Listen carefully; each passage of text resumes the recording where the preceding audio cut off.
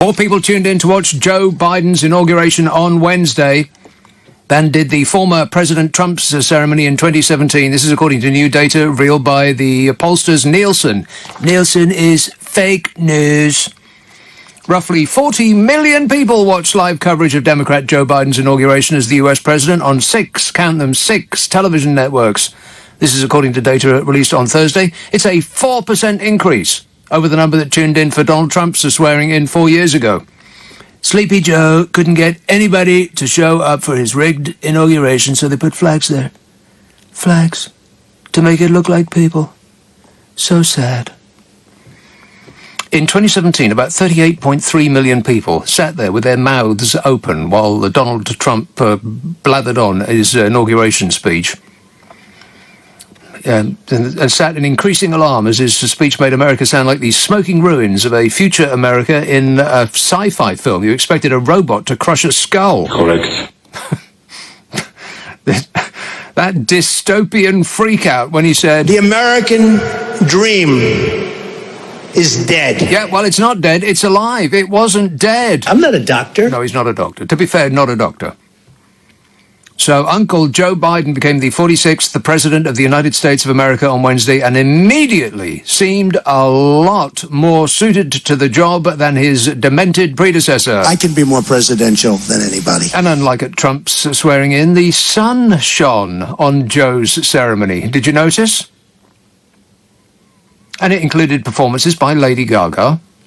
She looked like she was wearing a hovercraft. Like one of those skirts that hovercraft go up and down on. They painted it red for her. Also there, Jennifer Lopez, Garth Brooks, and the after show had Bruce Springsteen, Tom Hanks, John Bon Jovi, John Legend, and the Foo Fighters. What did you have, Donnie? I think it was that bloke from Deliverance, wasn't it? Yeah, for all your dingalings. Fit right in. Don't talk to me that way. I'm the president of the United States. Don't ever talk to the president that way. I bet he still wakes up thinking that. And since Uncle Joe was sworn in, he hasn't done anything that fills the world with terror, or makes us doubt our hearing, or makes us want to pull the bedclothes over our heads and hide. It's like we're back to normal. What sweet relief. What do you think of that, Melania? I don't care. She's actually not bothered, one way or the other. Tim texts, when he gained power, Boris Johnson said that his most fervent wish as Prime Minister was to materially improve the health, prosperity and happiness of the British people. How's that going, by the way? Oh, fabulous. Tim says it's in his gift to make it happen by resigning. Excellent idea. Get out before you're pushed. Before you are defenestrated. I'm amazed his girlfriend hasn't thrown his clothes out the window yet.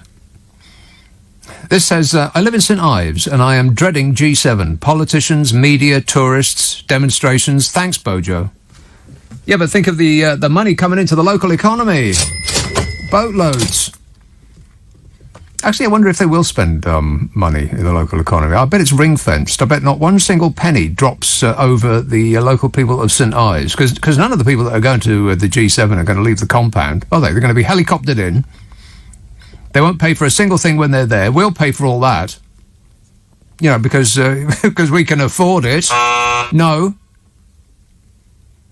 And then they'll be helicoptered back out again. I bet not one single solitary penny falls on the upturned, expectant faces of the good people of St Ives. Roger texts, Biden's inauguration was as exciting as waiting at a bus stop. Yes, exactly. Marvellous. It's not supposed to be exciting, you idiot. It's supposed to be boring. Politics is supposed to be boring. It only gets exciting when WW3 is in the offing. I'll bring us into war. That's about the only thing that I'm surprised he didn't do. Of course, he started a civil war, but apart from that. If you want excitement, go and see Mission Impossible Fallout. Tremendously exciting. Go see Casino Royale. Very, very good.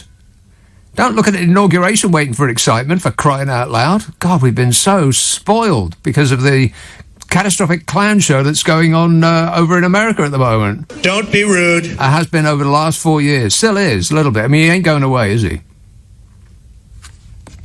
Complaining that it was boring. It's supposed to be. Jeff says, I bet Joe starts a war. Oh, God, the right wing, they're flipping their lids in fury already. He hasn't done anything yet. Already they're angry. Oh, well, he hasn't started a war yet, but I bet he's gonna. I thought that you people liked war. Shooting and killing. I thought that's what you liked the best.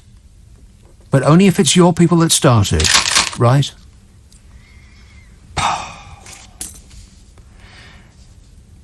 So I've been in a non-communicative, an incommunicative black hole. I moved house. Big mistake. Huge. So my excellent satellite television company said, oh, don't worry about a thing. We'll squirt television up your house momentarily on the moment you arrive. And did they? Of course not. No, they planned to switch me on in the middle of March. What? March. Middle of March. Yeah, 3 months. That's all it takes to switch my TV on. Just 3 months, that's all. No big deal. 3 months to switch on television. And do I get ordinary television through the aerial? No. Of course not. Why would you think that? In other exciting news, I don't get no broadband either. They said, oh, don't worry about it. We'll give you up to 60 gigajoules of broadband, and we'll stick it right up your flat. And for a while there, for about a couple of weeks, I was trundling along at dial-up speed. I mean, literally 0.5 megabits a second, which is about as slow as it gets while you're still actually connected to the world outside. And then, in an orgy of excitement, it went all the way up to 30, which is not tremendous, but it's great, and I'll live with that, no problem at all. 30 gigabits a millisecond or something like that. I don't know.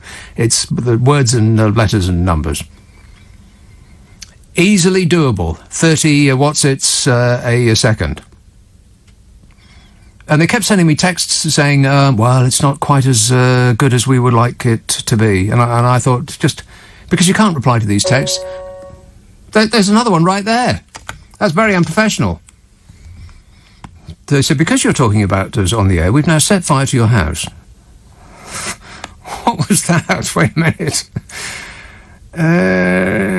If you need an urgent GP advice... No, not right now. I'm doing a show. So, yeah, 30, no problem at all. And they kept sending me text messages that said, well, it's not quite as good as we would like, and we will keep you updated. You're only getting a bit of a service so far, so don't worry about a thing. It'll be massively improved. Toot sweet. And was it? Negative. No, they switched it off this morning and then sent me a text saying, your order has been cancelled for your convenience. It worked at 8:30 when I got up. By 9 o'clock, they turned it off. And then they sent me a text saying, please contact us for further details. And so I rang them up, and the message on the phone said, Our expert operatives are working flat out to treat you like the valuable customer that we know you are. The wait time will be 45 minutes. What? 45 minutes to dial a number that they texted and told me to dial. So 45 minutes later, I get on the phone and the woman says, and she's working from home, I can tell. Oh, hello. You know, it's like mesmerised by the ticking of her own kitchen clock. Hello. And you can't lose your rag with them, even though you've been on the line for 45 minutes and they're working at the speed of a snail. Because you know that if you get irritated with them, irate, or are insufficiently flattering, they'll slam the phone down on you, and there's nothing you can do about it. You don't know their name, you don't know what their number is, you'll never get back at them. So you have to treat them with kindness, even though you want to reach through the phone and throttle them and the entire company. And they said, no, we've cancelled that order. So you'll have to start again. So it's going to be another 2 weeks minimum of no TV, no broadband, no internet at all. It's like I've been thrown back to the 1970s. Which is appropriate because, my hair looks like I've just come out of the 1970s.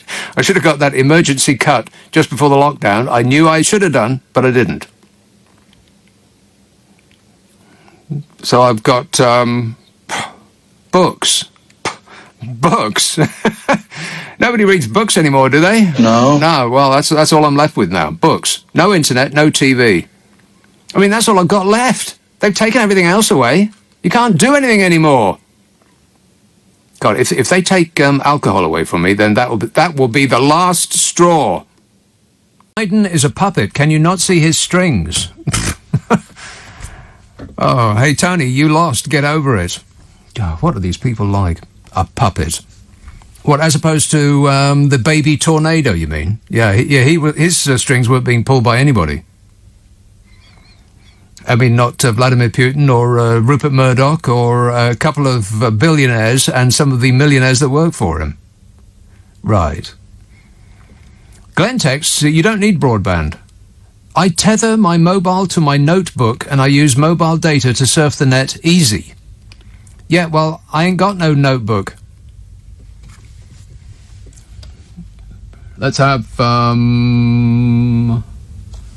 Beverly, East Yorkshire. Hello, Mike. Hi, Nick. Sorry to hear about your troubles with your move and everything, but yes. How are you? I'm great, mate.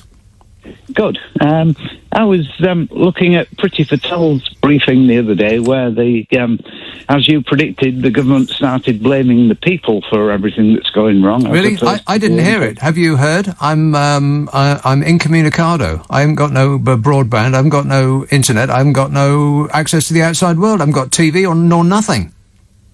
You don't know that if 15 people gather, they're going to get fined 800 quid a piece now. 800 piece? Piece? 800 piece a piece? If you have a party and there's 15 there, they're going to get fined 800 a piece. If there's 14, they can only fine 200 a piece. Well, that don't make no sense. No, so if you're going to have a gathering, please just stick to 14. Yeah, exactly. 600 quid each. Yeah. But basically, or you could have two parties of 14 each, with like a line down the middle of the room. I'm not recommending that you do that, by the way, but I wasn't 100% sure though, Nick, really, because whether it was another dead cat actually following generics about the statues on Sunday. It's just another dead cat thrown on the table. I did that at length on Sunday, Generic and his blooming statues. That's just it was so ridiculous. I mean, it was such a badly written article, apart from anything else. It's almost as though Jacob Rees-Mogg wrote it. I did think it was a little bit worrying in a sense, because if they do change the laws, deciding on statues, the government was going on about devolving power to local regions and councils. Oh, who cares about statues? I mean, seriously, people walk by the statue in their local square every day and they never even spend a moment trying to figure out who it is. They've got no idea who it is. It's just that thing that they walk by. Absolutely, but the sinister bit is if they swap it from council control to planning, that means that he has got the veto over every statue in the country. Yeah. So they're centralising power again. Maybe, or maybe it's just another reason to make their fans angry. Absolutely. And if quick one, if you are resigned to only having books and things, have you read Thinking Fast and Slow by Daniel Kahneman? I'm sure as a psychologist you'll have heard of it. I most certainly have not. That shook you up, didn't it? Sorry, I missed that bit. Did you say yes or no? I said no. And furthermore... No. Is that clear?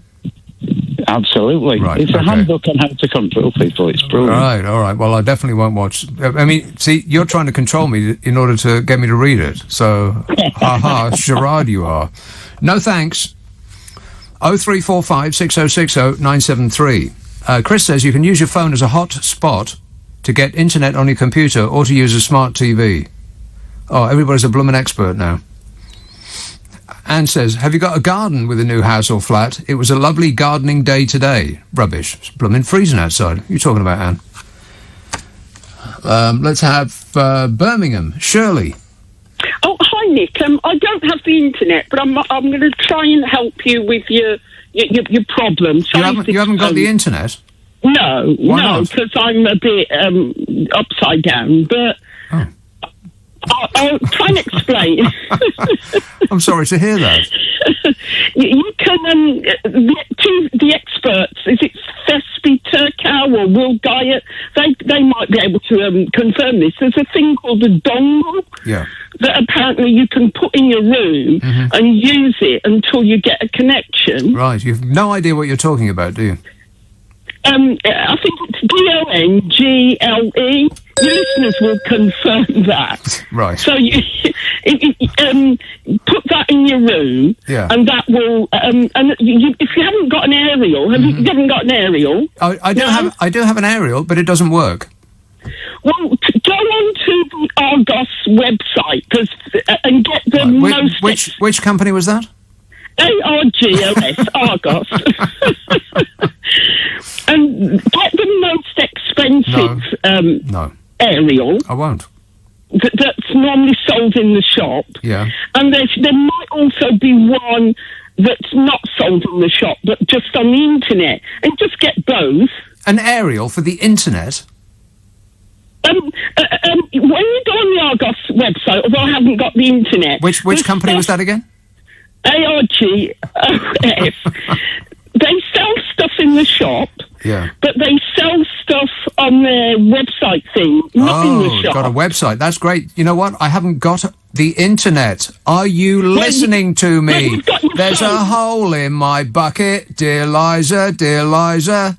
Go on the internet, she says, and you can solve your problems in that you caused by you not having the internet. Oh, Struth.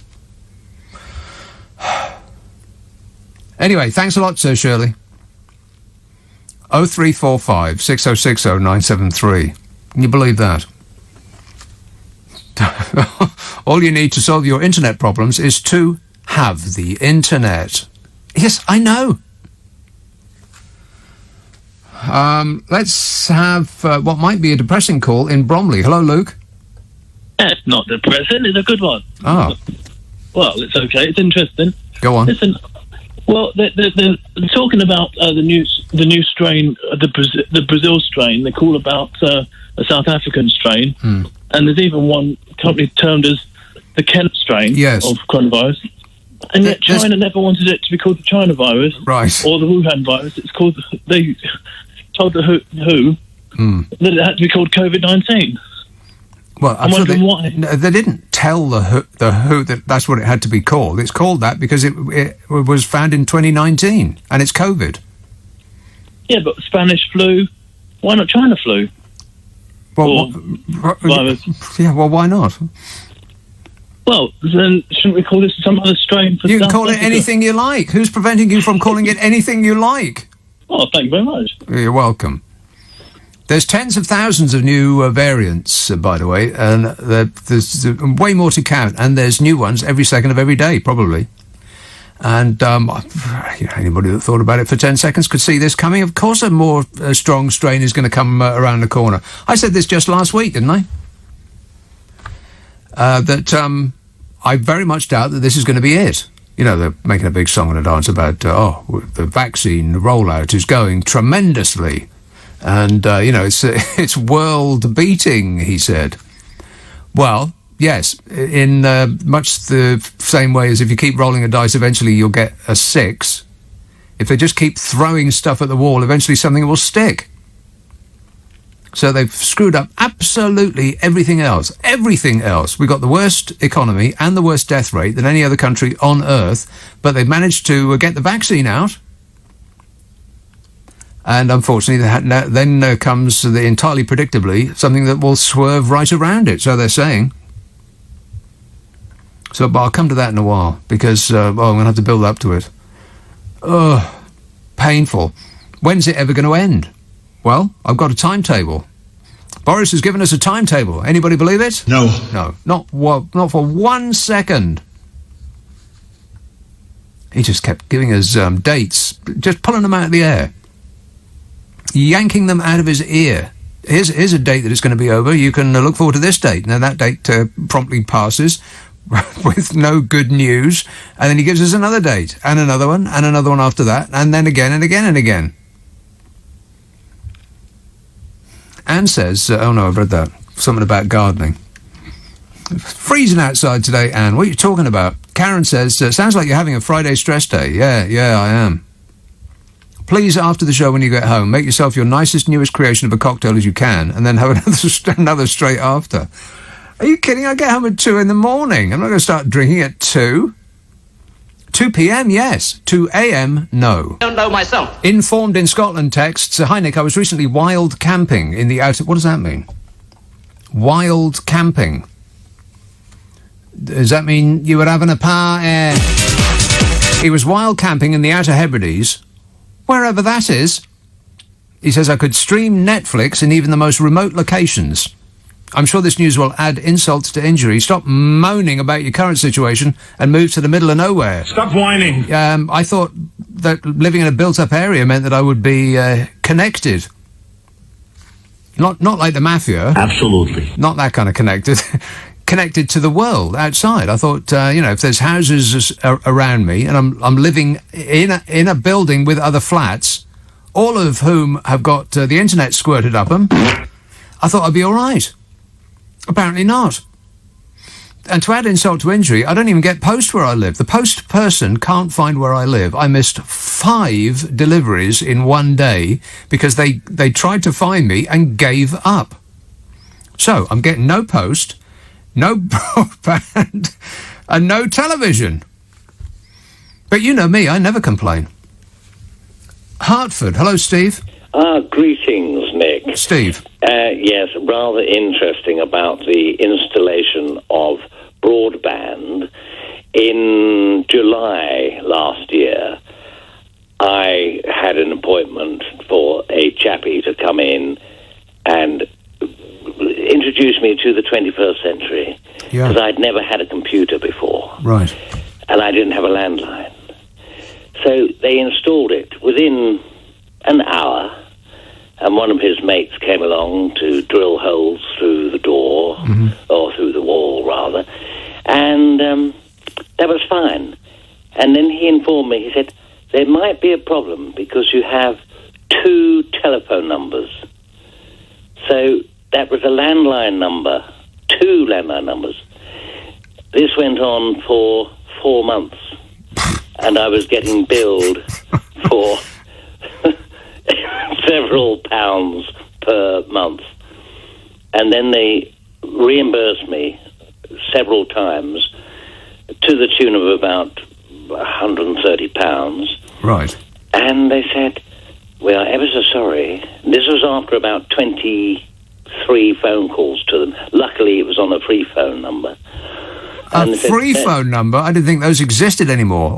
They do. Yeah, yes, all the numbers that they tell me to call are one of these fancy schmancy numbers that costs you a bomb to ring them. Oh, no. What a racket.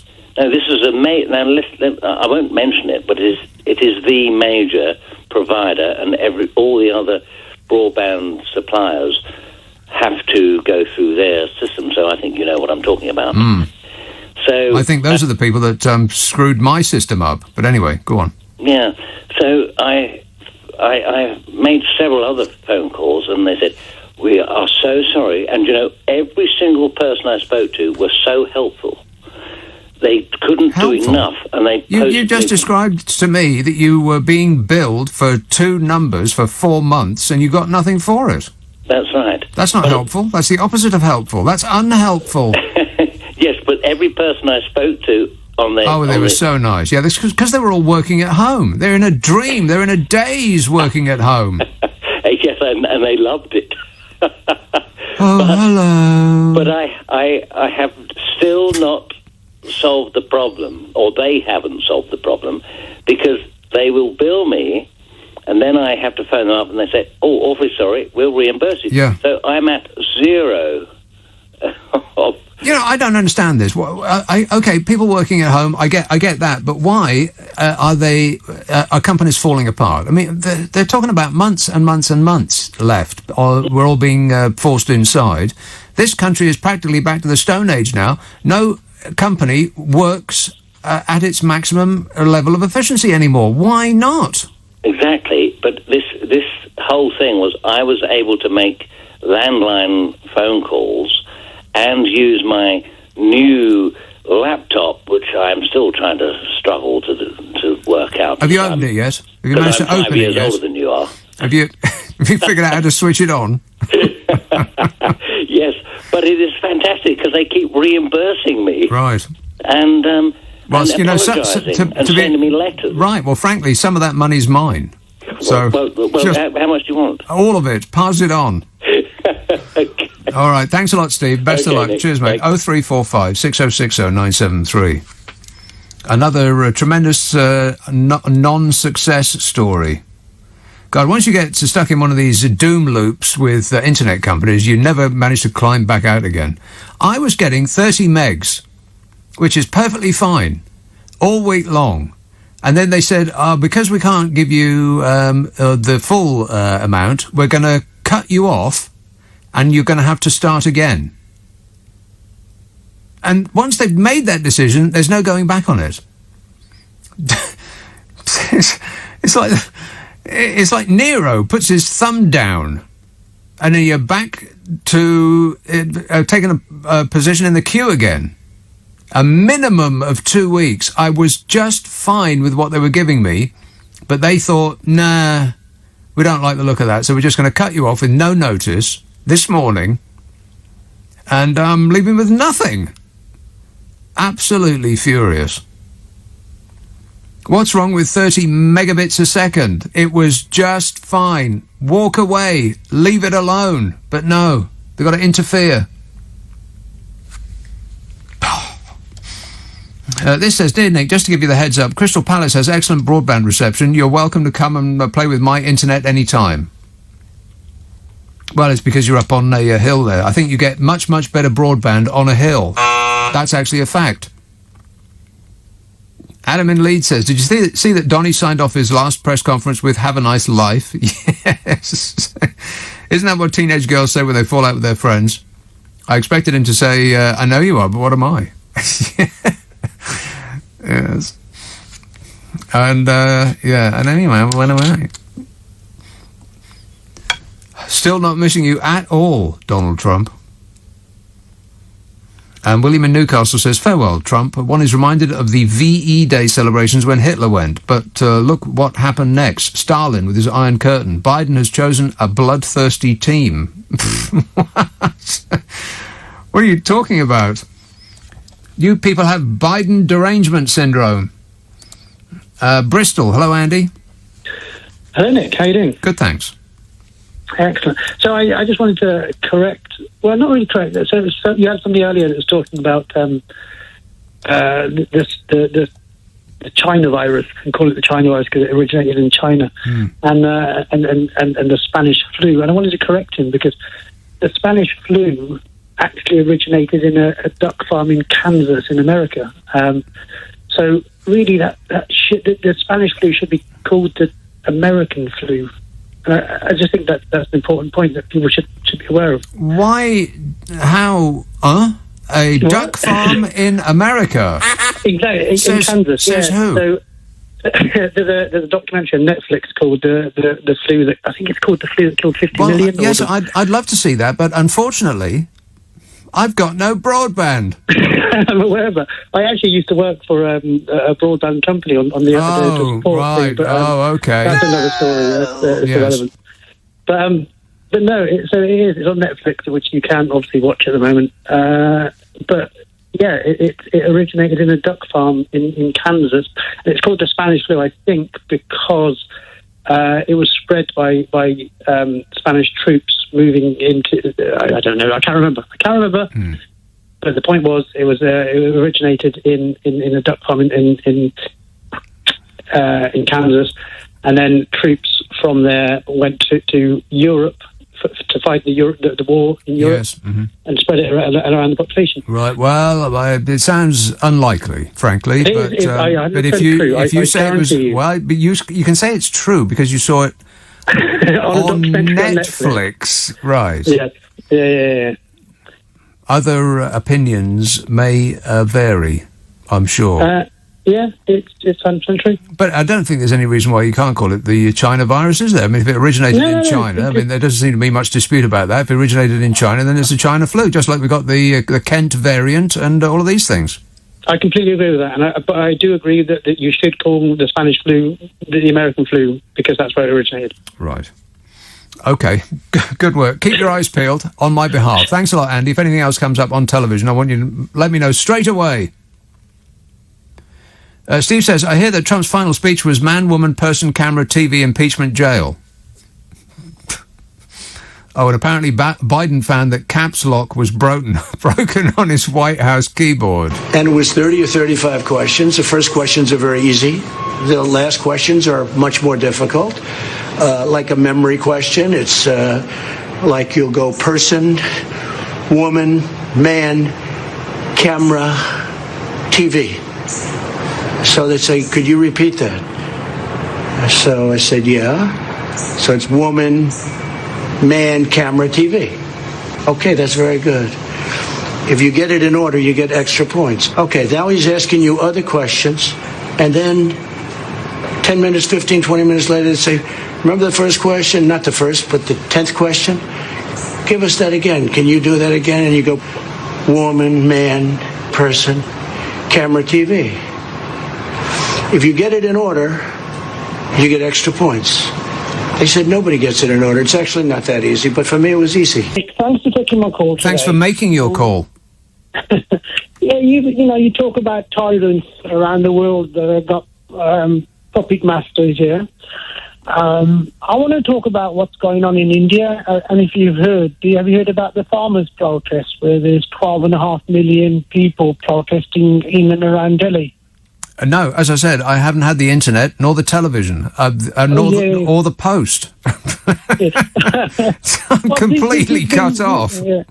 These protests started early last year, yeah, and they've been going on, but then they upped the ante on November the 26th, yeah? Right. Basically, Prime Minister Modi has been put into power by a couple of businessmen who are the fourth richest family in the world, yeah? So now they want their 30 pieces of silver. They're planning on taking all the land off the farmers and telling them, you got to plant what we tell you. We'll give you the price for your produce. And if you want to complain, you can only complain to people who are part of us. Complain? So, whinging and whining and moaning. Yeah, I don't know. I have no idea what you're talking about. What point are you aiming at? Okay, basically, the British media... Yeah, the BBC and the ITV have shown no interest in it whatsoever. Right. Well, we got more important problems right here at home. No, we have. But the thing is, when the Chinese were protesting in Hong Kong, we was all over it. And Boris Johnson was supposed to go over to India this weekend to bring a big deal back. And 100 Labour MPs, cross-party MPs, wrote to him saying that, listen, Bojo, you can't go to India because the Prime Minister is putting the whole country into slavery. Because of our ethical foreign policy, please. We don't have one. We sell rockets and bombs to people who use them on hospitals. There's no such thing as an ethical foreign policy. Our ethical foreign policy is we'll sell you weapons if you can afford them. We're very strict on that point. Well, Boris has decided to not go at the moment. But my argument is, why isn't the British media reporting on it? Because that's the biggest protest held around Delhi. Right. Yeah? Well, like I said, I don't know if you get the news. Even I know that we've got more important things going on here than an Indian farming complaint. I have no idea what it is you're talking about, Ranjit, but keep us updated. Please do that. All right. Angela in Swindon says, that gentleman was right. The same documentary was on a terrestrial TV channel only about 4 weeks ago. Well, you know what? I don't get terrestrial TV either. I don't get satellite TV. I don't get terrestrial TV. I don't get internet television. But apart from that, everything's fine. Stop whining. It was on terrestrial TV only about 4 weeks ago. The Spanish flu did originate in Kansas on a duck farm. Ron tweets, the Spanish flu was transmitted from a farm in Kansas to Camp Fulton, where many U.S. service persons died. It was named Spanish flu after the Spanish king came down with the flu. James says, I didn't mind Trump calling it the China virus. What I thought wasn't very presidential was calling it the Kung flu. Him, not presidential. I can be more presidential than anybody. Haven't you heard? Than anybody. Oh, it was such sweet relief being ever so slightly bored during the inauguration, wasn't it? I mean, I can remember back to when the baby tornado had his swearing in. God, that speech, it was just, he was painting a nightmare, which I can't imagine anybody really recognised. Talking about the smoking ruins of the richest country in the world, and that only he could save it. Right. I think that what he was actually saying was, don't worry about it, I won't let any black people move into your neighbourhood, with a nod and a wink. To the dinglings. James, I've got that. Nick says, customer service has become a shambles over the pandemic. Called a bank's telephone banking, and the message informed me that it could take 30 minutes for an advisor to take the call. Get more staff trained. You've had 9 months to sort it out. Correct, Amundo. Yeah, they've still got the same number of people working for them, surely. All of these massive corporations, they've still got the same number of people working. They're just working at home, that's all. And like I was saying last week, working at home makes you slow right down, as though you've been hypnotised. I can tell immediately when I'm talking to somebody who is working from home, because it sounds like they're on drugs. Want to score some pot? Like they're all stoned. Just mesmerised by the ticking of their kitchen clock. Hello. Welcome to Megabank. How may I help you? It'll be only 50 minutes. We're very busy because of the virus. No, you're not. You're just as busy as you ordinarily would be. What's the virus got to do with banking? Or broadband, for instance? It's got nothing to do with it. Zero to do with it. You haven't fired everybody. They're all still working for you. It's just that they're working from home at snail's pace. You want to get the whip out.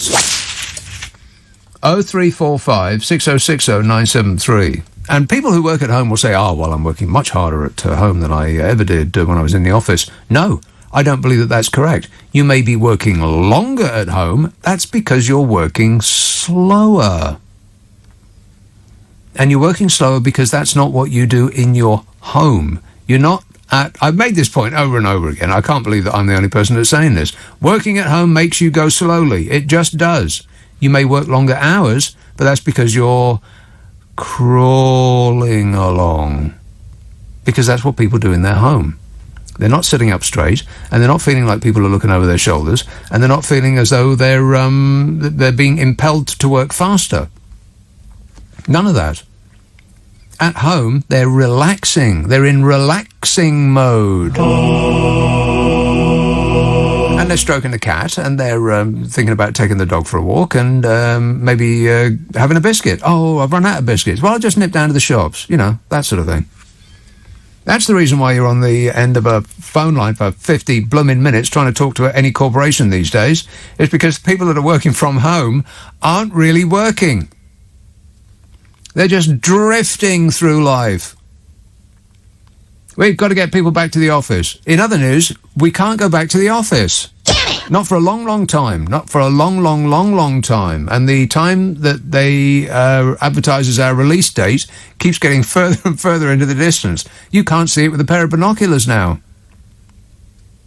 And they keep promising, oh, don't worry about it, it's only going to be a couple of weeks. And then, maybe 3 weeks. Okay, a month. Well, let's say 2 months. It's going to be spring at the very latest. Well, maybe summer. I think this is it forever now. I can't stand it anymore. Manchester. Hello, Louise. Oh, no, God, neither can I, Nick. The joys of technology, they drive you crazy. I hate it. Yeah, me too, actually. I've had problems with my computer and my connections. Yeah. And that one of the get-out phrases is, that's not out the line, it's computer. So, there's all sorts of excuses out there. Oh, yeah, nothing to do with us. It's the person that provides the actual line itself. Oh, yeah, sure it is. Yeah. You switched me off and then sent me a text message the very second that you did that, telling me that you'd cancelled my order. Had nothing to do with them. It was you. Yes. They've been at that for a couple of years now, at least. Well, my experience, anyway. I think they were sort of gearing up to it. I mean, here's the thing. I live in a flat. People lived in this flat before I got there. They had the internet and they had television. It's not a new build. I'm not converting a cave. It's a flat. Why can't you stick the internet up the flat just like you did for the people that came before me? Can't be done. Well, I used to work in a computer planning company, and I know that there's many fiddlings can go on with algorithms and computers. Oh, God. Algorithms. Many fiddlings. I had no idea that they were involved. Yes, so hold on to you, whatever. And also on Spain. That was the first one, Nick. You had a gentleman on before saying about Spain. Well, actually, the reason why nobody else wanted to alert the world to this duck farm business, and it was the Spanish who actually alerted the world to it. And that is why they got lumbered, not correctly, by the Spanish flu. Spanish flu. Yeah, because they alerted the world to it, because they wanted to keep it quiet. Right. But that's very suspicious. Why didn't the Americans alert the world to it? Oh, you have to ask them, Nick. Okay. Get America on the phone. And one last thing before... They're not answering. Wake them up.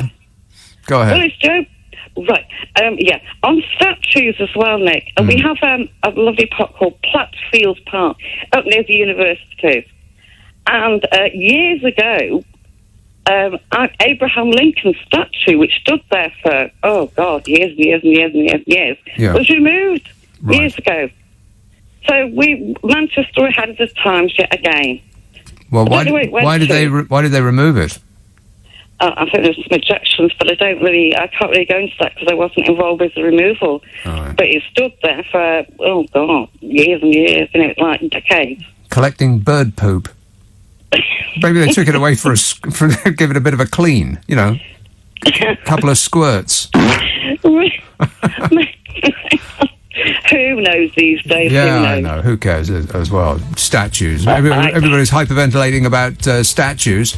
As though it actually matters one way or the other. Nobody cares. You walk past a statue for the entire life in your local square, and you still don't know who it is that is depicted on that plinth. But now it's apparently the most important thing that this government has got on its plate: statues. Well, it's good for sitting on the steps, though, because there's steps leading up to it.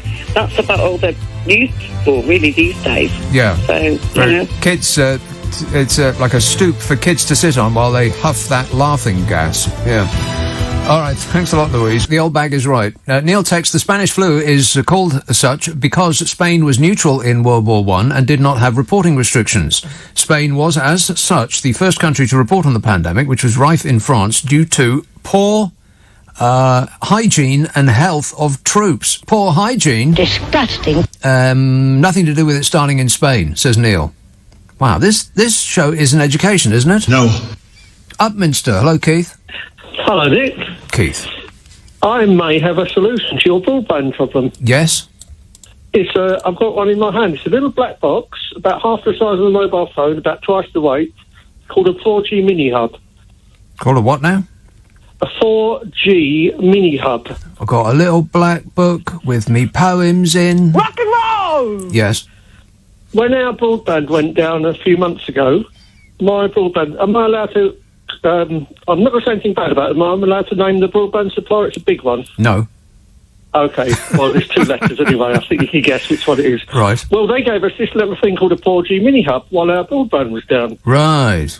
and it's got a SIM card in it, and it's got about 4 lights on the front, and it's got a battery, and you can put it on your windowsill, or you can plug it. You need to plug it in about. Right. Well, I should have gone with them then, because the people on the end of my phone, the person on the end of my phone, the hypnotised girl on the end of my phone was absolutely no help whatsoever, because I did have no clue what I was going to do, and I asked her that. I said specifically, "What am I going to do then?"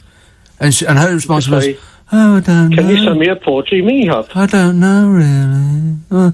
Well, we'll put you on the list. It should only be 2 weeks. 3 weeks, 4 weeks. Yeah, exactly. A minimum of 2 weeks. I said, could it possibly be done in under 2 weeks? She said, no, that's the minimum it's going to be. No, blame COVID. Yeah, but this little box, you have to plug it in to charge it a couple of times a week. Maybe it depends on plug it in to charge it. Oh, did I mention I don't have electricity? No, I'm kidding. But I wouldn't be surprised. Wouldn't be remotely surprised if they shut off the electricity and the water. And the gas. And then remove the windows from the flat, just in case, for safety reasons. Yeah. All right, a little black box. Okay, a little black box called a 4G mini hub. Right, okay. Okay. And but also, one more thing. I barely get any mobile phone signal where I live. It couldn't be worse. Well, you can just put it on, as long as you've got a plug socket near your windowsill. Yes. Because the windowsill's normally got the strongest phone signal in the house. Right. Get one of these, put it on an upstairs windowsill, near a plug socket. You need to charge it for a couple of hours or leave it plugged in all the time if you like. And then Bob's your uncle. Yeah. Just use that. Right, and stop whining. All right. And stop whining. Okay, thanks a lot, Keith. Everybody's a bloomin' expert now. This anonymous text says, Katy Perry's performance at the inauguration with the amazing fireworks was incredible. I watched it on YouTube, and realised just how much of a mental assault America has been suffering for the last 4 years. Yeah.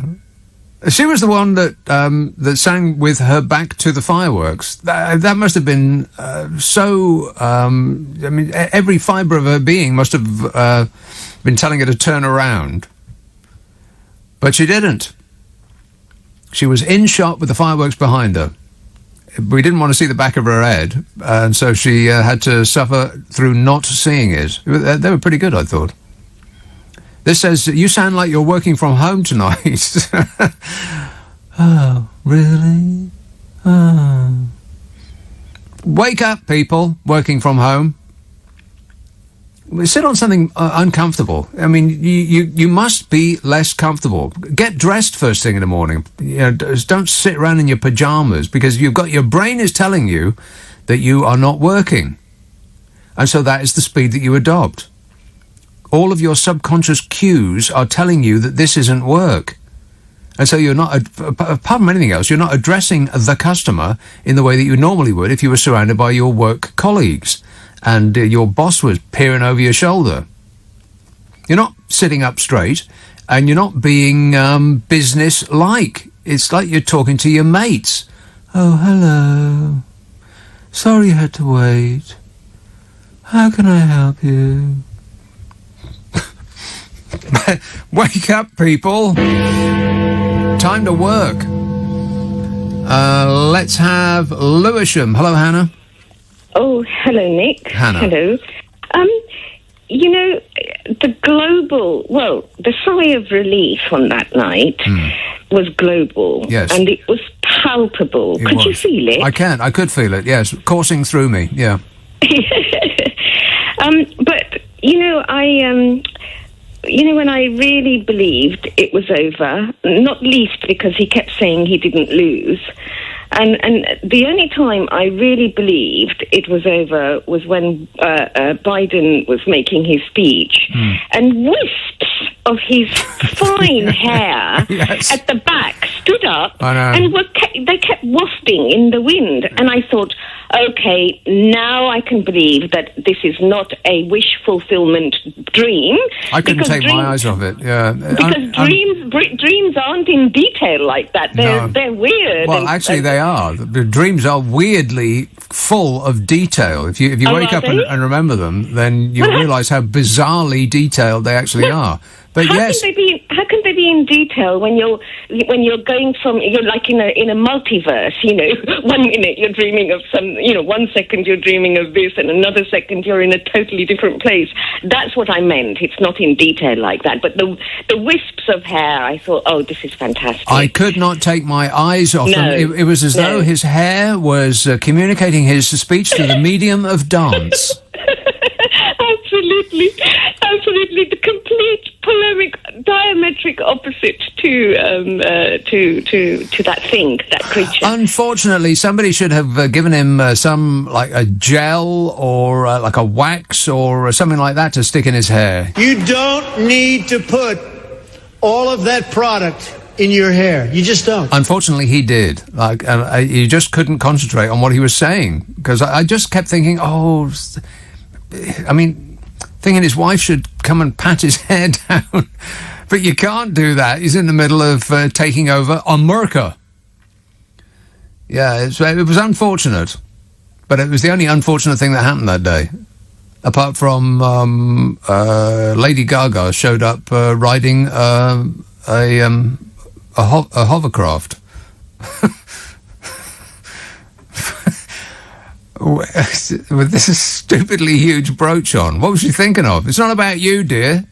Should have just arrived in black. I mean, I know dressing up like a clown is your thing, but we've had somebody looking like a clown for the last 4 years. Let's get over that. Don't be rude. 0345 6060 973.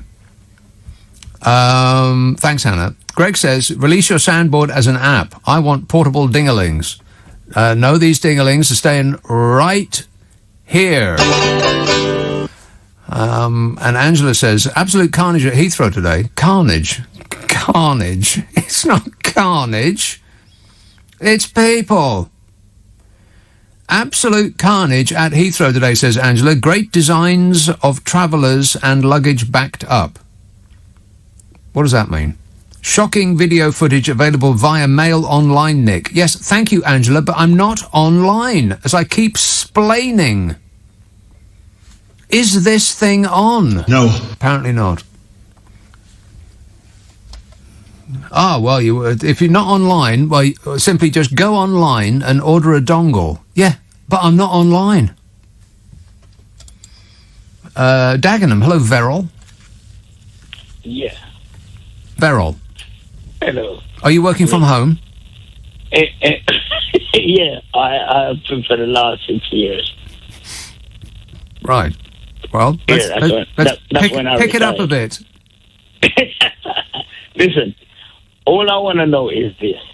Why is it every time you ring any utility company, British Gas, Electric, anyone, they always say, due to coronavirus, we can't get through to you. Right. Why is it everybody's got the same recording? It's an excuse for poor service. Exactly. Now, I've got a utility company that I owe some money to. I want to send the money, but they won't send me the bill. I cannot pay the money until I get the damn bill. Yes. And every time I phone them, due to coronavirus, we're working from home. Excuse me, I just want to pay my bill. Yeah, I mean, they are giving you a worse service. Are they charging you less? Negative. No, of course not. No, they're not. No, they're not. Because I said that yesterday when I phoned them. I said, excuse me, I've got the money here to pay the bill. Mm-hmm. But I need to receive the bill. The bill.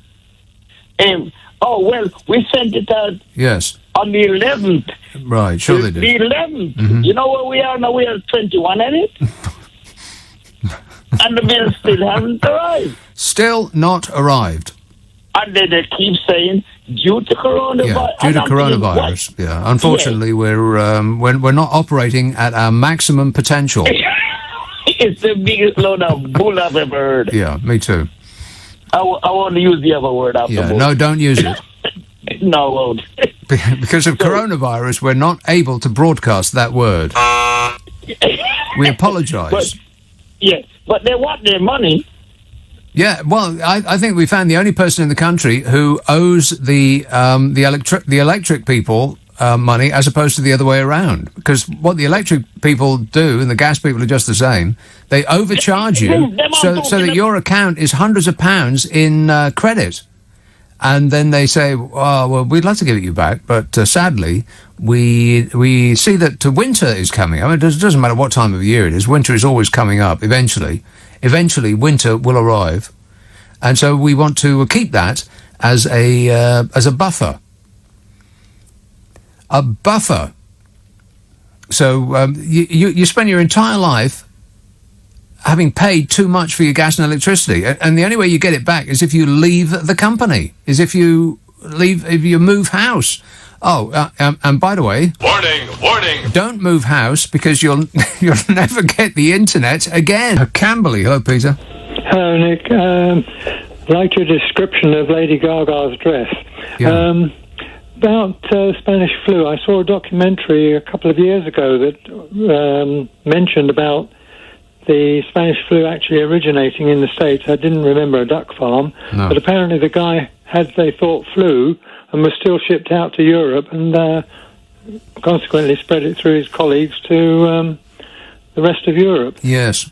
Spain was neutral in the First World War and there was no reporting censorship, so it was the Spanish press that really notified the world about it. Right. And so it became known as the Spanish flu. Yeah, they got lumped with it. Yeah. And King Alfonso suffered badly, but it didn't kill him. Okay. Well, I'm glad to hear it. Yeah, oh, yeah, okay. And he's still alive to this day. Oh, no. Apparently not, no. He was born took the throne in 1886, so I don't think he's alive now. No, he's a little bit dead now, yeah? Yeah. Feeling slightly dead at the moment. Right. Yes. Okay, thanks for the update, Thanks. Peter. 0345 6060 973. Andy C says, I thought it was just me that was mesmerised with Biden's hair. I'm reassured I'm not the only one. It was a little bit unfortunate. You couldn't take your eyes off it. Dancing around it was. This tiny, thin wisps of hair. Like a sort of a mini tornado that was going on top of his head. Like a whirlwind of wisps. I ceased to pay attention to what it was he was saying. His speech went on a little bit too long, but it was a good speech.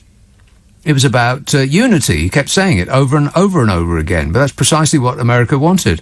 And then did you see the concert afterwards? We had Bruce Springsteen and John Bon Jovi and the Foo Fighters. They were great. But most of the music that was being played, I think it was chosen by the one team of people, because it was all Here Comes the Sun and a brand new, the dawning of a brand new day, and just basically really rubbing it into Donny, saying Bye-bye. Yeah, bye-bye, Donny. Don't let the door hit you on the way out. Lucas says, don't you think that being online... don't you think not being online is a blessing? I can only dream about being offline, says Lucas. No, I completely get that. Switching off and taking our eyes off the screen is a marvellous thing. Everybody should do it. At least once a day. Just turn the computer off and step away from the screen. But as a choice, not not being imposed upon you, like forever. Yes, turning off the screen and spending a day without technology is a marvellous thing. But not if you're going to spend the day after and the day after that and the week and the month after that without it. No. Tamworth. Hello, David. Hi, Nick. David. You all right, mate? Yes, David. Right. Have you got a satellite dish attached to your flat? Yes. Well, why don't you buy a free sat box? Because the satellite doesn't work. There's absolutely nothing coming from the satellite. Zero. Neither is there anything coming from the aerial. Right, so the dish has got a cable coming from it. Yes. Into your thingy. Have you plugged anything? Have you plugged the free sat thing? I plugged the satellite provider's box in, and zero is coming through that through those wires. I'm getting no satellite TV, no aerial ordinary TV, no broadband, and barely any mobile phone signal. It's like I've moved to the 1930s. Well, can't you ring an independent specialist? Oh, yeah, that's what I'll do. Mm-hmm. Well, I know it's difficult at the moment. An expert, you mean? Yeah, I worry about it, because how are you going to do your research? I've got no idea. Yeah, even if I did want to do research, I wouldn't be able to. I've got to say, something weird's happened tonight, though. That the guy ran you in Oldbury. Yes. Yeah, I think it's the first time he's rang without mentioning the Orange Man that he always says. Right. Well, that does sound weird, yeah. Yeah, it does, but yeah, I can't...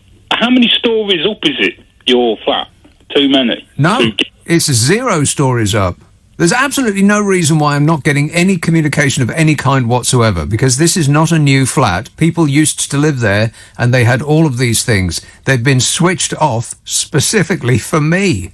Yeah, but you can't switch an LMB on a satellite dish. I have no idea what you're talking about now. LMB means low noise block, which is low on the noise end. Block, yes.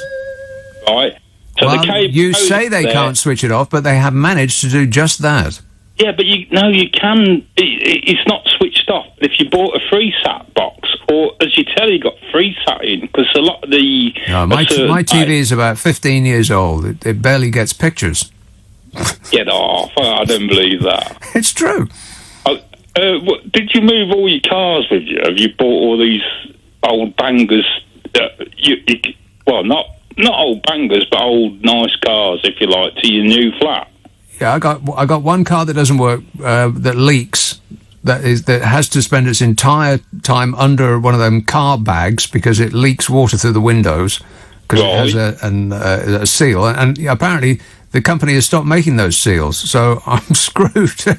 I can't put it out. I can't drive it in case it rains, and I can't really sell it because you can't really sell a leaking car to somebody, can you? Well, what car is it? It's a black one.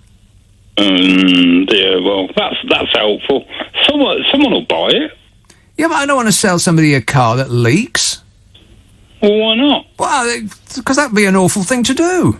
Well, tell them it leaks. Put it on eBay. Somebody will pay. Put it on an auction site, an online auction site, and someone will pay for it. You just got to tell them it leaks, like I don't know. Why would anybody buy a car that leaks? Well, I don't know. Does it? It depends what car it is, doesn't it? Yeah, but you won't. I think that you have absolutely no idea what you're talking about on this or any other subject. But you fit right in on this show. You won't tell us what car it is. It doesn't make any difference what car it is. It's a very old car. They don't make parts for it anymore. It sounds like you're Columbo. You like Columbo, yeah? Oh, right. No, not that old. Those shows were made in the 1970s, and his car was 30 years old then. It's not that old. Oh, right. Well, that's what it sounds like. You make it out to be. Yeah. Anyway, I'll on that note, I'll leave you. Okay. Ta-ta, 0345 6060 973. He left, not a moment too soon. Not that I'm not grateful, but, Thank you. Appreciate it. Simon in Dorset says, can't Nick Ferrari or Steve Allen share their internet with you? I understand they live close by. No, they don't. I actually don't know where Nick Ferrari lives. But I know where Steve Allen lives, and he's absolutely nowhere near where I live. Miles away. Josh says, I signed up with a new electricity supplier about 3 years ago. I was constantly ringing them to request a bill, which never came. I eventually received one last week, which billed me for just 10 months. Seemingly the onus is on them to bill you, and they're only allowed to charge you for the previous 12 months max. Result, says Josh. Well, I am stunned. I'm with an electricity and gas supplier that you can't call. It's impossible. They do not have a phone number. So how do you get in touch with them, I hear you ask? Well, you have to send them a message. You might as well, at this point, I might as well stick a message in a bottle and throw it in the sea.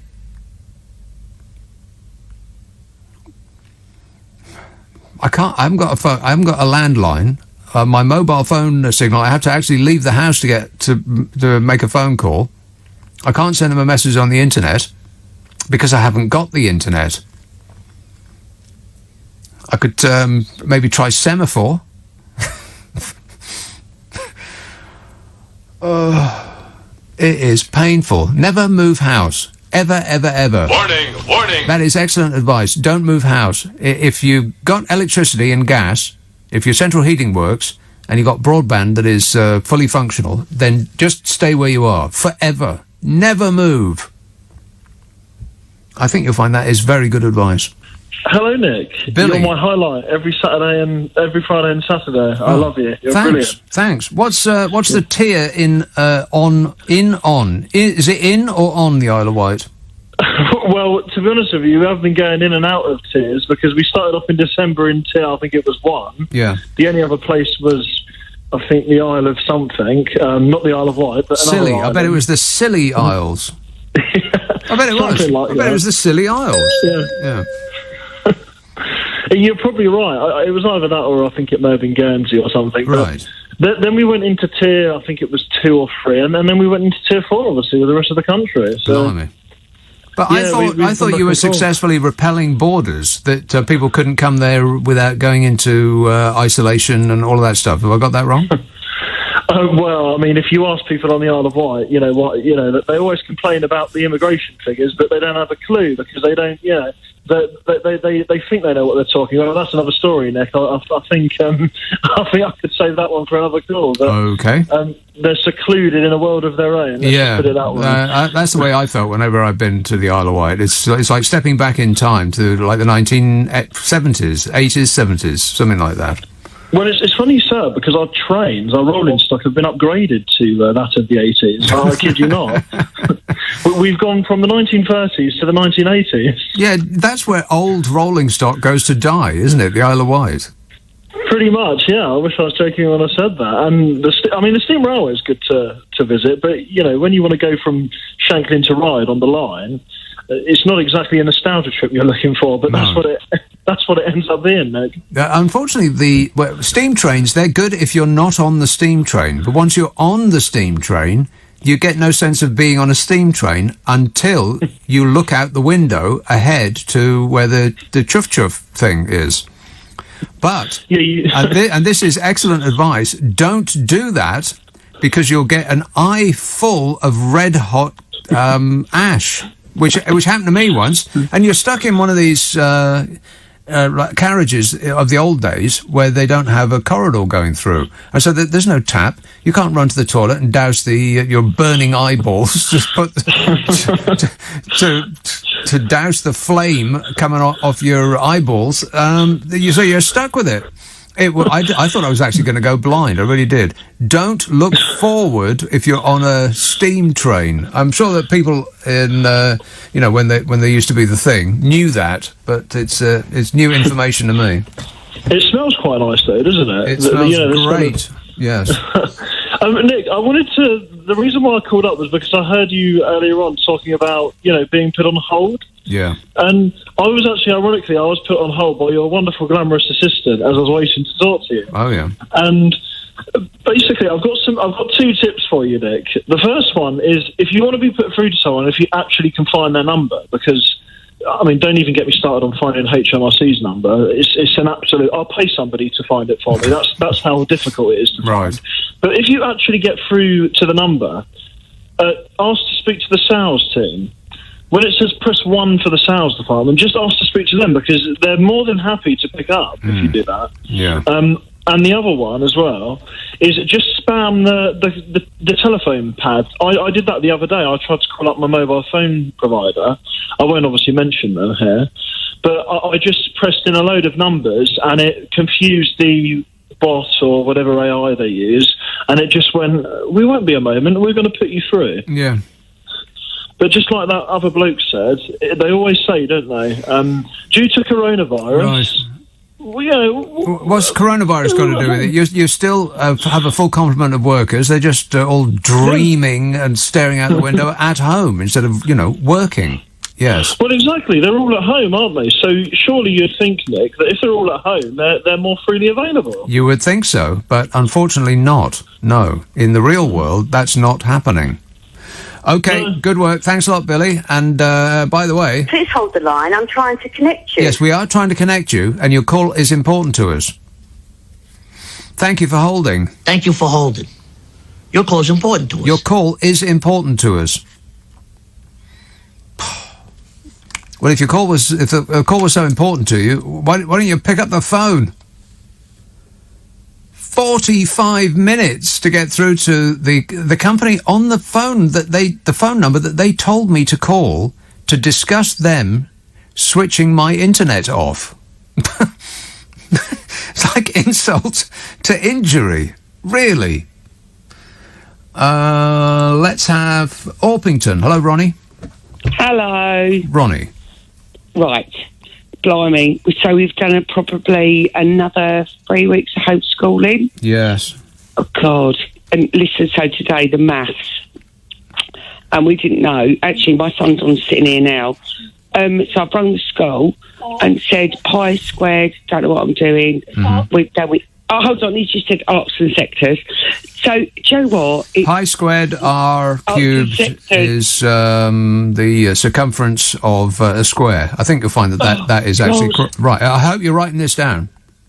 Well, no, if not, can I get my son on to ring you tomorrow? No. So basically, they've got the whole of year 7, all ringing them up, and bless them, and, you know, we're getting there.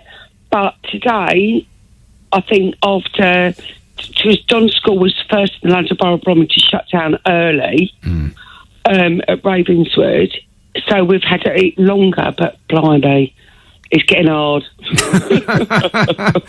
All right, well, let me ask you this, Ronnie. Is your son actually paying attention and doing as much work as he would be doing in school? No. Right, so no. So Ravenswood are brilliant. 8:30, you go on, you've got live lessons. Really? So bearing in mind, he lost out from year 6.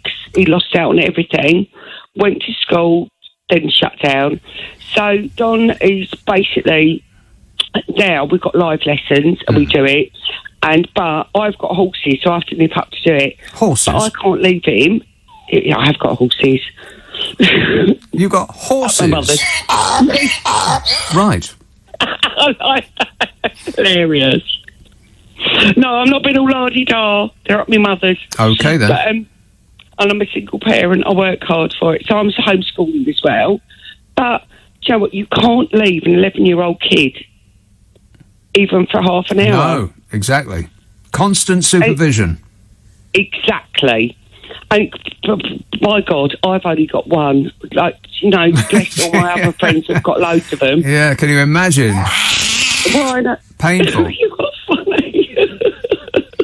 Right, so you're all to 6s and 7s with the maths. Yeah, if anyone can help, I'm always up for. Oh, well, I'm very, very good at maths. Ask me anything.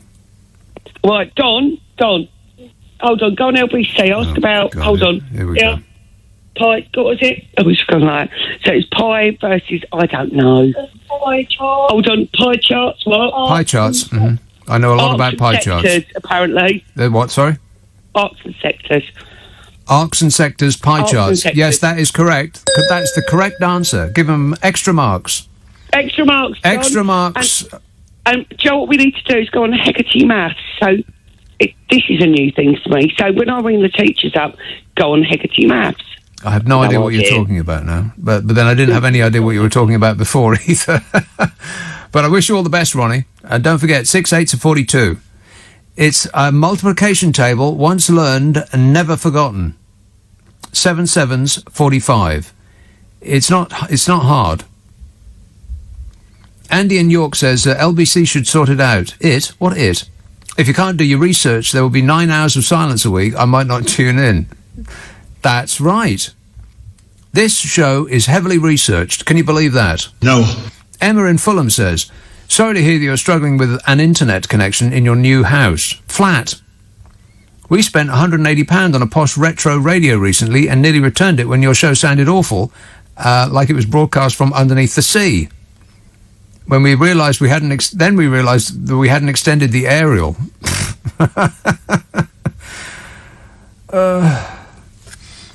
You got to extend the aerial, otherwise this show will sound like it's undersea. It'll be all like that. I would do that with my fingers, but I don't know where my fingers have been. Church, where? Christchurch. Hello, Phil. Oh, hello. That was my impression of that Eurosceptic bloke. Oh, right, him. Yeah. Mm-hmm. Anyway, I've got the solution to your problems with your car and your internet connection. Yes, I thought we'd dropped your connection for a moment. Oh, and stand by to be completely satisfied. Right then. Buy some umbrellas and stick them in the car. And if not, get a couple of buckets and put them under and go to bed. Right. And as for your internet connection, you can call contact the company and get an engineer around. Yes, no, I've done that. They said it'll be 2 weeks minimum before they can get anybody over. It will be. It'll be until. Wait 2 weeks, then, wouldn't you? I can't wait 2 weeks. It will be until the middle of March that they can actually put TV in my house. Oh. March. Well. Can't you switch to another supplier then? There isn't another supplier. Yeah, okay, I'll do that. You're just full of good advice. And in closing... Oh, hello. Yeah, thanks a lot. Hello. Hello. Hey, I tell you what, you've got some odd callers coming on today. Yes. I'm not quite sure what's going on. No, I was going to say to you, the only thing I'm concerned about is everyone's getting very excited about the fact that Donald Trump has gone. But I have a feeling he hasn't gone. No. He's not going to go. He's going to come back in some other form. In some other form? What does that mean? He's going to change shape? No, well, he's not going to be mutated and be formed with Rudy Giuliani in any way. Like some kind of a weird dye-haired, dripped fellow, something. No, I just get a feeling that Vladimir Putin and whomever who backs him he's going to come in, either his children or somebody else, and there'll be a far more sophisticated version of stuff. Ugh. No, what I imagine will happen is that somebody who is much more family-friendly, much more quietly spoken, much calmer, but with the same kind of message, will be terrifying. Yeah, will emerge and be a lot less immediately divisive, on the surface. But by that method will be more successful. And while we're all congratulating ourselves about the fact that we got rid of Trump, and he'll come along and he will completely annihilate us. Well, what has to happen is that they have to act like this. I keep saying this. They have to act like this is the last 15 minutes of a horror film. They've just killed the alien monster. But because there's 15 minutes of the film left, that monster's not actually dead yet. It's going to come back and it's going to bite your face off. So they have to bury Donald Trump under a mountain of lawsuits. Terrifying. It's the fact that we've got a pandemic on top of this. Yeah. Well, it doesn't help. We've got the pandemic, we've got Trump, we've got the... honestly, it's driving me insane. It's gotten to the point where it's just like everyone's losing their minds left, right and centre. And you're just desperate for it to end. Yes. The Trump show is... this chapter of it, anyway, is over for the moment. Let's just breathe a sigh of relief that things appear to have got back to normal-ish. Yes. What did you... When you went away in this helicopter, what were you thinking? I thought, this time he's going up those steps. He doesn't actually have toilet paper stuck on the bottom of his shoe. This is the point. It's like I mustn't laugh. I'm losing my marbles. I thought that maybe Melania will never speak to him again, apart from at the divorce hearing. I don't care. She's actually not that bothered. She didn't even stop for the photos. You see, that job is over. She doesn't have to do that anymore. Well, honestly, I have to stop. I have to hold back what I'm going to say because I can't say what I want to say. But anyway, honestly, Melania. Oh God, what a family! Yeah, what a first lady. I mean, her list of achievements is never starting. I mean, she did. She didn't do anything. Not a single solitary thing. What'd she do? She dressed up Christmas like it was a horror show. But, apart from that... And do you see Donald Trump Jr. crying in front of the Air Force One? Did he? When he was crying. He was crying as Donald Trump went up the stairs. Well, that's news to me. I don't know about that. He was crying. Honestly, he was crying. Donald Trump gave his little speechy thing, and then he asked Melania to come up. Now, which one is Junior? Not the kid, not the child, the kid. No. The one with the beard. Okay, him. Megalomaniac. He was crying. Okay, well, good. Yeah, the tears were going. No, I would never pick on a child. Don't worry. Yeah. I haven't quite drifted into that Rubicon. Right. Well, good. I'm glad to hear it. He should be crying. He should be in jail like the rest of his grifter family. I want orange jumpsuits for all of them. Yeah, that would suit them just fine. They'd be camouflaged. You wouldn't be able to see them. I mean, let's face it. If Obama had done any of the things, if President Obama had done any of the things that Trump has done, Trump would be wanting him in prison immediately. The entire Republican Party would have never let it go, ever. Not any single thing that Trump has done would they let Obama have gotten away with. And now we're hearing all these stupid conversations now. Oh, no, it's time to just let it go. Yeah, exactly. Precisely right. Yes, I'm so sick of hearing that. Let's bring America together. We can't, keep dragging out this prosection of Donald Trump. I want retribution. Me too. Yes, I want he did sedition, punishment. Exactly. Yeah, with a whip. He needs to pay. Yeah, he's a traitor. Absolutely, but the left wing, the left will do what they normally do, and when given a loaded gun, they'll shoot themselves in the foot with it. And they will let him go. They'll let him off. I bet they will, because unity. We want to bring America together. And so, like I said, it's like the end of a horror film. If you let him go, he will come back and attack you. He will, Nick. Metaphorically speaking, you must kill the beast. Shoot him in the head. Well, not physically. Yeah, just metaphorically. Metaphorically speaking, yes, because don't forget the FBI and the CIA and the NSA and probably the AA and the RAC.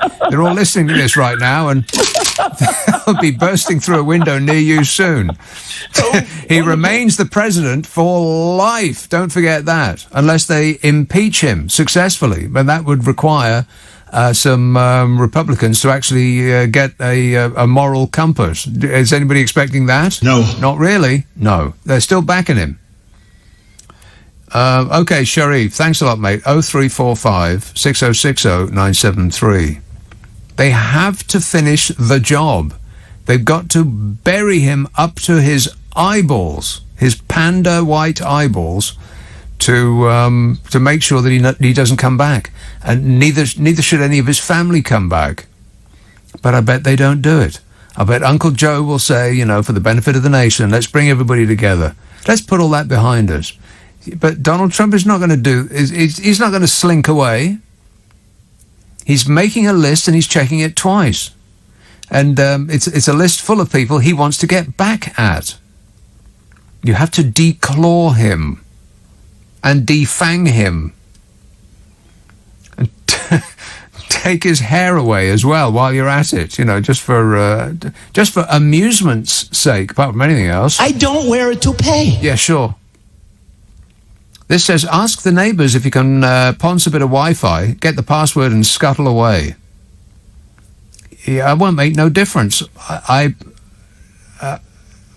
have a PC. I haven't got a laptop or anything like that. It's not got Wi-Fi. It's not Wi-Fi enabled. Everybody's a bloomin' expert. but I appreciate your efforts. I really do. Does it sound as though I don't appreciate your efforts? Yes. Yeah, a little bit. But I do. Thank you. Get a bit of Wi-Fi. Yeah. Won't help. Lisa says, on a night like this, Lisa says, hey, Nick, just call your broadband and TV supplier and tell them if they can't get anyone to you sooner, you will cancel your order and go elsewhere. They will soon be out. Yeah, no, I've tried that already. In fact, the woman that I was onto on the phone, you know, the hello, you know, working from home. She said, she didn't even wait for me to ask. She said, well, you know, nobody else will be able to help you more quickly. That's just the way it is. Sorry. You know, just drifting through life in a sort of like a rainbow haze. I mean, she practically dared me to go elsewhere. Nobody else will be able to help you any more than we can. I dare you to leave our company. No, I'm in a queue now. And you know what British people are like when they're in a queue? They will stay in that queue until they don't mind if they die. They're not going to leave that queue. Because I'd have to probably join another longer queue. It is painful. I just don't understand how the previous tenants managed to get both television and the internet, and I can't. What's the difference? It's the internet. It doesn't change, depending on who's buying it. But apparently it's a physical impossibility. It cannot happen. They promised me that it was going to be on the 6th of January. Is it the 6th of January now? No. No, plenty later. So it's taken up until this point, and I still am mystified. They said, well, you know, we're only giving you a partial service. It started at about 0.6 of a megabit a second, which is like practically dial-up speed, if you're old enough to remember that. And then it went up to about 30 megabits a second. No problem. I'll live with that. Fine. Who needs it any faster, really? I mean, I'm not running a business there. I'm not downloading massive files off the internet. I don't care. 30's fine. I'm just looking at blooming mail online. And they said this morning, yeah, it was a partial service, but we can't give you a full service, so we are now cancelling your contract and switching the internet off for your convenience. And there I was, staring at a blank screen all day long, yearning it, like wishing for it to come back. Please come back. Wasn't listening. So, so now I got to the front of the queue and they closed that window. That's kind of what it's like. And so you had to go join the back of another queue. And who knows, if I get to the front of that queue, they'll close that window too. What's going on? The Democrats agreed something with the Republicans. Blimey, we are in a new era. And they're going to prosecute you, Donny. Don't be rude. It's not rude, it's just true. Prosecution. I can't wait. Get him up in front of a judge. Ask him a question. Any question. It doesn't matter what it is. Just ask him anything at all. And you are absolutely guaranteed to receive a lie. Oh, shut up! It's true. Gav says, considering the issues you are having, I suggested that you move house. I've just done that. That's the problem. I moved house. Like an idiot. He says, when the estate agent asks why you want to move from this new home, you can tell him it's due to essential research. I don't know how I'm going to do my essential research. I haven't got broadband, and I haven't got TV, and I can barely get a mobile phone signal. But, you know, apart from that, I'm completely connected, like as though I was living in 1930. Sarah says, Melania looked great and carried a $55,000 bag. What? What? $55,000 bag? What was in it? $55,000? How can a bag cost $55,000? That's ridiculous. I don't believe it. It was her divorce present. Simon in Dorset says, get yourself a PA and delegate the problem. Well, I would just love to do that. What's this? It's more information about Melania's bag. Oh, the bag. Okay, well, let's have a quick look at that. How do I click it? If you click it and then click underneath it, there'll be a... Oh, yes. Vanity Fair. Melania Trump's exit outfit is almost a mirror image of her inauguration outfit. The powder blue Ralph Lauren, right down to the high-necked jacket, the length of skirt, the gloves and the hair, except this one, which she wore on Wednesday morning for a... Is anybody remotely interested in any of this? It's just... I mean... I have so much to say about her, but precious little that's good. A Birkin bag. Experts in these things have estimated that the bag costs about $45,000 to buy. With appreciation, which Birkin bags famously do, thanks to Hermes' efforts to impose an artificial scarcity on them, it would probably cost somewhere around $75,000 today. $75,000 for a bag. It's not a bag that's like made out of diamonds. It's just leather. Why would a leather bag cost $75,000? That's just properly stupid. You'd have to be some kind of stupid idiot to buy a bag that costs $75,000. Why would you do that? You can buy just about any car you like second hand for $75,000. Name the car that you cannot buy second hand for $75,000. You can buy most new ones for that amount of money. That's ridiculous.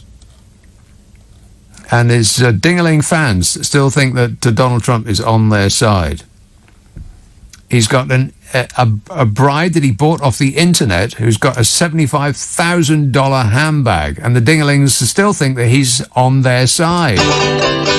It's a certain kind of people, the gift that keeps giving, eh, Donny? I love the poorly educated. He loves the poorly educated. Many of whom were aghast when his plane took off, and all of those predictions that they had been led to believe, the QAnon ding-a-lings, they couldn't believe it. They were waiting and waiting and waiting for, the Kraken or the revelation, because, Donald Trump has been sent by God to save them. And he didn't. His plane took off and nothing happened. They couldn't believe it. The QAnon ding-a-lings thought that somebody was working inside the deep state to make Donald Trump, save them from whatever it is that they think they're under the threat of. And nothing happened. And so they had to recalibrate their whole lives. They had to think a little bit. And in moments of quiet contemplation, this is the sound of them thinking. They were stunned, the QAnoners. I wonder what they're going to do now. Woking. Hello, Neil. Hello, how you doing? Good, thanks. Yeah, I'm going through the same problem you are. We literally moved in 3 weeks ago, and when you go to walk around the house, you only get about 45 minutes to view the house. You don't 45? Look at the reception. 5, yeah, more like 5 minutes. Well, 5 minutes, yeah. And you don't get to check your reception. No. You don't get to check a lot of things. Right. And we're going through the same problem. So my partner works from home, and when we got here, the internet, there was nothing. So we phoned up our provider, and they said, unfortunately, there's a problem with your line, so it's going to take 3 weeks. Yeah. I've already waited 3 weeks, and now I've got to wait 2 weeks minimum. Yeah, so we waited 3 weeks. They come out the other day, but when you ring the company who's providing, apparently it's not them, it's someone else. That's right. It's somebody else's fault. That's precisely what they gave me. Oh, it's nothing to do with us. Yeah. It's the people who maintain the machine at the top of your road. Right. Sure Like there's a robot somewhere who's pedaling on a motorbike or whatever, on a push bike or whatever. But yeah, it got so frustrating. We were like, but then we got 2 young kids who got to be homeschooled through the internet. Right. So how you're just like, well, okay, what do you want us to do? Well, if you print off this, but I need internet to print. Right. So it's just back and forth, and we are. I feel your pain. We are here now. We've got it in. We've got the internet. Oh well. what a frustration it was going from moving in to 3 weeks later to just sat there like we can't homeschool, we can't. It's just.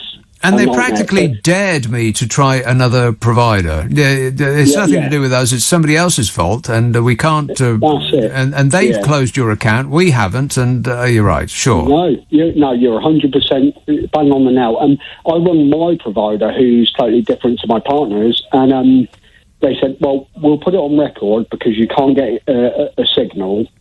We'll put it on record, and if when you get internet, you could use Wi-Fi calling." Yeah, but I don't pay for that service. I pay for a full service through you. So they're like, well, I said, but I might have to leave you because if I can't get a signal where I am, and do you know what they do? They're like, have you thought about getting your Wi-Fi and your internet through us? I'm like, well, that's no. why, precisely, yes, for the obvious reasons that we've just been discussing. Exactly. Yeah. They don't care whether you leave or not. That's the truth of it, because they're sitting at home, they're enjoying a biscuit and a cup of tea, and what difference does it make to them whether you leave or not? What I found quite funny was one of your callers phoned up and he said it might have been you that said it was you can sit there. It's fine with them because they're sat at home because they're at home like. You know what I mean? It's their internet works just fine. You better believe that. Brilliant. Absolutely. Yeah. There's no problem with their internet. No, just yours. Yeah. It was just more to say that there is a frustration, and like I say, I'm going to say it was in the same predicament as you. Not me. We've now got it. Yeah, and you can't express your frustration because they'll just put the phone down on you, and then you go to dial again and wait another 45 minutes to speak to a human being. And that's it, yeah. But it will get there, and you know what I mean. But you don't know that though. I mean, you're trying to make me feel better, but you don't know that. You don't know that. That sounds like misinformation to me. Liar! Yeah. All right, but thanks for trying to cheer me up. Cheers, Neil. So he's got his internet. Well, that's just great. But we're talking about me. 0345 6060 973, and people keep talking about the school, the homeschooling thing, and people are rightly asking about when this is all going to end. Conservative backbenchers whinging and whining and moaning. Stop whining about when's it going to end, and we've absolutely no idea. And it's the kids that, I was going to say they're suffering the most, but they're suffering. Government sources said schools should remain shut to most pupils until after Easter. What? Easter. I don't know when Easter is this year. When is Easter? Back into March? April? Something like that. Or if you go to a supermarket, it's Easter already. Hell, I bet it's Christmas. You go to the supermarket, I bet they've decked the halls with boughs of holly. But yeah, this could drag on until the summer. Boris said it was too early to tell whether restrictions would end this spring, as he has previously suggested. Well, the first day of our release was last summer, you'll remember. And then it was by Christmas, and then it was January, definitely, and then it was maybe February, and now it's Easter. And then it was beginning of April, no question. We'll definitely be will be let out by the beginning of April. And now maybe it's the summer. The summer. Damn it! I mean, which summer? We're still talking about this year? Government sources said schools could also remain shut to most pupils until after Easter. So you're going to be helping your kid with his multiplication tables. So I hope you learn them like I did. And, what is the circumference of a circle? Something about pies. I hope you're writing this down. Something about pies. Remain shut, they will. Schools, till after Easter. By which time private school pupils will be so far ahead of everybody else that they'll be invisible to the naked eye. They'll be so far up the ladder, they'll need oxygen. Because I bet that private school pupils are getting taught more efficiently and completely than their public see, private and public is the same thing in this country, which is just properly weird. Why is it the same thing? Why are private schools also called public schools? You'd think that they'd be opposite, but they're not opposite, they're the same. So ordinary schools, I don't know what else you'd call them. Public schools should be ordinary schools. Private schools are private. We get private schools, but public schools are also private schools. That makes no sense to me. Never did. But anyway, private schools, they'll be doing just fine. Meanwhile, the government is promising 1.3 million laptops and routers. Hey, I could do with one of those. Oh, no, that's right. It wouldn't make any difference because I ain't got the internet. 1.3 million laptops and routers the government are promising to distribute. Which means that there's at least 1.3 million children from poorer households who aren't learning from home because they ain't got no laptops or routers. Doesn't it? I mean, if that's what the government is promising, 1.3 million laptops and routers, that means that there's 1.3 million children, minimum, who ain't got one. Done it. And so they're not learning from home. And 1.3 million children, fact fans, is about 20% of all children in education. 20%! That's 1 in 6! None of whom are in private education, of course. Not one single one that needs a laptop or a router is in private education, because if their parents can afford 10, 20, 30, 40,000 pound a term to send them in a private school, then they can certainly afford a cheap laptop and router. So 20% of children in education aren't getting taught at home.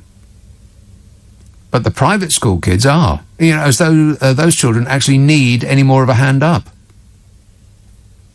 But at least when the school's open, you'll get 2 weeks' notice. Thank you. But they may close the very next day. Because you know who is in charge. Still in charge. How is he? Trying to connect you. Sorry to keep you waiting. Sorry to keep you waiting. Richard in Hackney. Hello, Nick. I just thought I'd give a very quick reply to why public schools are called public schools and not private schools. But they're both public schools. Well, they are both. But it stems from the day that if you were wealthy, you had your children tutored at home by a tutor or a set of tutors. Yeah. If you weren't quite that wealthy, you sent them out to be schooled at a place like Eton, which was a public school. Right, even though the public weren't allowed to go in there. Oh, no, the public were never involved, but it's as opposed to being educated in your own house by people you'd brought in to educate your children. And so if you weren't spectacularly rich, you were only slightly rich, then you had to send your kids to a smelly public school. A smelly public school, yes, absolutely right. And if you were out of those class, well, really, you had nothing at all. No. The only time that changed is when the unions formed, and they started to decide to educate bright people to fight in the union cause. Right. And there are a lot of 19th century politicians and thinkers who came up through the union schools, which were neither public nor private. And then there were philanthropists. Don't forget. Oh God, yeah, philanthropists. When you or I give money to a charity, it's just called just that, charity.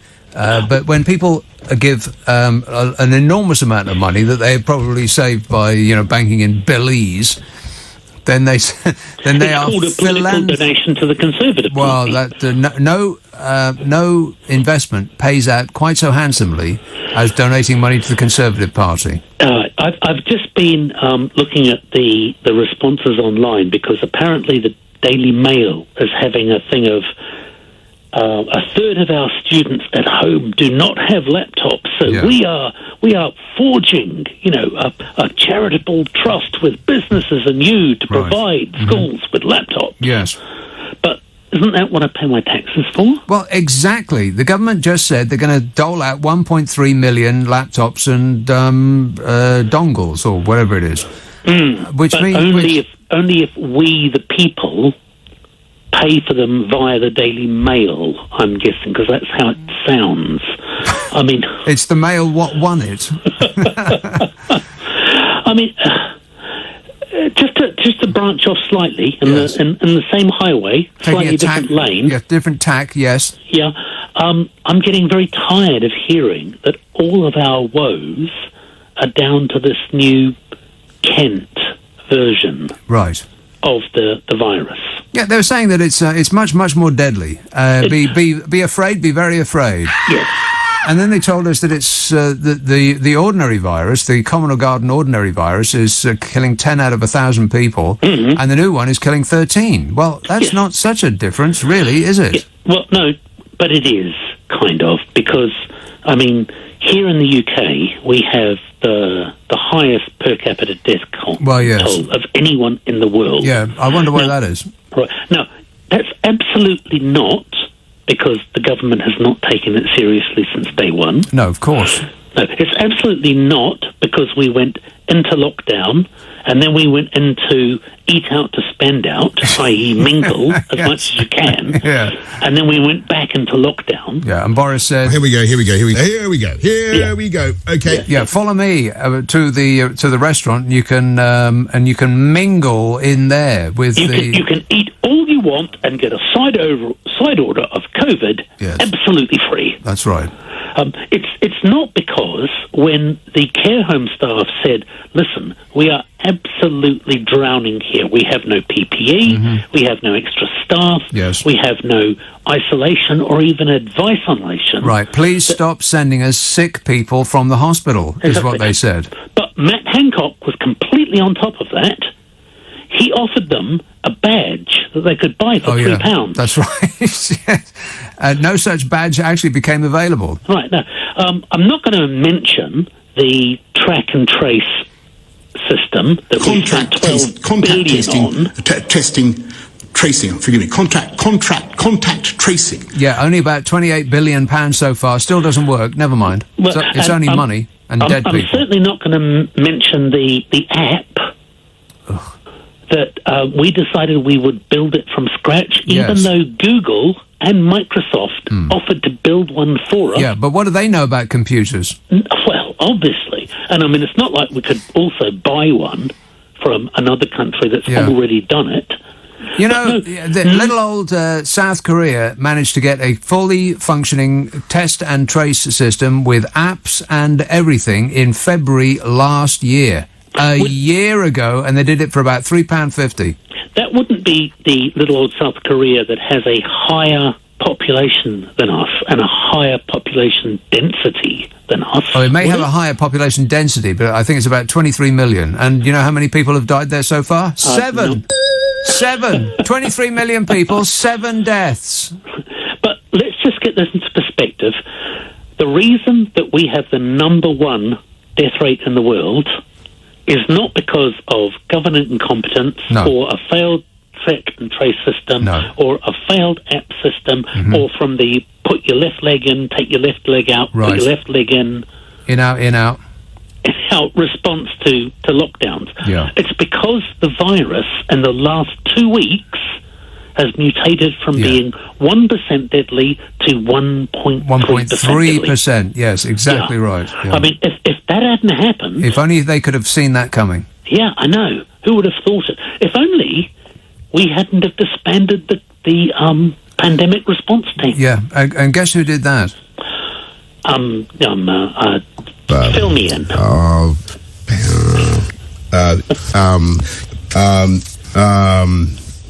Yeah, it's difficult to tell, but I'm sure that it was actually Boris Johnson did that. He did it immediately after Donald Trump did it, but, you know, he is an expert. I'm not a doctor. Yeah. Well, speaking of experts, I mean, we have a far higher rate than Germany. Than anywhere. France is our nearest and most despised competitor, and they are so far down the table, they are popping up the bottom of it. We, on the death scale per head of population, are at the absolute pinnacle. We are number one. Just to digress for a second, you know when people say that the UK is the 6th greatest economy in the world, and then we say that France is the 5th greatest economy, sometimes we reverse those. Yeah. Do you know who's the 4th greatest economy? Japan? No. Wait, don't tell me. Well, it's Germany. It's Germany, but it's not Germany by a little bit, like the way it is between the UK and France. Yes. It's that if you added France and the UK together, you would still not be within scratching distance of Germany. You may say that, Richard, but don't forget that they need us more than we need them. But I'm just thinking, they've had a particular... Well, I'm not going to say they've had a good pandemic. I'm going to say they've had a good response to the pandemic. Better than ours. Right. Well, Angela Merkel she has a PhD in quantum chemistry. Now, I know what organic chemistry is, and I know what inorganic chemistry is, and I know what quantum physics is. Yes. I don't know what quantum chemistry is. Right. I couldn't even spell it. Well, it's just we have a leader that doesn't know how to use a comb. Right. It's not. Are we still It's worse than why Germany has a better outcome than we do? It's worse than that, Richard. It's not that he doesn't know how to use a comb. It's that his image is so important to him that he will not give it up under any circumstances, even when deigning to show respect to the dead on the second Sunday in November. Or going on to TV for a national announcement saying that we'd reached the highest death toll per day ever. Comb your hair. Do you remember David Cameron? Still doing leaning over the Ken Dodd still routine. not ripping him. Do you remember David Cameron leaning over the dispatch box at Jeremy Corbyn? Thank you. And saying, buy a suit, man. Yeah. Get a haircut, right, man. Sure. Mm-hmm. Yeah. Well, right back at you. Yeah, exactly. Or if I was about to divorce my billionaire husband, I'd be buying very expensive handbags. Yeah, absolutely. Get your hands on anything you can, Melania, because pretty soon you might be parting. Such a sweet sorrow. I don't care. She's actually not bothered. Kensington, Cliff. Yeah, how you doing? Good, thanks. Good. Nick, I missed you. Well, I've been over here. Yeah, have you? Oh, that's good. You know, I was laughing my head off that last guy that you had. Remember when he said to you, he said, do you know David Cameron? You know, it reminded me of that Harry and Paul sketch. Have you seen that? Where they're sitting in the old man's club there, and he goes, do you know David Cameron? And Harry turns to him, and he kind of pauses for him, and he goes, yes. And he goes, have you seen that sketch? I don't know what you're talking about, I'm afraid, no. But the Harry and Paul comedy show, the very famous comedy show, and they do a sketch about that. And he turns do to not the know what you're talking about, sadly, but never mind. Oh, I thought you'd seen that show, Nick. There not, you go. No. You know, you guys are always knocking, Boris Johnson and David Cameron. So I thought maybe you'd seen that sketch. Why on very, earth very would funny. anybody do that? Well, the thing is that I don't want to give it away because they're two guys in the club. Don't tell us. See it. I won't tell you. I don't want to spoil it. No, I want you to see it. But the Harry and Paul, they do, and it's on YouTube. Actually, you can watch it for free. No, I can't because I don't have the internet. You don't? Why not? Well, the reasons are available on a podcast of this show called Nick Abbott, The Whole Show. Please don't make me go through that again. I have to troll through a whole show of Nick Abbott podcast you do. to find out why you don't have the internet. Correct. How exciting is it going to be? Very, very, very exciting. And how... This is why I love you, Nick. You know that. Okay. And let me tell you, I've seen Boris combing his hair, actually, on a special event. Someone will come in, I don't know who, and you'll see it kind of move to the side, sort of on the top there when it's real important stuff. Have you noticed that? No, I haven't. He artfully unarranges his hair before leaving the house. Right. Yeah, it's his image. Yeah. And it's been, by the way, his image since he was a child.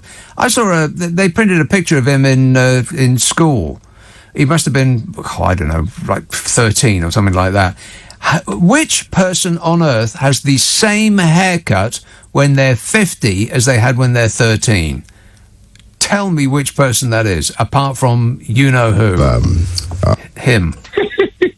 But the thing is that maybe he took that phrase mop top a bit too seriously, but, I mean, he's too young for the 60s, so I don't know, and maybe that's it, mop top, so it just took it to heart. Right. But the thing is that he has to be using some hair dye on there. He's got to be a platinum blonde. I mean, he can't have that kind of hair at that age. No, look at his dad. It runs in the family. I think they all know they've just got a tank of platinum blonde. I'm prepared to believe that it's his natural colour. What I'm not prepared to believe is that it's a good look on a man of his age. You're not a surfer. You're the Prime Minister. Get yourself a haircut and use some product. I mean, you don't have to use as much product as Keir Starmer. You don't need to put all of that product in your hair. You just don't. You just don't. That's about the only thing that Donald Trump has said that it is correct. Hey, Cliff. Your recordings. Yeah, I got to go, but thanks, mate. 0345 6060 973. County Durham, Sean. How are you doing, mate? You all right? Good, thanks. This is a very serious question, right? Why on earth is the government, right, not paying towards a bereavement payments for these people that are dying? They've turned around and said, we're going to give people laptops for schools.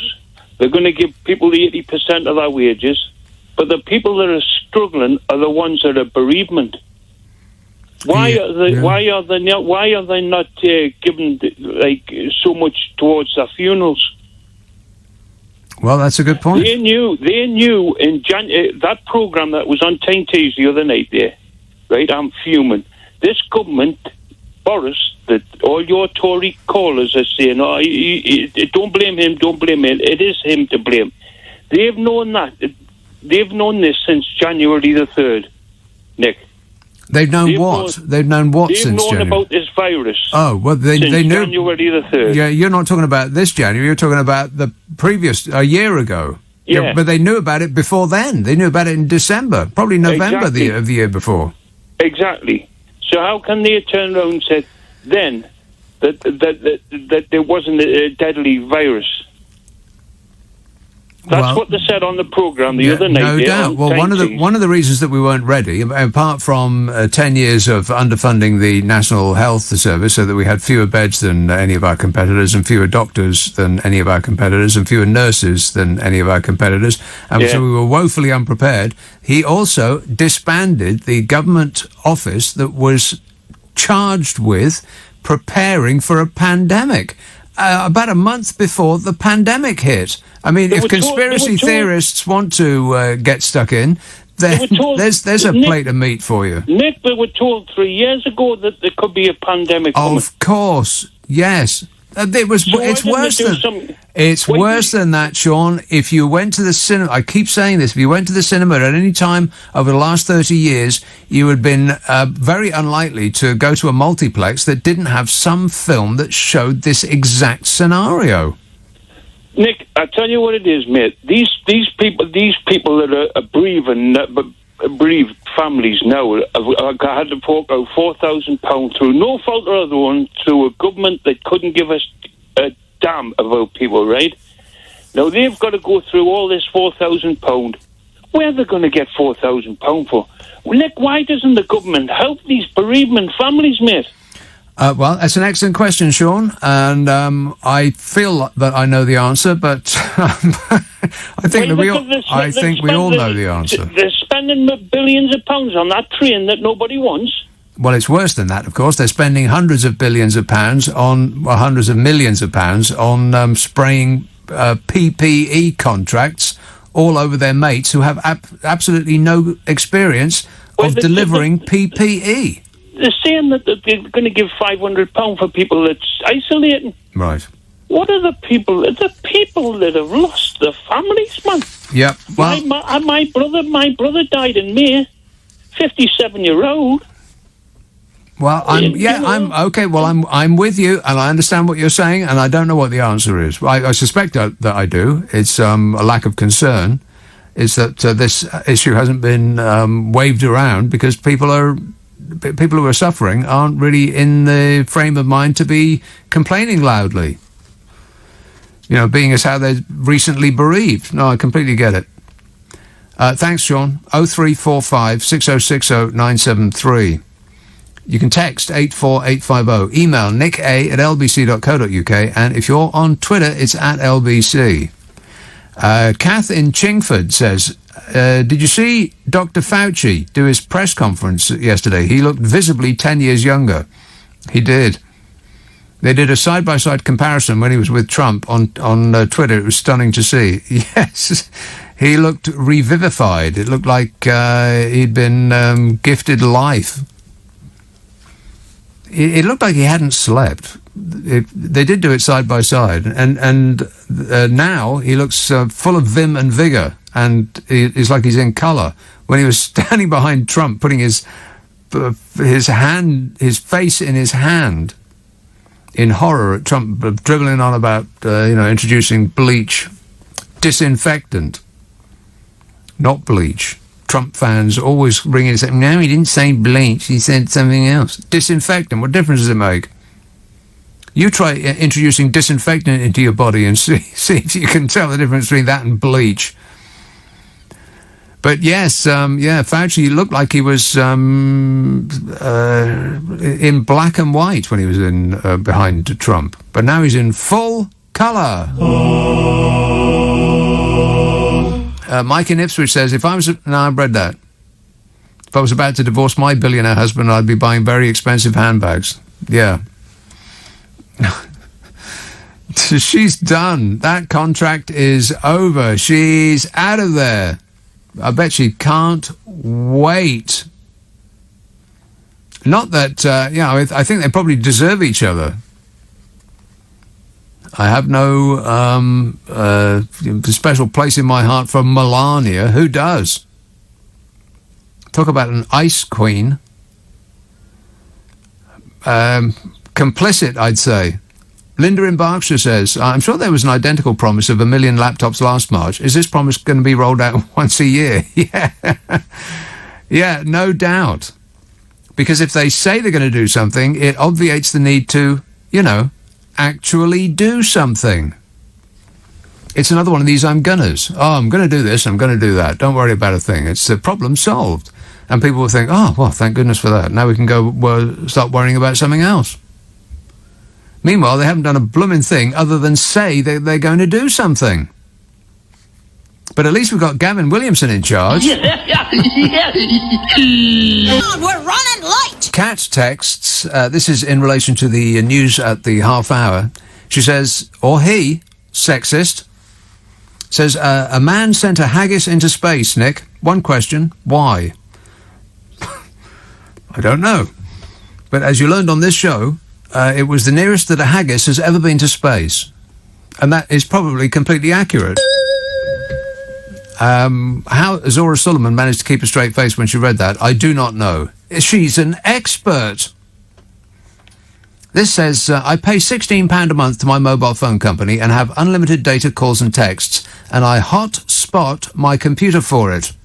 I don't bother with the Wi-Fi connection. I have precious little idea of what it is that you're saying, but I have been informed by that very same Zora Sullivan, by the way, that that's what I need to do. I need to get a hotspot, baby.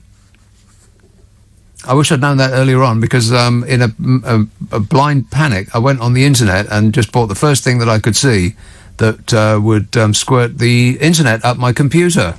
And it cost me 110 quid. So maybe I can cancel it. Or I'll just return it unopened and ask for my money back. Yeah, because, that'll work. Let's have Poplar, Adam. Hi, good morning. Adam. Can we take a little bit more of a serious note? And basically Trump has gone and let's deal with our problems in this country, yeah? What? Which is, obviously, there's only one problem. It's called Boris Johnson. Right. No? Yes. Could we? Well, I think he needs to go. To be honest, I think he definitely needs to go because he can't do the job, and people are dying through incompetence. Yeah. And my suggestion would be to have not the Labour Party, but government of national unity, like in wartime. You know, where they just took the best of every party or the best of everybody, and just have a sort of committee, rule by committee. Right, well, that would disclude absolutely everybody that's in the cabinet at the moment, because it seems to be a cabinet of no talents. Yeah, absolutely right, because when Boris took power, he just basically got rid of everybody who could have been a threat, you know. He got rid of everybody that wasn't a Brexit believer. Yeah, but anybody who's actually talented. I mean, amazingly, a friend of our family actually worked for a cabinet minister until recently, till they got the push, and as a special advisor. And apparently they don't recognise Boris since he came out of hospital. He's a different person. Really? No sense of urgency. He's probably got that long COVID brain fog. Not a joke. This is serious. This is why. Well, I know it's serious, but how could you tell the difference between before and after? He's got brain fog. It looks and sounds the same to me. No clue. Totally indecisive. I mean, this is getting ridiculous now. Yeah, I mean, they're talking about closing the borders. It's beyond a joke now, Boris. Yeah. Wait a minute. Yeah. Okay. All right. Leave it with me. I'll pass it along. We want you to lead, Boris. What do you think about that? I can't comment on that.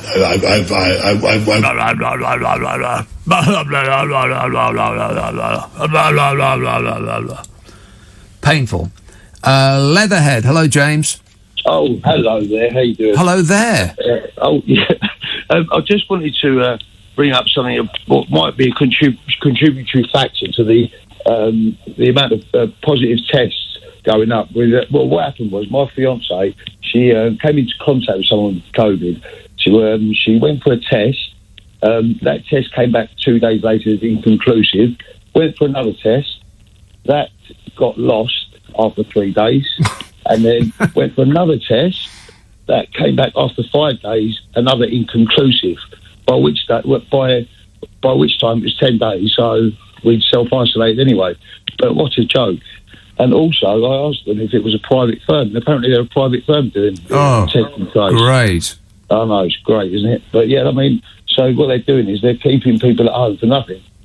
So, yeah, well, the tests themselves, I mean, they have a very high false negative rate, don't they? So, I mean, it's so high that you might as well, if it comes back negative, you might as well flip a coin to determine whether it actually is negative or not. Exactly, I know, exactly. And so those 3 tests as well, I mean, what a complete farce, isn't it?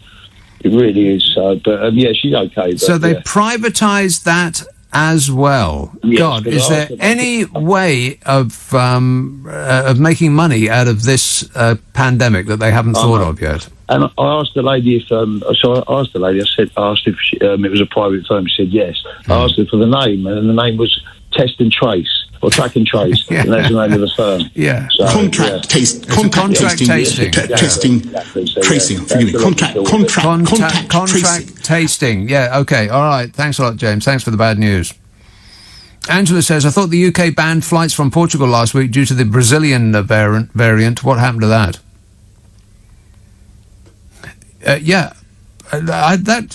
I didn't really understand that. The variant from Brazil made them cancel flights from Portugal. I mean, they may speak a similar language, but that doesn't mean to say that the Brazilian variant just hops over the whole of Europe and lands in Portugal, does it? Or does it? I'll presume that they know. I was going to say I'll presume that they know what they're talking about, but, I think that ship has sailed. Sailed and sunk.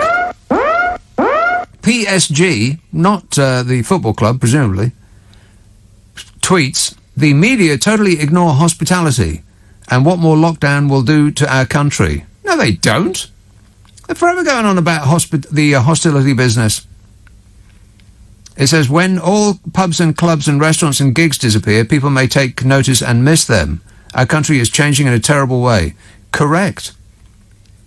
We will miss them when they're gone. And if we're still stuck inside in May, that's what they're saying now. May. It may be May. And if they say it may be May, then it may be June or July or maybe September or October. But then you get into the flu season, so we'll have to skip past that, and maybe it'll be the spring in the following year. By which time there'll be a million other variants of, varying severity. This says Jacob Rees-Mogg has the same hairstyle as when he was a kid. Jacob Rees-Mogg used to be a kid? I seriously doubt that. You're better informed than I am. I don't know anything.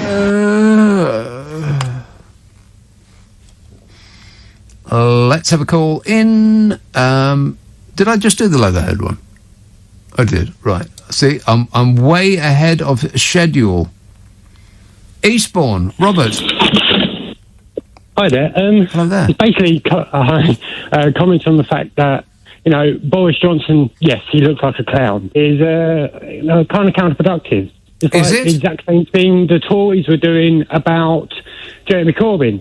He can't wear his glasses straight. Yes, but look how successful that campaign was. They buried him. Yeah, but... That's not counterproductive at all, unless you're trying to ensure that Boris Johnson remains in power and the Conservatives... then it's not counterproductive. It's very productive. Albert Einstein, didn't have a... There's no danger that Boris Johnson's going to get mistaken for a genius. Here we go. Okay. Yeah, zero. And another point as well. The company doing the testing is Sodexo, so Sodexo. Again, quite a new company, just like the... people doing the track and trace app, PPE, that was open 7 days. There seems to be a lot of that. But don't worry about it, but there will be an inquiry. Of course there will. Oh, we're just going to wait till the inquiry starts. And then, of course, because an inquiry is underway, they won't be able to speak about it because they don't want to prejudice the inquiry. And then that will go on for year after year after year, and tens of millions of pounds will be spent on the inquiry, during the course of which nobody will be able to speak about it or answer questions about it, and journalists will just get flicked away because the inquiry is underway, so we can't talk about those issues. And then when the inquiry finally delivers its verdict, it will produce a report of thousands of pages, the conclusion of which will be lessons must be learned. And that'll be the end of it. I betcha. I bet you every stitch of clothing that I'm wearing right now, I'll leave the building butt naked if it comes back any other way. I'll eat your hat. Lessons must be learned. That'll be it. The end. Move along, please. Nothing to see here.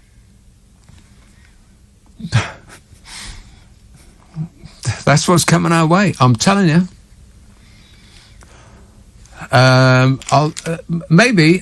Just maybe, I'll be able to squeeze in this call in the last 15 seconds. Robert. Yes, I did. I managed to do it because he hung up just moments before I put him up. So, great success. Don't forget the advice. Emergency, everybody to get from street. Emergency, everybody to get from... We are doing the weather. Britain is braced for sub-zero temperatures, and a blast of cold air is going to sweep through in the aftermath of Storm Christoph. Oh, no. Storm Christoph brought record-breaking levels of rain to parts of England. Cleveland in North Yorkshire received more than its average January rainfall in just a 48-hour period. And in a new daily rainfall record for this winter, 123.8 millimetres of rain fell on Tuesday on Honister in Cumbria. Wherever that is, 123.8 millimetres. I'll just translate that into metric measurements. We want proper British measurements like pints and fathoms and groats. We want to have to divide by 12 and 16, not 10, like the evil, unelected European socialist measurements. So 123.8 millimetres, and you multiply by 9 and divide by 5 and add 32 to get feet. So 123.8 times 9 is, ignore the 0.8, so 9 times 1 is 9, and 9 times 2 is 18, and 9 times 3 is 25, so that's 9,225. 9,225 divided by 5 is 2 carry the 2, and 4 is carry the 5 is 245. Honiston in Cumbria had 245 feet of rain on Tuesday. Can you believe that? Yes. The Met Office has issued a yellow weather warning. Warning! For wintry conditions across the swathes of the UK, and that word swathes never gets used in a sentence that has good news in it. Up to 4 inches of snow. Inches now we're at. Rain in millimetres, snow in inches. 4 inches of snow forecast in parts of Northern Ireland and Scotland and Northern England. Wintry showers possible across most of the country. The snow is set to continue tomorrow across the south and the Midlands, and here, there and everywhere, baby, on a mostly cold, dry and sunny day. Forecasters said cold conditions could remain until Tuesday, when milder, wetter weather is set to return. But that could compound the existing flooding issues, with melting snow adding to water levels. So the forecast for Sunday: sleet, snow, moving northeast across parts of England and Wales and perhaps Northern Ireland. Accumulations in places, cold. Monday to Wednesday, fine and cold on Monday, band of rain, sleet and snow, then spreads erratically northeast through Tuesday and into Wednesday. So you'll either get rain, sleet or snow. Oh, fabulous. Would you like to hear the long-range forecast for the next 4 weeks? No. Till the end of the first week of February. Blimey, it's February already, which means it's practically March. It's almost Easter. Spring is over. Summer is here. Till the first week of February, the end of. Unsettled conditions look likely. Changeable weather for most. Rain, showers, strong winds. It'll feel like winter outside. Correct. But, and it's a big, giant, wobbly but, mild westerly and southwesterly winds are expected to be dominant for most of the period until the end of the fortnight, when cold weather is more widely expected with wintry outbreaks. And for the middle 2 weeks of next month, a possible high-pressure system could bring northerly winds, producing colder than average temperatures and wintry outbreaks.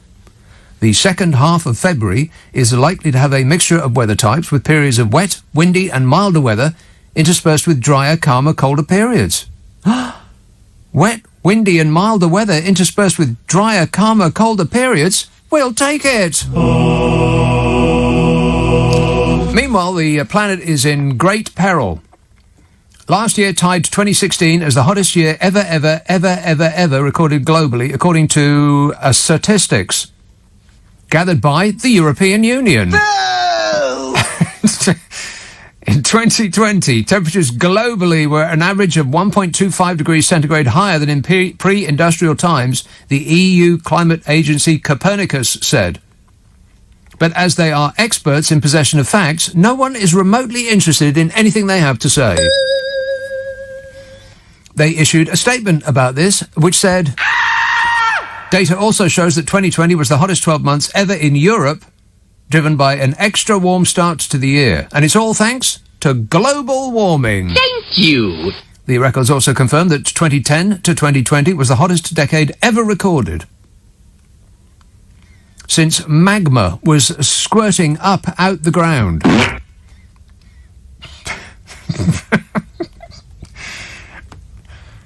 Global warming is driven by greenhouse gases. You know that, right? Greenhouse gases such as carbon dioxide and nitrous oxide. That's the stuff that kids huff out of those little silver bottles, isn't it? Hey, kids. Want to score some pot? It's a reminder that while we are obsessed by a virus that doesn't kill hardly anybody, and the consequences of Brexit and the moving of Churchill's bust, the real danger that we're faced with, you know, apart from Donito Mussolini winning re-election and starting World War III just to get back at the people who didn't vote for him, is the ice caps melting, and the water's rising, and the rain's not falling, and the crops failing, and millions of people being displaced and unable to live where they are now, and they'll be headed to somewhere pleasant, which is here. Oh, no. I don't know whether any of that's true, but even if it isn't, it doesn't stop it from being a fact. Affirmative. Scientists have said that the latest data underscored the need for countries and corporations to slash greenhouse gas emissions and strive to reach the targets of the 2015 Paris Agreement to avoid catastrophic climate change. And, by the way, Donny, the Paris Agreement isn't anything to do with Paris, you idiot. Don't be rude. And now we've got a president of the United States that isn't a catastrophic orange tornado. The human race may be able to do something about the greenhouse gases, but don't bank on it.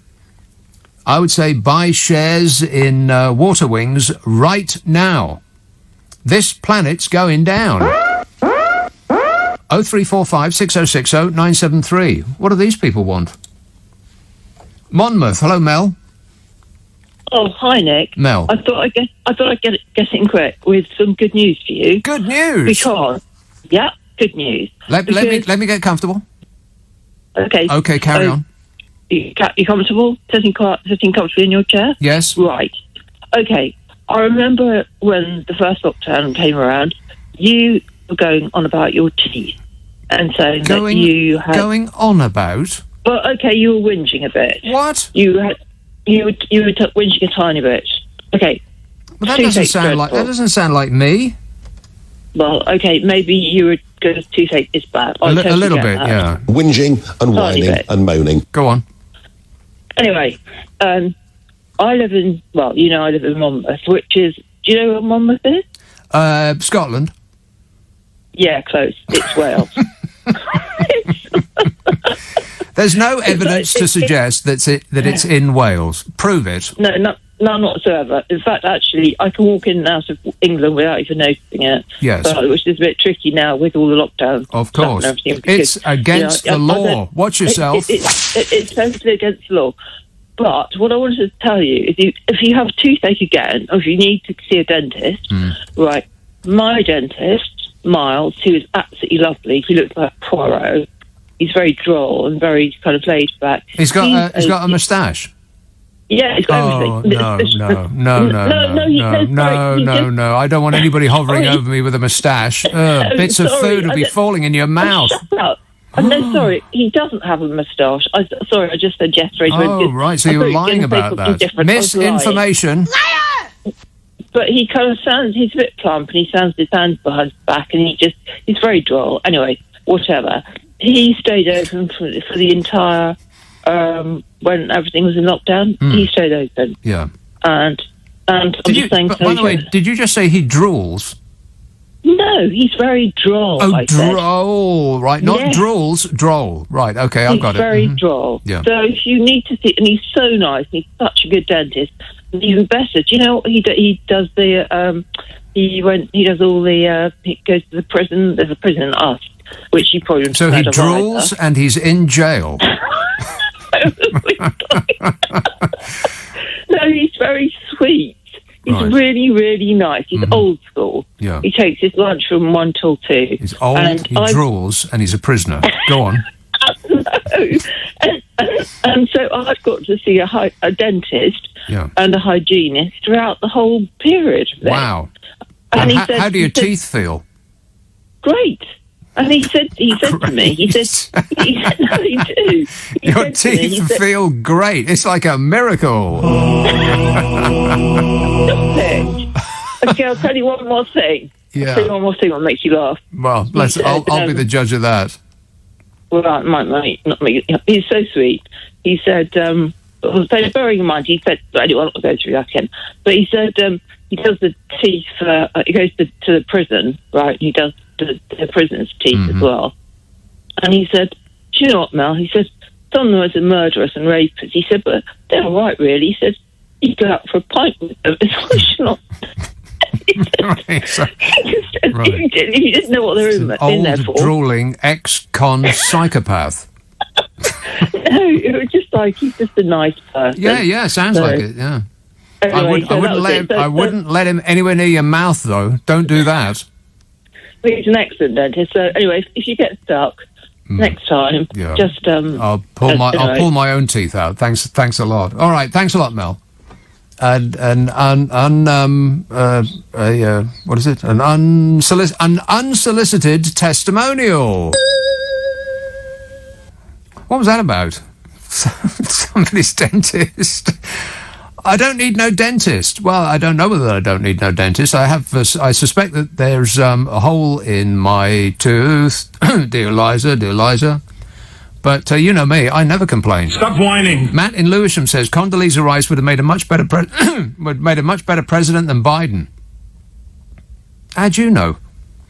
Simon in Windsor says, I was watching Singing in the Rain today and I heard what I thought is one of your sound clips. Is that where "And I Can't Stand Him" comes from? Well, you may think that. I couldn't possibly comment. Roy in Egham says, this is the same bloke as just before, same message. I'm just reading it again. He says, have you got your internet working at home yet? Yes, I do. I used my dongle. Disgusting. I got a hotspot on my dongle. And it works perfectly. I don't see why anybody actually needs to go through the misery of contacting a broadband supplier. To hell with them. I'll just use my dongle from now on. It's multi-purpose.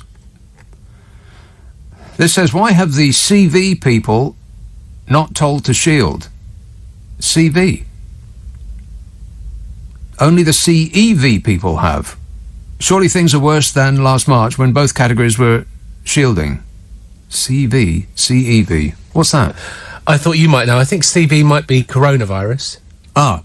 I don't know. The coronavirus. Why have the coronavirus people... No, it can't be, because they have been told to shield.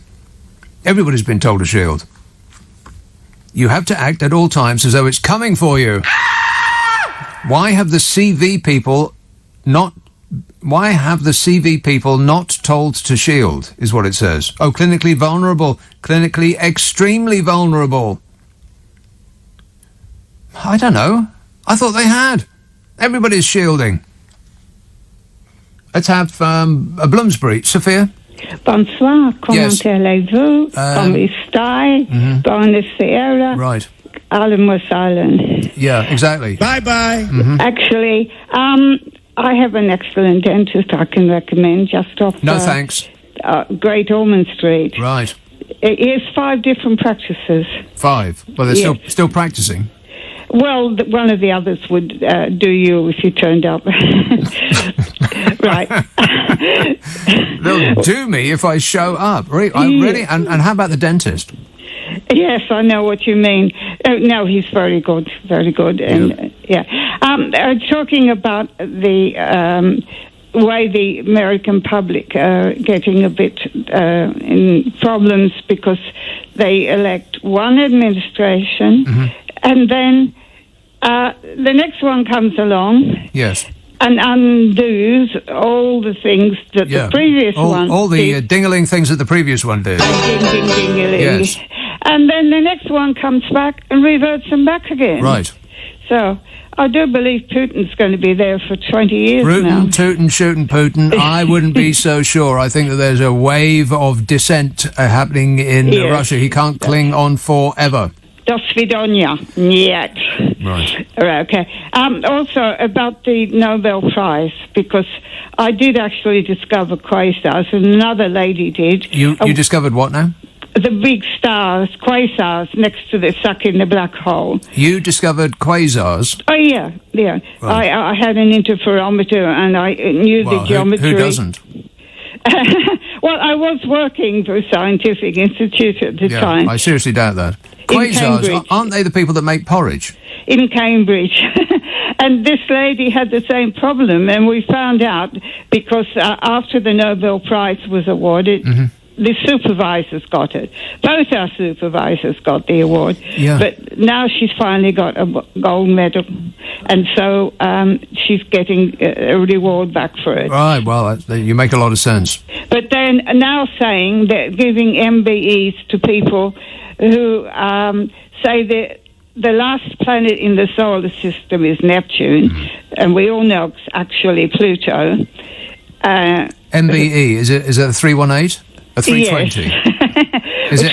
Try 29. Is it an M? And the other one is one of the last students of my supervisor who actually had a very bad end. Yes, right. Well, I think Sophia, you need supervising, if you don't mind me saying so. Constant supervision at all times required in Bloomsbury. Thanks a lot, Sophia. for whatever that was. 0345 6060 973. Anybody have any clue as to what that was about? No. Not really. Never mind, fits right in. Let's have Hampstead. Hello, Joanna. Hello. Joanna. Yeah. An ecstasy of fumbling. Yes, Joanna. Please speak directly into the phone. Yes. I'm a first-time caller. Please speak directly into the phone. Oh, yes, I'm using, You're trying to disguise your voice. My phone is down. Your phone is down? Where? I mean, it's been outed by Virgin, so they do this quite regularly. Right. Mentioning no brand names, yeah. Well, I feel your pain. I don't have a landline. I don't have the internet. I don't have television. I haven't got nothing. Well, you must be with Virgin in that case. No, I'm not. Okay. Have you ever used a mobile phone before? I have, but it's been slightly affected by everything that's going on with the outage in this area. Yeah, no doubt. Yeah. What I want to talk about is I want to challenge Boris Johnson to on fight, legal a fist fight. and on moral I pay a grounds. lot of money to see that. Punch him in the face. Well. No, don't. I'm kidding. Yeah, well. Just kidding. I would not recommend that anybody punches anybody in the face. That's not me. Okay. Yeah. Can I say why? But I do know who it is. But yes, please do say why. I'd like to punch him in the face. That took forever to find. Well, couldn't believe how long that took to find. Go ahead. On legal grounds, because he's broken this agreement with us. Those of us who've had the first Pfizer vaccination should get the second one in 3.5 weeks. Right. Because it only works then. It's only been tested. Yeah, exactly, yes. Maximum efficiency, you would think, would be to follow the instructions on the label. Said it can be in 12 weeks. On moral grounds, because he told a lie. Boris Johnson told a lie. That, really, I find that hard to believe. I heard him saying this on the BBC, that there was... Maybe it would help if you put us on speakerphone and just left the phone on the table, because you can't hear me and I can't really make out what you're saying. So this is not really... We're not really communicating here, are we? Yeah. Because it only worked out between us. Yeah, exactly. Okay. All right. Well, leave it with me, Joanna, and I'll pass that on. Wow. Well, I don't know really what to say for the first half hour. It can only get better from here. Probably not. But thanks for that, Joanna. I appreciate it. Thank you. Gordon in Hampstead says Condoleezza Rice has occasionally been on manoeuvres. What does that mean? A return to US politics is not out of the question. Highly able, but perhaps too tainted by George W. Bush. George W. Absolutely. The National Security Advisor role. She might have missed her moment. A Pence-Rice ticket could have happened. Mike Pence. that colour-drained, nodding dog, Mike Pence. He was apparently the second most powerful man in the world for 4 years. Do you even know what he sounds like? For 4 years, he just fixed his eyes on the back of Donald Trump's head and just gazed at him with puppy dog eyes. Have you ever seen anybody look so in love?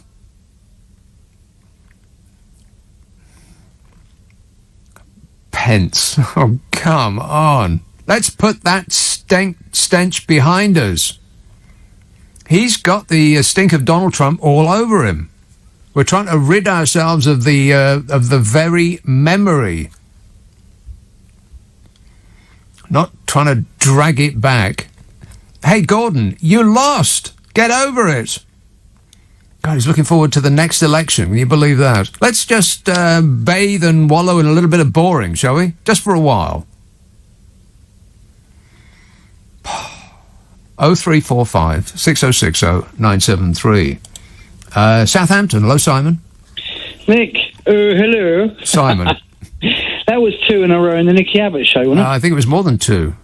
Oh, hopefully I'm not going to be 3. Anyway, couple couple of things. So, first of all, have you seen now that the major Brexiters are starting to regret their decision? It's starting to regret their decision. They've all bought a one-way ticket out of the country. There's none of them that live here anymore. Well, there's a few of them knocking around. They keep popping up on my Twitter, and they're very, very animated about it. It hasn't quite gone their way. I bet. Yeah, I'm a nutcase. Very animated. Yeah, fury is their defining characteristic.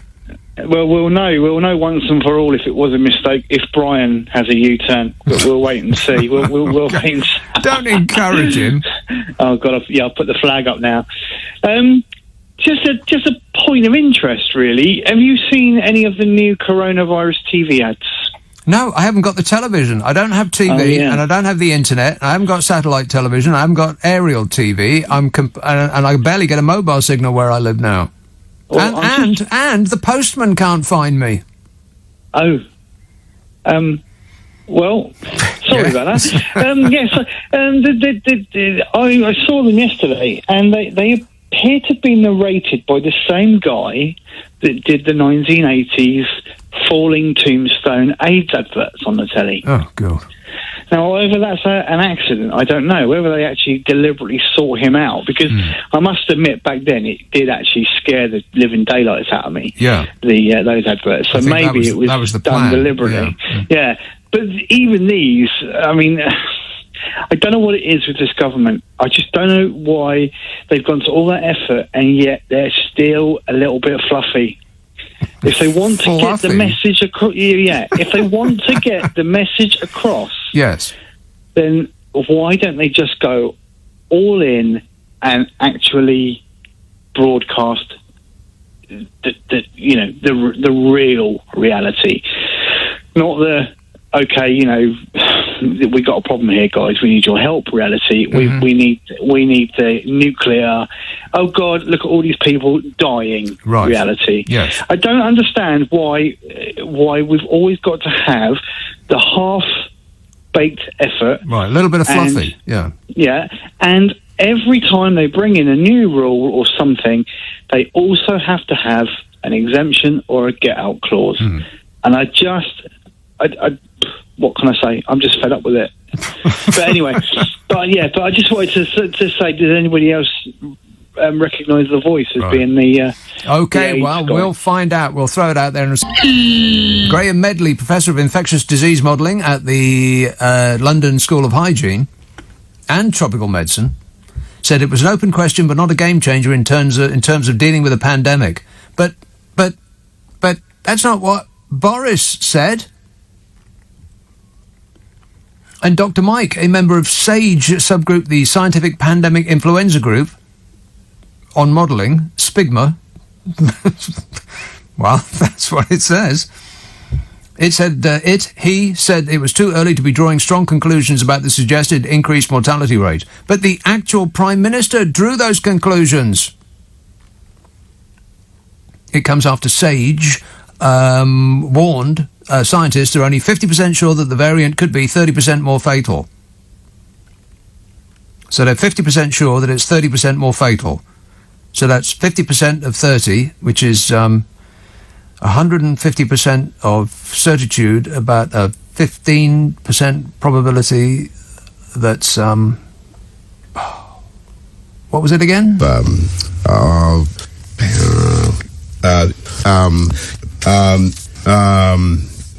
Ministers were only informed about the development yesterday morning after members of the New and Emerging Respiratory Virus Threats Advisory Group, NERVTAG, a subcommittee of SAGE, discussed the issue on Thursday. IoT, issue on Thursday. The group found that there was a realistic possibility that the variant resulted in an increased risk of death when compared with the original strain. It's new and improved. Leaves you whiter than white, a sort of bluey white, a fright white, as in... as though the country isn't freaked out about all this as it is. Apparently, evidence for increased mortality remains thin, but the government just blurted it out anyway. Meanwhile, an array of statistics show that the second wave has peaked. and may be finally coming under control. Warning, warning. Yeah, we've been here before, and as soon as we get let out, it'll come among us again. I'm not recommending more lock-ins. I'm just saying, it's blooming obvious, isn't it? It happened after the spring lock-in ended, and after Christmas, and it'll happen now. But the 70-strong COVID recovery group of Conservative MPs is urging the government to start lifting the lockdown no later than March the 8th. That is the very last moment that they will put up with it. Beyond that, they will not go. March the 8th.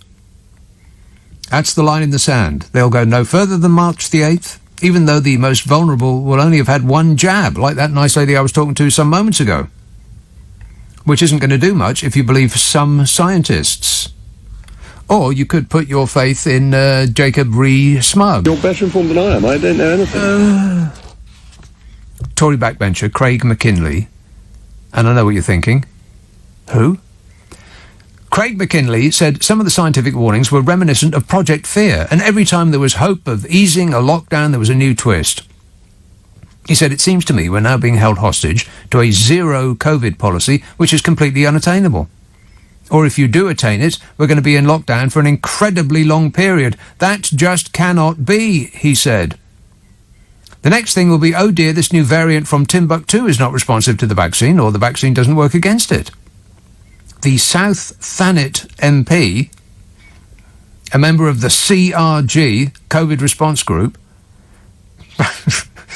like the ERG, but with a C on it, said because COVID had been with us now for a year, it's not at all surprising if the evolutionary mutation is going to be towards a different type of which these vaccines can't work against. That doesn't matter as such because you then need to formulate a new vaccine. But we're just adding more delay, he said. That is true. I mean, we're never going to get out of this, are we? He said, it does seem to me that scientists are in control of this. As in, they're the ones that are formulating policy. He says, I know you wouldn't put an economist in charge of vaccine control, but you wouldn't put these scientists in charge of the economy. And the economy, how is the economy doing, by the way? Dreadful. Yeah, pretty bad. Pretty bad. Figures last week showed that GDP dropped by 2.6% in November alone. Which, fact fans, was the most that the economy contracted in the whole of the 2007 recession. And we achieved that dismal number in just 1 month. That's on top of the record 20% drop in Q2 last year. You know, it only went down 5% during the Great Recession of the 1930s. 5% it went down in what was supposedly the biggest recession ever. It's gone down over 20% now. God, we'll be lucky to get out of this without reverting to the Stone Age. Figures have revealed that public borrowing hit £34.1 billion in December, the third highest monthly figure on record. And retail sales saw the largest fall since records began. Chris Williamson, chief business economist at IHS Markit, said, a steep slump in business activity in January puts the lockdown UK economy on course to contract sharply in the first quarter of 2021. I'll translate that for you. Oh, no. Yeah, that's what economists are saying. They're saying, oh, no. Services have once again been especially hard hit, he said, but manufacturing has seen growth almost stall. Blamed on a cocktail of COVID-19 and Brexit. Hey, I could do with a couple of pints of cocktails right now, as a matter of fact. Booze. Who's with me? January also saw companies reduce headcounts at an increasing rate gain. They have terminated their staff. Correct. The steepest loss of jobs was recorded in hotels, restaurants, travel and leisure sectors. Our debt pile reached £2.13 trillion, which is a number that's so big I don't even know what it is. 2.13 trillion. That's about almost 100% of GDP. God. Government scientists urged ministers to delay the reopening of pubs and restaurants till at least May. You won't be able to get anybody to bring you dinner till May. And even then we don't know.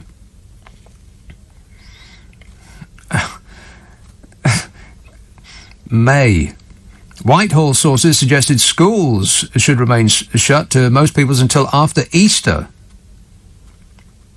Kate Nichols, chief executive of UK Hospitality Trade Body, said many pubs and restaurants would struggle to survive if they're forced to keep their doors closed until May.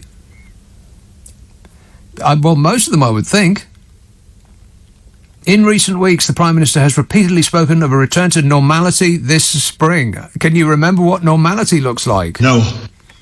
But asked directly... Hang on, I'm going to cough. But asked directly whether the country was looking at summer rather than spring for an easing of the lockdown yesterday, he said, I think it's too early to say. Which is not the answer that we wanted to hear. Are we looking at summer or spring? He said, I don't know. There's no Glastonbury this year for the second year in a row. Glastonbury Festival cancelled, thanks to the pandemic. Eurostar passenger numbers down 94% at the end of last year. Cafes and bars could see 3.2 million jobs axed. Industry leaders say that 1 in 5 restaurants, pubs and bars have enough cash to get through beyond March. 1 in 5. But apart from that, how's it going? Sir John Hurt voiced the AIDS tombstone advert in the 1980s, but he died 3 years ago, so cannot be the voice used in the COVID ads. Yes, he died 3 years ago when an alien monster exploded through his chest when he was having dinner. I say we blast off and nuke the entire site from orbit. It's the only way to be sure. Angela tweets, I think your weather forecast has led to a swathe of weather warnings. Is this a new thing? As I don't remember having all these warnings 5 years ago, or the weird storm names. Well, I think they did start 5 years ago, didn't they? I believe that it was 5 years ago that they started naming storms, alphabetically. They started with Abigail. Oh, I better got that right. 2015, I think, there or thereabouts. And now they're at Christoph, so I suppose they've gone all the way around the alphabet and are back at the beginning again. It's a very good place to start. East Yorkshire, hello, Mike. Hi, Nick, are you well? Yes, I am, thanks. Good. I didn't know you've got a secret fan in Patrick Vallance. When he was explaining to the nation that out of 1,000 people who get the virus, 14 may die now instead of 10 with the original one, he targeted it at 60-year-olds. I reckon he's a secret fan. And he was sending you a direct message about the new information about the virus. Right. Just for me. Just for you. And me as well, because I'm about that age as well. But there you go. But yes, approximately that age, there or thereabouts. Yes. You started to play a clip earlier, and I thought you were going to spoil it. What did you think about Boris when he was asked whether Biden was woke, and he started going on about... Yeah. I can't comment on that. And then he ended up saying, it's okay to be woke, which is like saying it's okay to be anti-racist, but that implies that it's also okay to be racist. Totally great people on both sides. Yeah. Madness. But anyway, the last little bit, what do you think about Butch Bowens? Who? Butch Bowens, Boris's new lawyer. I've no idea who that is. Sorry, not Boris's, Trump's new lawyer. Trump's new lawyer. You're going to need a lot of lawyers, Donny. Oh, shut up! A lot of lawyers. Why, what's this one like? This one, actually, when you look at his record, I was reading his record today, he's only lost one major case. His criminal record, you mean? Yeah. He's got a couple of, not murderers, but O.J. Simpson-type acquittals where he's managed to find loopholes and discredit evidence when it's 99% certain the people are guilty. Yeah. But he's got them off. And the only one he actually lost, he got his client to change his plea and did plea bargaining, changed it to guilty. Mm-hmm. But this guy's got a pretty fair record, really. Right, well, he's going to need it. Because he's going to be trying to stop the ex-president of the United States of America getting a record as long as his arm. He's going to go behind a wall forever. If there's a concrete wall in front of you, go through it, go over it, go around it, but get to the other side of that wall. So he's got a new lawyer, has he? Is he crazy, or is that just the way he acts? Yeah, I would imagine that he's completely doolally, as they used to say. All right, thanks for the good news, Mike. Woke. I mean, for crying out loud, what it just means being concerned about the welfare of other people. Is that so bad these days that people actually start using it as an insult? Yes. Apparently so, yeah. If you are concerned about the welfare of others, then you are a lesser human being than those that aren't, according to those on the the lunatic right fringe, mentioning no names. You know who. Priscilla says, I would be very interested in hear about families that had problems with the effects of the vaccine. As Norway is the only country raising concerns at the moment, I'm puzzled why we don't hear anything happening in other countries. I thought your programme would be ideal to raise the question. Best wishes. You've not heard this programme before, have you, Priscilla? This programme. What's this programme got to do with it? Yes, they had some people in Norway that had a negative reaction to the virus vaccine. But that may be just a function of those people. They may have been really, really ill. And I don't know, what are you asking me for? I'm not a doctor. I'm not a doctor. I'm not a doctor, and he's not a doctor. I know nothing. I know less. So, no. Let's have Stourbridge. Mark. Hi there, Nick. Fantastic to be speaking to you tonight. Mark. Nick, I've got a bit of a theory. What's behind all the doom and gloom that we've been hearing this week? Mm-hmm. I think if we look over the sort of the past, the high number of cases around about Christmas and what have you, I don't think the deaths have necessarily filtered through yet. So I think, unfortunately, regrettably, I mean, it's awful, next week we're going to get high numbers of deaths into the 2000s because it's the natural progression of the disease, of the pandemic, of where we're at, basically. Yeah. So I think all this is preemptive, getting us ready, because, of course, if things just left as they are, we'll have Captain Hindsight, as Boris calls him, saying, oh, the Conservatives haven't done anything, etc., etc., etc. This is his way of preparing for next week by having this in sort of right. So you think that this is a strategy? There's no strategy. I have no strategy. There's zero strategy. Yeah, Trump has no strategy either. I think he's just bumbling from one disaster to the next. I'm not convinced. I'm not convinced, Nick. There's a strategy. Well, you think he's all over it?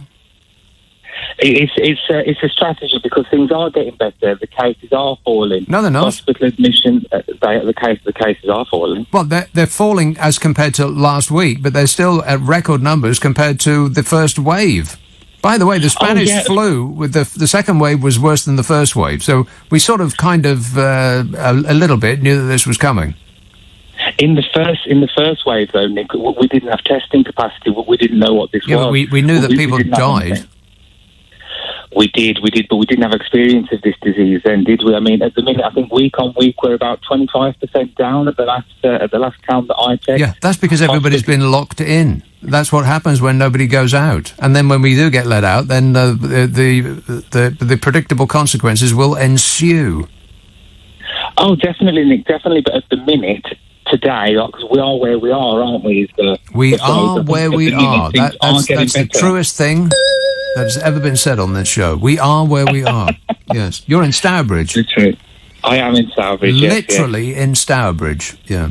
Literally. Do you know it, Nick? Do you know it? No, I think you just made it up. There's no such place. Oh, I can assure you there is, Nick. It's beautiful. Fantastic history of industry. History. History. Tell me more. Boring. History is recommending I listen to now. Are you joking? You'd love it, Nick. You'd love it. Yeah. Okay. Stop pretending. All right, then. I'll see you at the bus stop. Thanks a lot, mate. 0345 6060 973. This text says earlier from breaking news desk. Donald's Diet Coke button forcibly and most satisfyingly wrenched from desk in Oval Office. D says, if the government really want to scare us into submission, they should just put a picture of Chris Whitty up on the screen every night. Mind you, we'd suffer from nightmares then. It doesn't look well, but maybe it's the stress. Are you telling us everything? Is there something that you know that we don't?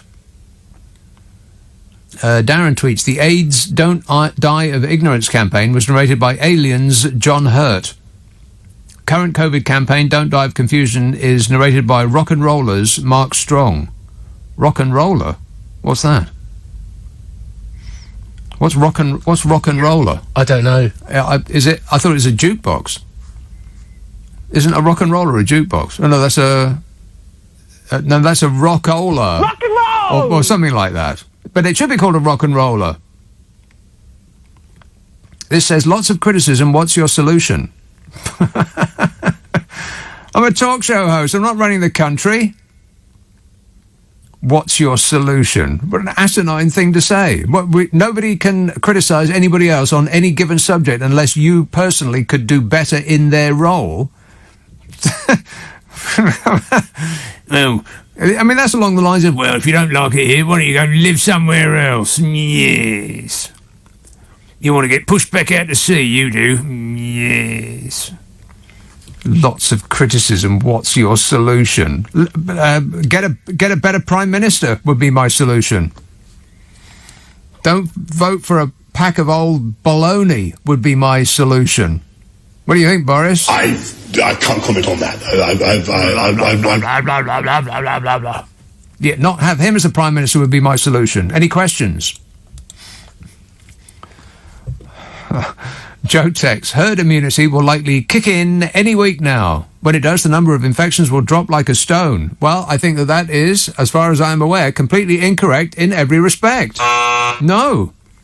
I think we're way off. In fact, we might never get there. Alarming news from science. I don't have time to get into that in this hour, but I might upset you with it in the next. Yes, infections are falling right enough, and vaccines are increasing.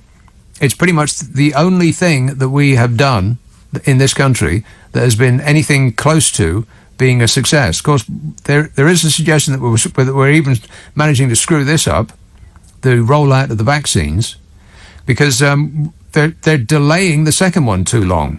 A lot of scientists are expressing concern. Oh, no. They're saying. We're doing the exact opposite of what every medical professional tells you to do in the whole wide world, which is read the pamphlet that comes with your medicine.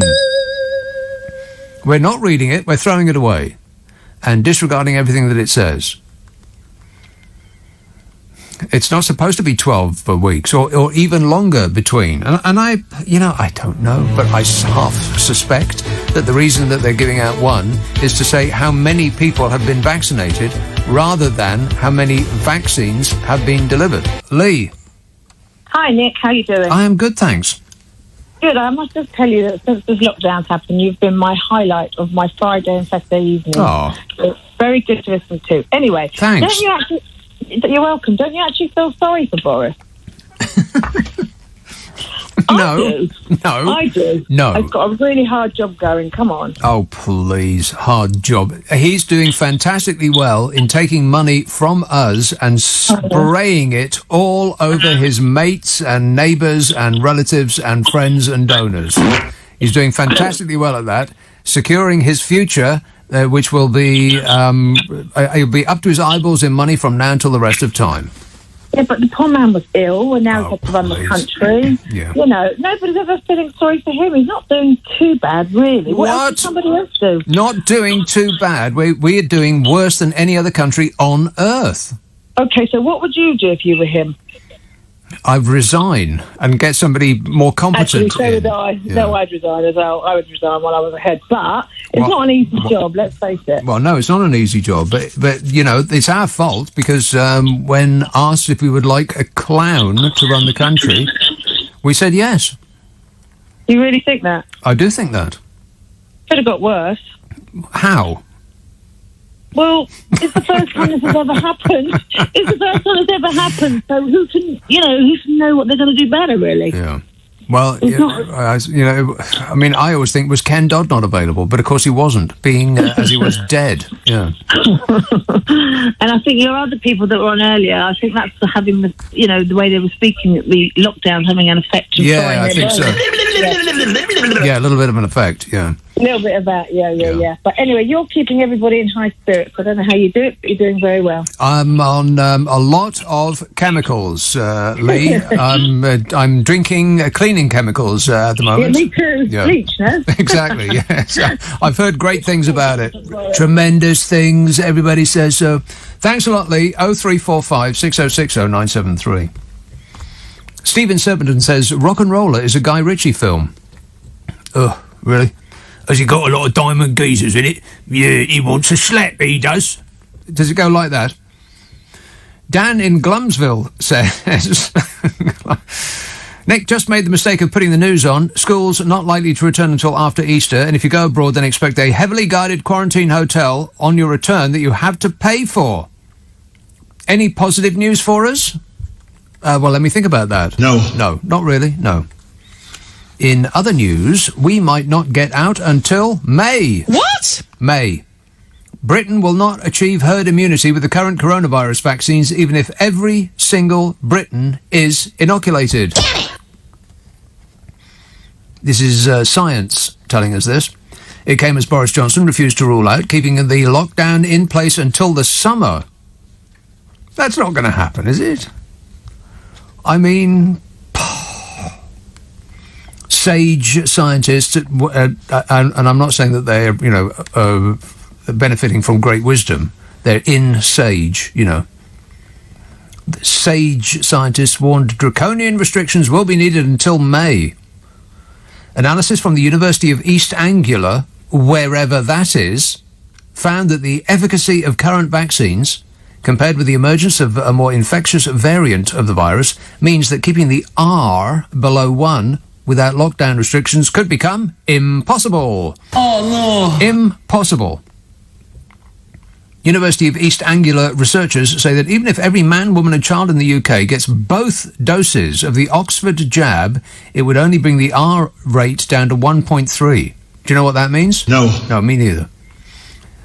It's something to do with statistics. Yep, pretty sure that's right. It's numbers. Any fool know that. But because this vaccine is approved for over 18s only, then we wouldn't be able to vaccinate every man, woman and child in the UK, 18s only, and that would mean that the R would remain at about 2 when curbs are lifted completely.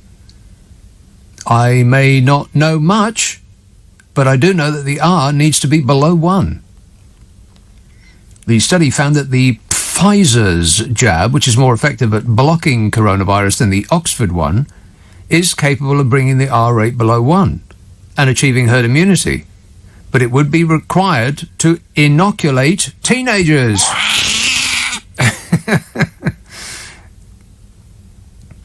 Interesting that the German one is more efficient than ours. Who could have seen that coming? Currently, the Pfizer jab, is only approved for over 16s. Researchers warned that it would be likely impossible to hit the 82% target needed for herd immunity because people will refuse the vaccine. They'll say, No. Yeah, no thank you. I mean, good manners don't cost nothing, do they? Be polite. Well, this is alarming. Scientists have always known that eradicating COVID was an impossible task. Well, that's news to me. I thought that's what we were supposed to be doing. The goal of the vaccine program is apparently not to prevent all transmission from occurring. Instead, it's aimed at preventing the most vulnerable from dying or falling sick and piling pressure on the NHS. It's hoped that once all vulnerable groups are immunised, the disease will become more manageable and restrictions can be gradually lifted. That's not what I thought was happening. I thought that this was a war and we were out to kill it. Turns out we're out to inconvenience it a bit. Fabulous. But scientists on the government's SAGE Advisory Group for Emergencies, the Scientific Advisory Group for Emergencies, called SAGE, warned that a strict shutdown will be needed to remain in place until at least May because of the current pace of the vaccine rollout. May. That's many months away. It's impossible to figure out. Actually, June, January, February, March, April, May. 5. Boris Johnson has promised to consider easing restrictions in mid-February once the 14 million most vulnerable people have been given their first dose of the jab. But the first dose of the jab might not necessarily do it. And what about the rest of us? I mean, they're constantly telling us it's not just the old and the sick who die, but they're going to let us all out when the old and the sick have been vaccinated a bit. Not one jab. Or rather, one jab, not two. And some people are saying that the one jab doesn't do very much. Some experts. You know, I got shot down when I put that thought to an expert that I had on a few Sundays ago, that one jab would likely lead to a stronger type of the virus surviving and will get it worse. Well, I hate to say I told you so, but I told you so, I told you so, I told you so. SAGE scientists, not scientists who have great wisdom, but the scientists in the SAGE group, the Scientific Advisory Group for Emergencies, who have modelled the rollout, say that easing restrictions next month has the potential to cause a bigger epidemic than the one we got now, because the single dose will only provide weak protection, which is not what they sold it to us as doing. And now they're saying, well...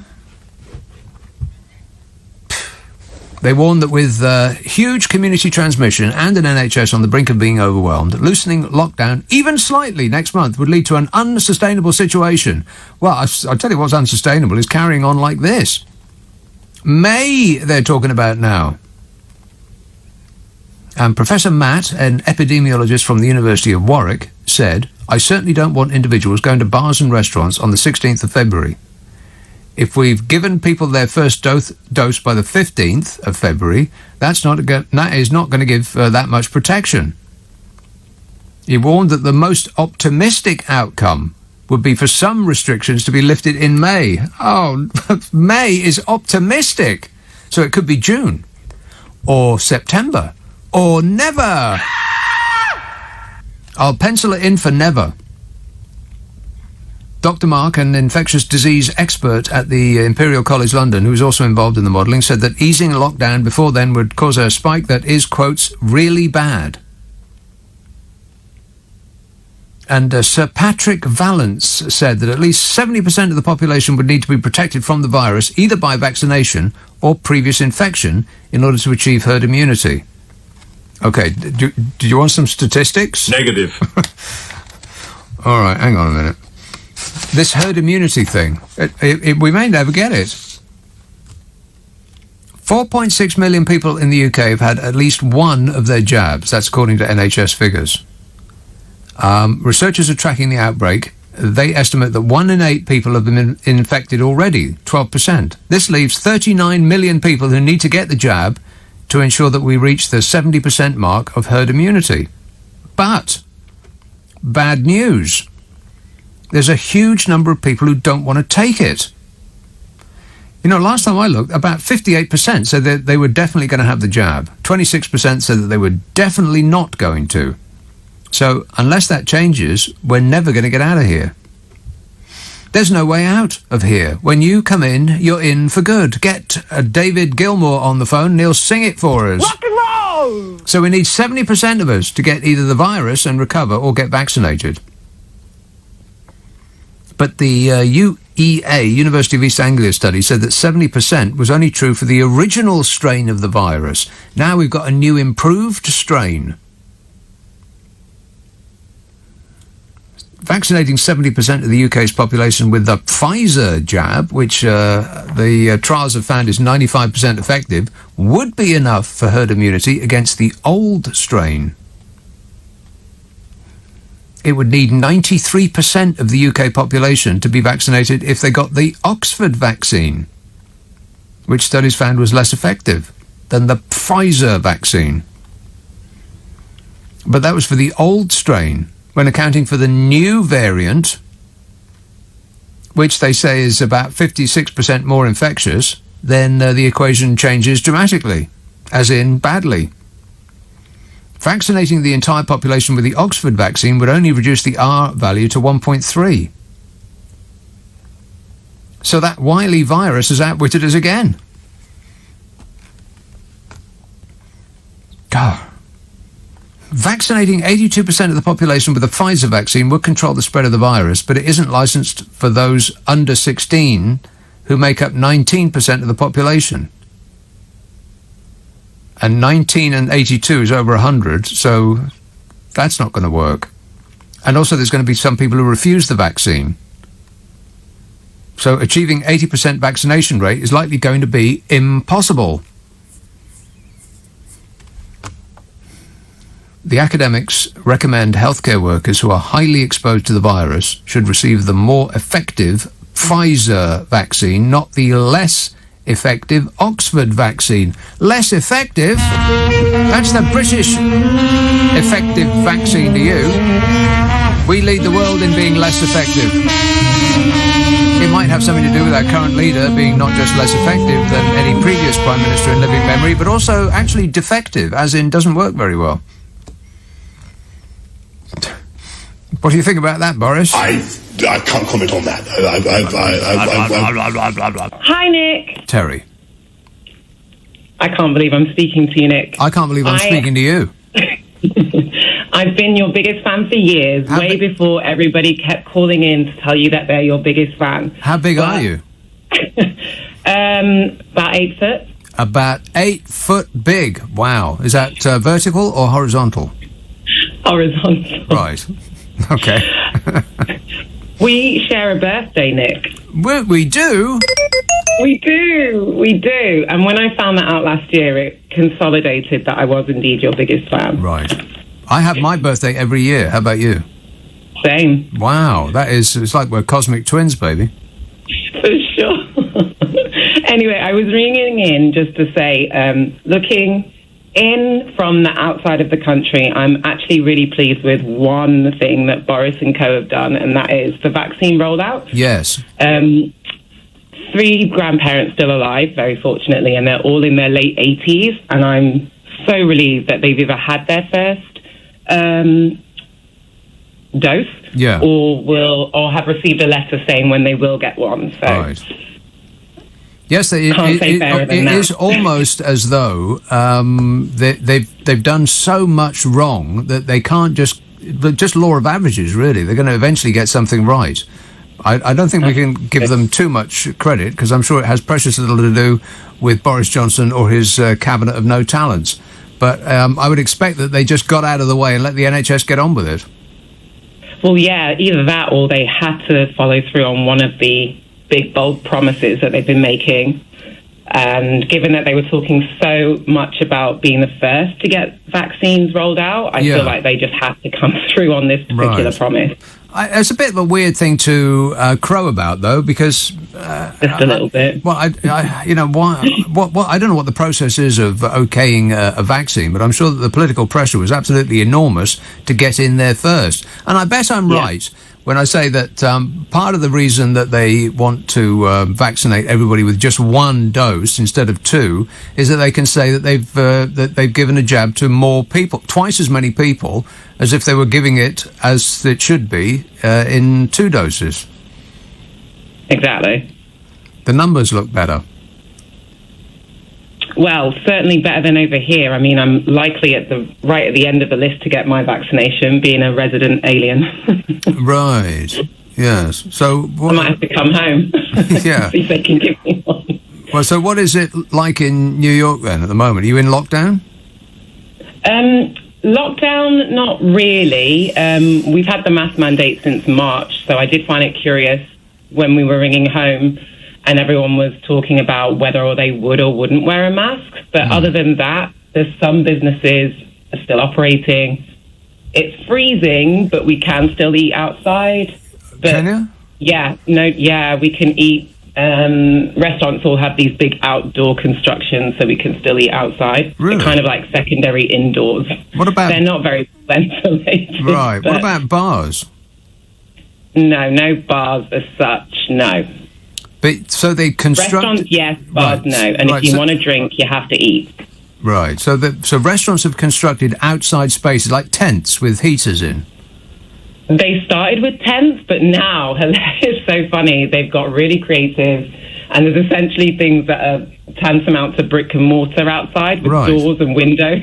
Right. So essentially not really outdoors anymore. No. But for the harsh winters, I think that's the compromise they're trying to make. Well, it's pretty cold here, but I did experience New York in February once, and I grew up in Edinburgh, so I know cold, but I have never been so cold in my life. The wind there just goes straight through you. It really does. I'm from Manchester originally, and like even there, it's not comparable. But this winter's been actually really mild, probably due to global warming, but it's not really that cold compared to other years, I would say. Have they taken Trump's name off any of his buildings yet? All of them, I think. There's a few I need to check, but I think he's gone. I'm actually 1 block away from Trump Tower. Right. I'm confused. I'm working. My office is a block away, and randomly I'm working this evening. And I think that might be the only building still stating Trump. Right. Okay. Good to know. All right. Well, thanks a lot, Terry. And keep on keeping on. Yeah, I went to New York in February. We did like a weekend away, place I used to work at. Oh, Stu, I thought I went with warm clothes. I had no idea how cold it gets there. It was just absolutely incredible. I got off the plane, went straight to a shop and bought pretty much every woolen item of clothing they had. And it made no difference at all. The wind just slices through you. It's amazing how cold it is there. But you never get me in there. But and in the summertime, it's baking hot and it stinks. I think New York looks great from a distance and is pleasant to be in for about 2 days in April. Other than that, 0345 6060 973. This text says, we are like human lab rats in the Maze Runner. I don't know what that means. This says, what does that mean? We're like human lab rats in the Maze Runner.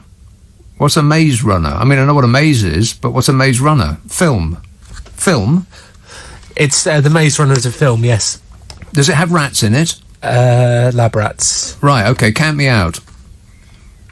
I want to see If I want to see rats, I'll just go to the backyard of my local pizza parlour. So yummy. This says, woke means to be awake, to be able to understand the real reasons for society's problems. Yeah, that's why certain red-faced individuals get even pucer at the very idea. Being concerned about others makes them very, very angry. Isn't that weird? It's just so bizarre.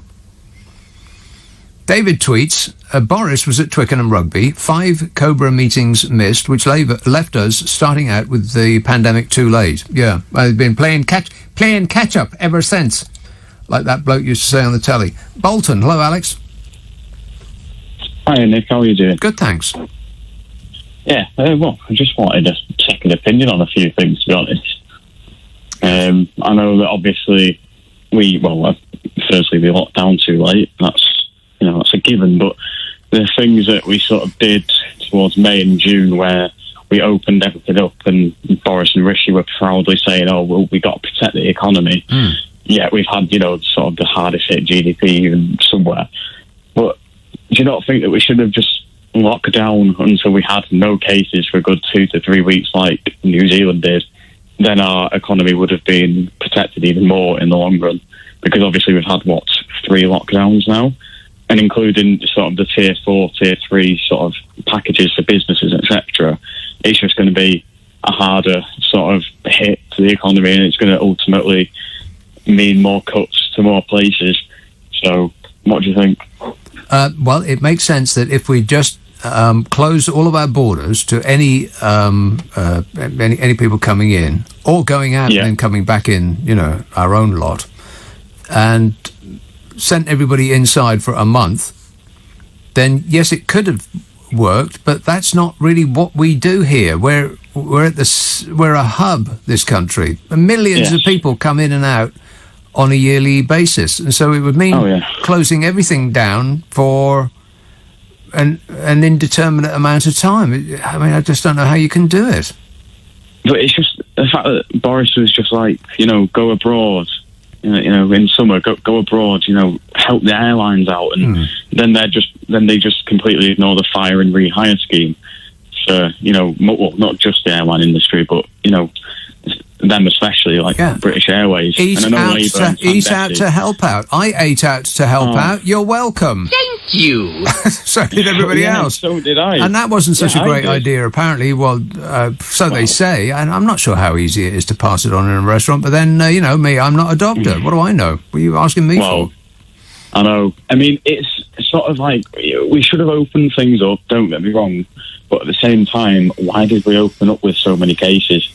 And why? And I specifically remember Boris saying we're going to open however many things up now, but we will put on the brakes. That's exactly what he said. We will put on the brakes when we see, spikes. But he didn't. He just dithered and delayed the whole time, and this is why we're in such a mess. Yeah, well, Boris said a lot of things. Contact tracing.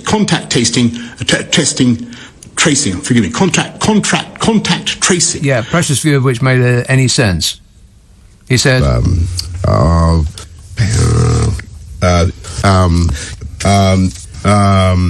said, yeah. Wait a minute. Yeah, that's my favourite. Yeah. Wait a minute.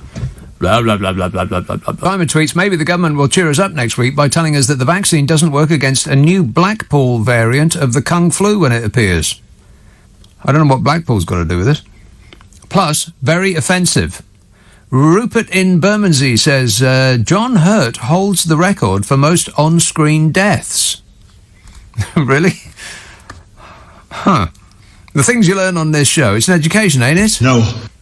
I bet none was better than the Alien one, though. They mostly come out at night. Mostly.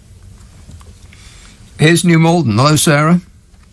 Hello, Nick. Sarah. First of all, I have now been in lockdown for over 10 months. I'm a registered disabled widow, finding it very tough going. I bet. You are keeping me going. Oh. You are keeping me going. I've always been meaning to phone tonight. Well, thanks, Sarah. I went over from New Malden to Wimbledon to drop in a card to a very dear family member whose birthday is tomorrow. Right, birthday tomorrow. Thank you, I'll tell him. And you would not believe there was a lockdown. Really? Wimbledon was heaving. No social distancing, no mask wearing. I didn't want to park because I didn't even turn the car off to drop the card in their post box. And you couldn't have found anywhere to squeeze my small car in. Absolutely unbelievable. Well, now, are you talking about the Common or the High Street? The High Street and the Common. Well, what were people doing on the High Street? There's nothing open. There was. There were coffee shops. They were all standing outside, masks under their chins, eating or drinking coffee. Yeah. And then I came back across the Common, and again, there were huge clumps of people. And I have been stuck indoors now on my own for 10 months, over 10 months. Obeying the rules. Yeah. And going slightly potty. But yes. Loving your show. Well, thanks, Sarah. Thank you so much, Nick, and thank you for having me on. All right. And keep safe. Okay. Cheers, my dear. Thank you very much. Ta-ra. Bye-bye. 0345 6060 973. Well, I'm surprised that there's a lot of people at the High Street. There's precious little open, isn't there? I mean, like window shopping, I suppose, yes. But crushed together on the High Street, what are you doing, people? Cole texts, I agree with every word you say on COVID. Is that wise? He says the ridiculousness of it is farcical. What about the government's mates that own the airlines, or their mates that run the universities, or their mates that own the breweries, having a significant influence on locking down too late after letting infectees flood in on planes? Fortunately, their mates that own the pharmaceutical and PPE companies won't be short of a few quid, though. You got that right. I hope that somebody is actually taking notes and that eventually there will be, I hesitate to say it, an inquiry. I hope that it's more than inquiry. I think people should be held to account here. Billions and billions and billions of pounds have just disappeared. Are we going to let that go? They have not been an effective government apart from in one regard, and that is spraying our money over their mates. And you just get one jaw-dropping story after the next. And I think that informs the constant smirking from the cabinet and everybody that's got anything to do with this government. They're smirking because they just can't believe their luck. Talk about the morning having gold in its mouth. I bet they wake up laughing. So is somebody actually taking notes? Please tell me that you are. And that it won't be just some lame inquiry that will, as I keep saying, come up with the entirely predictable result that lessons must be learned.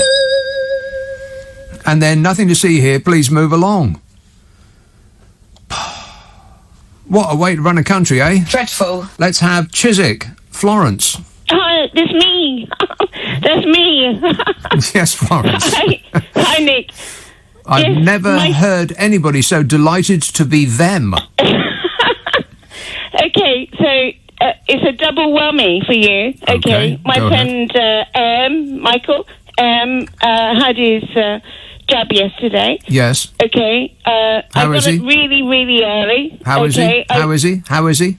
He's taking it easy today, but he's fine. Okay? Mm-hmm. He's 80 years of age. 80 years. He's fine. Yeah. He's good. And my mother phoned me at 6 o'clock yesterday evening, and I had an early evening. I wanted to go to bed because I was up at 4 o'clock to Steve Allen. Right. Do you actually get up at 4 o'clock to listen to Steve Allen? Yeah, absolutely. You can listen to him anytime you like on a podcast, you know. You don't actually have to be there. I like the real thing. You like the real thing. Right, so you get up at 4. 4 o'clock, I know. Yeah. So at 6 o'clock, I'm fast asleep in bed. My mother phones me and she says, I want to share this with you because I'm so excited because I've had the jab and I feel so good. My mother's 84. Yeah. And she hasn't, I didn't spend Christmas with her at all. I've sort of since last March, I've been, on my own and, we can talk on the phone, but it's not the same. No. You know what I mean, Nick? Yeah. So have you tried to Skype? Have you done Skype or one of those video I haven't done things? Skype. Yeah, I haven't had my hair done. This is the thing. It's only your mother. She won't mind. No, I do. Right. I do.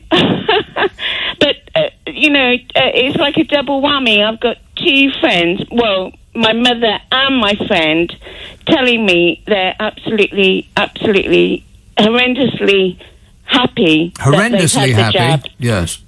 They really are. Over the moon, right. They're over the moon. So I just wanted to share that with you because I listen to you. Yeah.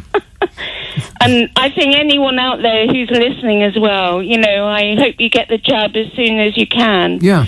Because, I miss my family and I haven't had a hug for a long time. Well, hang on in there, Florence. It'll be a little bit, but not forever. No, well, you're very kind, and I love listening to you. Well, thanks, Florence. Love. Okay, cheers, my dear. Mwah. Mwah.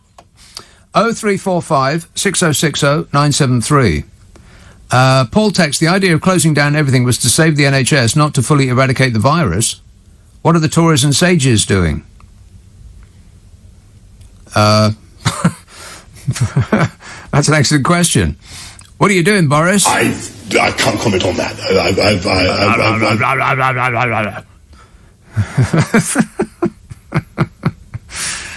Is it any wonder we are in trouble? No. Kath texts, if the Oxford vaccine is not as good, why did they waste money on it? I don't know. I mean, if you've spent this much, then you might as well just go all in. Is there any money left for anything? No. No, I think it's all spent. We've got absolutely no idea where it went. They didn't keep records, but it's all out the door. We know that. The cupboard is bare. Patrick in Guildford says, my wife thinks that bloke who walked into your studio last year when you were on air was the ghost of one of your callers who passed away while waiting to get through. The bad news, he was probably a Brexiteer. Oh, no. The good news is you won't be seeing him any time soon. Well, yeah, but that's a bizarre thing to pull out of the air for no apparent reason whatsoever. Unless you're complaining that I kept you waiting for a really long time before putting you on the air. Stop whining. Birmingham. Hello, Michael.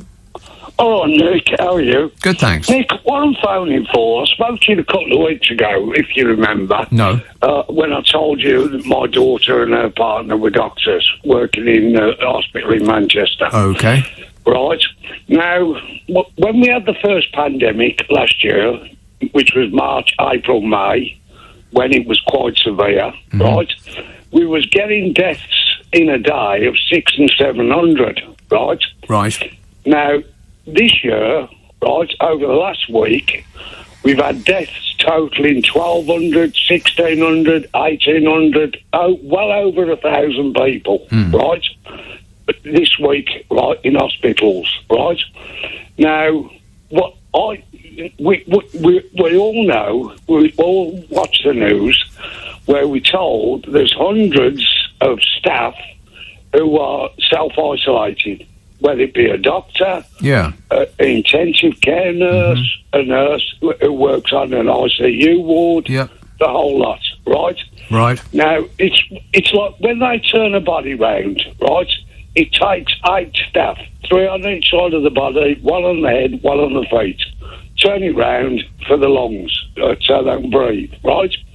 Now, I'm of the opinion, I'm going to speak to my daughter tomorrow, I'm going to ask her, right, that I don't think there is enough staff working, looking after corona patients as there was last March, April, May. We did have half as many staff on self-isolation last year, but this year we've got hundreds. We're told that every day. We haven't got the staff to cope. And that's my opinion. Right. Well, that sounds like a well-versed opinion. Right.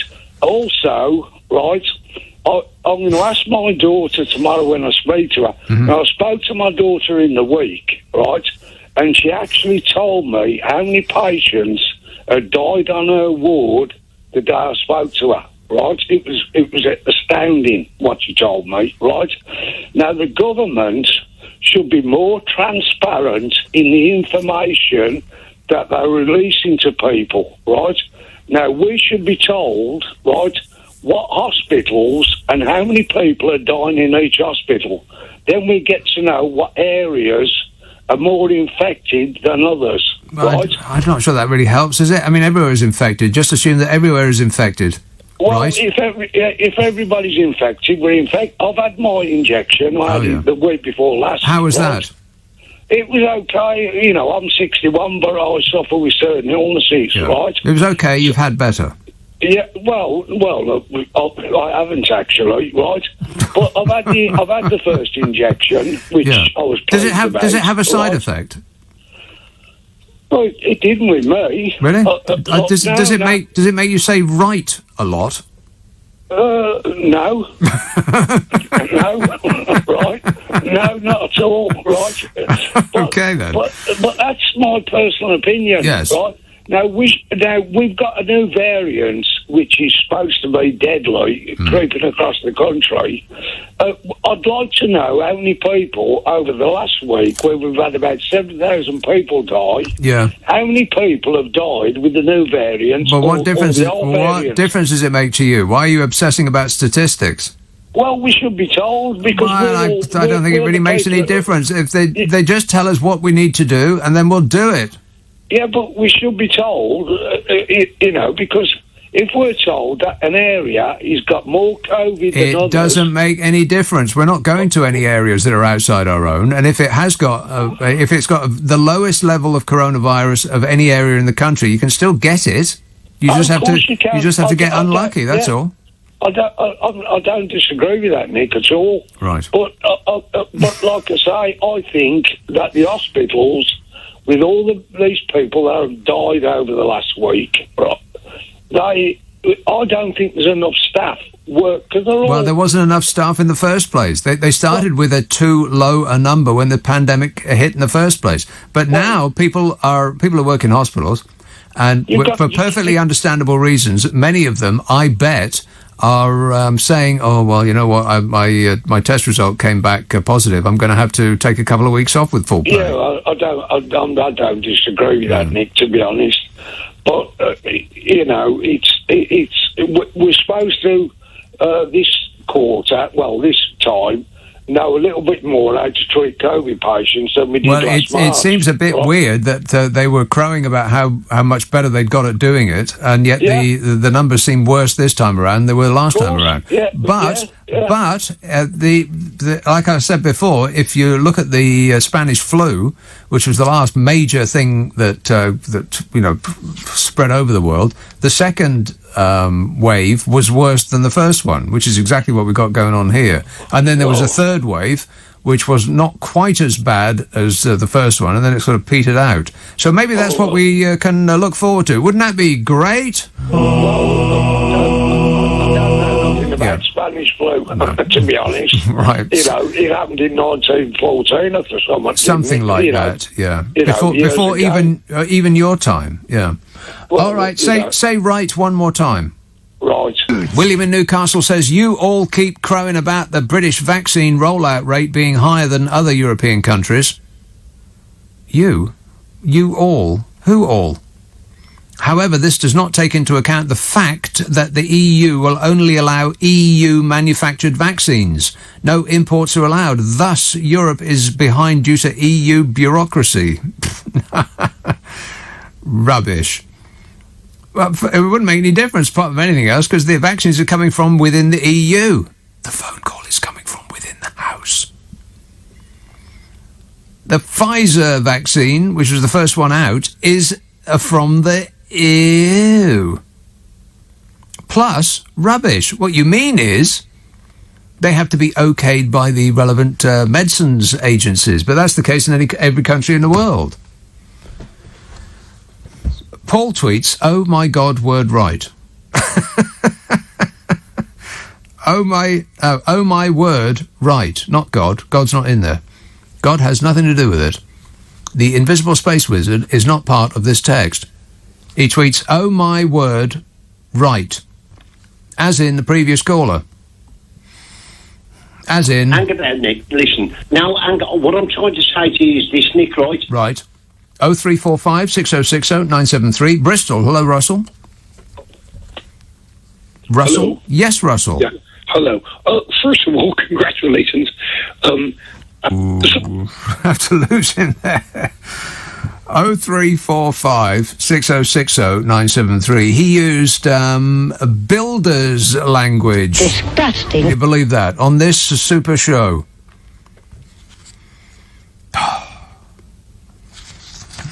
Bill says they should never have brought in the 5-year Parliament rule. It would be easier to get shot at them with the old flexible system. Yes, I suppose so.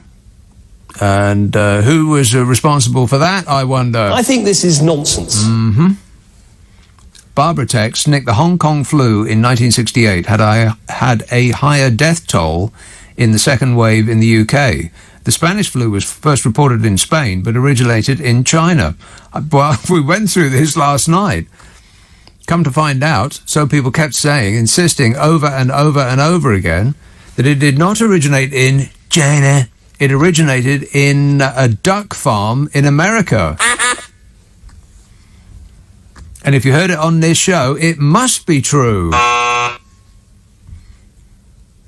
Jan in Camden says, do you think that somebody could remind Her Majesty's opposition that they are supposed to be opposing? That includes opposing the movement of taxpayers' money en masse to private company accounts. Yes, you'd think so. I don't know. He seems a bit...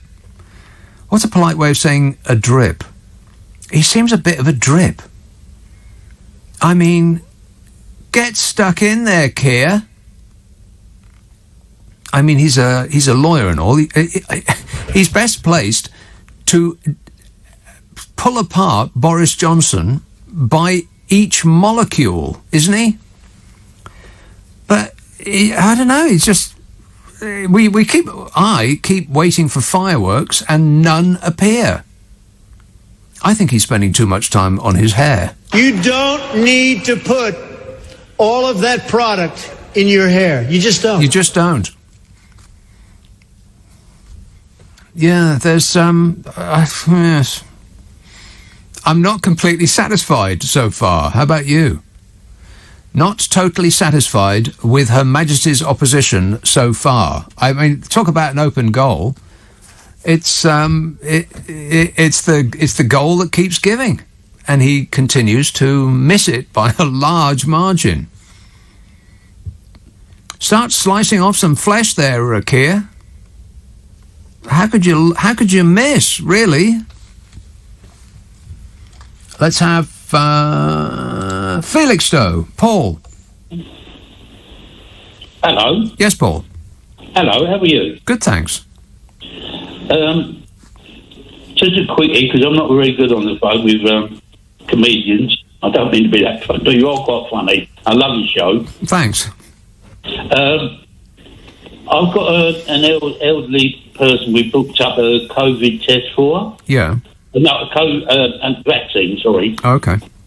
Booked him up for the 24th of the 1st. Yeah. And his second test is the 12th of the 4th. Right. Well, I'll make that 14 weeks. Yes. So I don't quite understand that. No. Well, it's meant to be 12 weeks. Yeah. Well, like I keep saying, what they're doing is the opposite of every medical professional's advice that has ever been given in the whole wide world, which is read the instructions that come with your medicine. But they're failing to. But it means read the pamphlet that comes with the packet of medicine. You always read the pamphlet, don't you? No, this is what? This is for an elderly person. They can't use the internet, so we've done it all for them. Yes. No. I agree with that. But what the government are doing is not reading the pamphlet that comes with the medicine. The pamphlet says give it in a short period after you get the first one. But we're stretching it out for. We're supposed to be 12 weeks, and now it's 14. You say? Yeah, definitely. So, right. Because there was no slots available. Right. The first slot was tomorrow. Yeah. Monday. Right. But the next slot, there was none available, which I find very strange. What you do? I'd be surprised if it was any other way. I'm going to say no. Yes. Yes. No. No. Yes. Yeah. Well, I wish you and him all the best, Paul. And I hope he gets an appointment quicker than that. Okay. Thanks a lot, mate. Yeah, it does seem everything that we know about the current administration. I would be surprised if it wasn't an exercise in telling us how great they were doing. I mean, they are desperately in need of a win, aren't they? Everything else they touch has turned to stone. So they can say, if they just give us one vaccine instead of the two, then that doubles the number of people that they can say have been vaccinated, making them seem twice as good in our eyes as they would ordinarily be. And they can claim a huge success, award themselves maximum bonuses, put their feet up and smoke a cigar, and congratulate themselves on a job well done.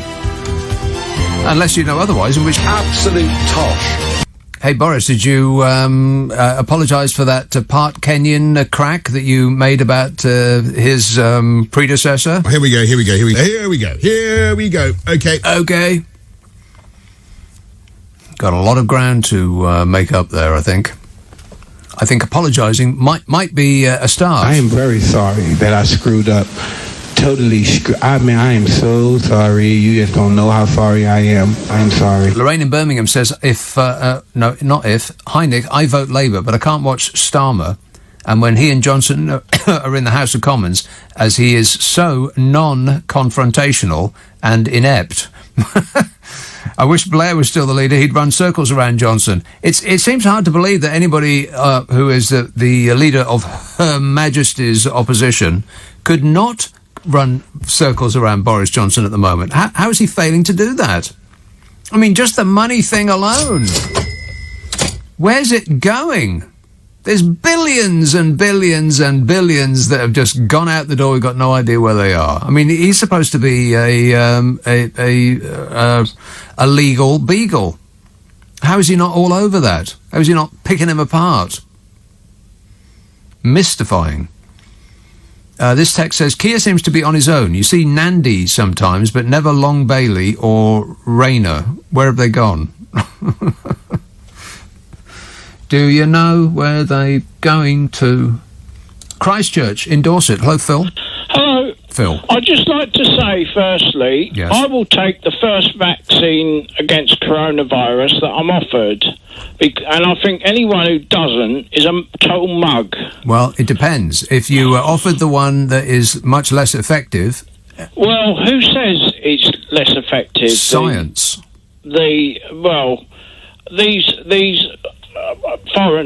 These people from abroad, the American scientists or whatever, they say the AstraZeneca's less good. Or British scientists have determined that the British vaccine is apparently less effective than the German one. But then you would expect that, wouldn't you? It has to be stored at -80, doesn't it? Yeah, something like that. But so what? Well, the British one is bound to be better because we're better than the Germans, we're better than the Americans, we're better than all of them. Is the right answer, yeah. It's the right answer, and it's the robust answer. And it's right and proper and robust. Okay, thanks a lot, Phil. I did not expect that that's where that was going. Lorraine in Birmingham says, oh no, I've read that. And I've read that one as well. I am way ahead of schedule. I've got no idea where I'm going, but I certainly am making good time.